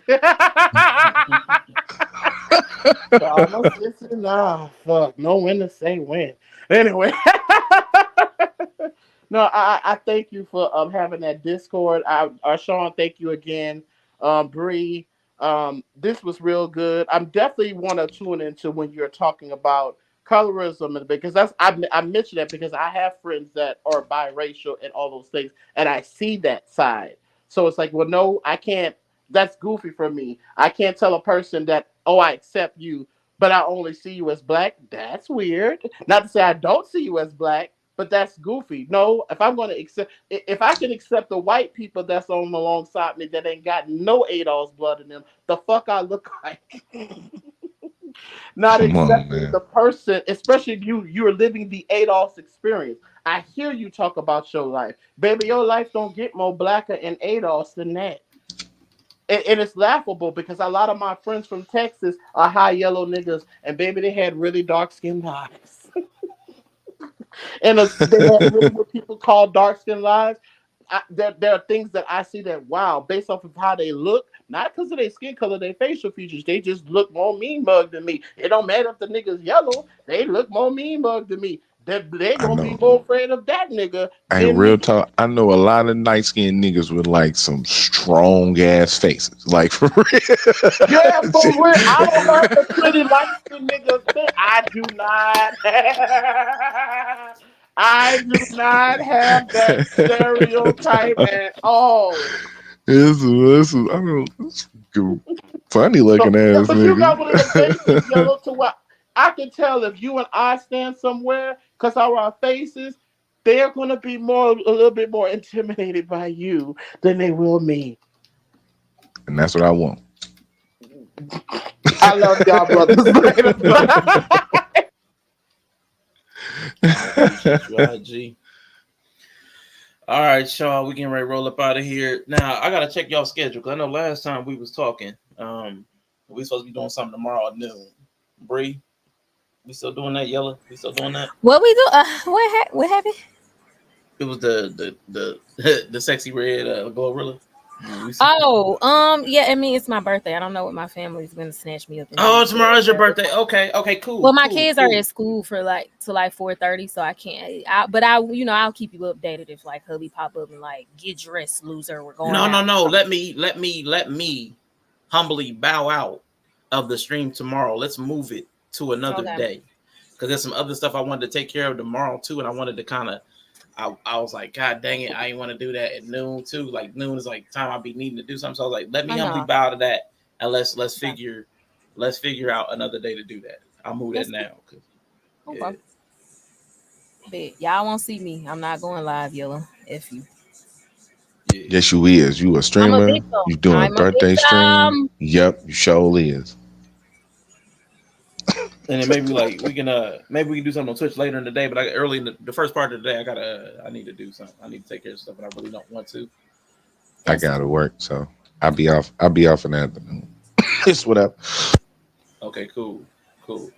All right, well, listen, everybody, anybody that's still here, man, definitely appreciate y'all, man. Appreciate the conversation, appreciate the perspectives. I definitely enjoy that stuff. And I'll cancel on tomorrow. Already delisted that one wonderfully. Wednesday, it'll be the violence, sexual assault, murder, suicide, all them words that everybody be saying, everybody be using grape. All them fake words, all the suicide, all them little weird words that everybody's scared to say on YouTube. We're going to talk about that stuff and how masculinity intersects with that stuff. Because, people don't like to talk about it. But like Greg said, there is a lot of 98% of the violent crimes are associated with men. I do know that stat is skewed based upon who is perceived to be the perpetrator and victim. Had a very interesting thing I shared yesterday on the stream about perpetrators and victims, where the victim was chasing the perpetrator. But that's the thing about gender. But we do have a lot of work to do if we care about curbing violence and sexual assault and all kinds of things. So we're going to have a conversation about that on Wednesday. And then Friday, we talking about sex and sexuality, promiscuity, homosexuality, down low culture, rape culture, all the kinds of things that men get involved that's around sex. So we're going to talk about that stuff on Friday. And we use those words that everybody makes up, those little cute little fakes or, pedophile. We can say those words. They don't shut down your stream. We can call them what they are. I hate talking like a child on the internet. I don't know why. It bothers me. I hate using child words to avoid whatever. Oh, my God. I hate that. So we can talk about that stuff and address it. And we're going to get ready to get out of here. I appreciate all of y'all. And I don't have to tell you things are bad. Everybody knows things are bad. It's a depression. Everybody's out of work or scared of losing their job. The dollar buys a nickel's worth. Banks are going bust. Shopkeepers keep a gun under the counter. Punks are running wild in the street, and there's nobody anywhere who seems to know what to do, and there's no end to it. We know the air is unfit to breathe, and our food is unfit to eat. We sit watching our TVs while some local newscaster tells us that today we had 15 homicides and 63 violent crimes, as if that's the way it's supposed to be. We know things are bad, worse than bad. They're crazy. It's like everything everywhere is going crazy, so we don't go out anymore. We sit in the house, and slowly the world we're living in is getting smaller, and all we say is, please, at least leave us alone in our living rooms. Let me have my toaster and my TV and my steel-belted radios, and I won't say anything. Just leave us alone. Well, I'm not going to leave you alone. I want you to get mad. I don't want you to protest. I don't want you to riot. I don't want you to write to your congressman because I wouldn't know what to tell you to write. I don't know what to do about the depression and the inflation and the Russians and the crime in the street. All I know is that first, you've got to get mad. You've got to say, I'm a human being. God damn it. My life has value. So, I want you to get up now. I want all of you to get up out of your chairs.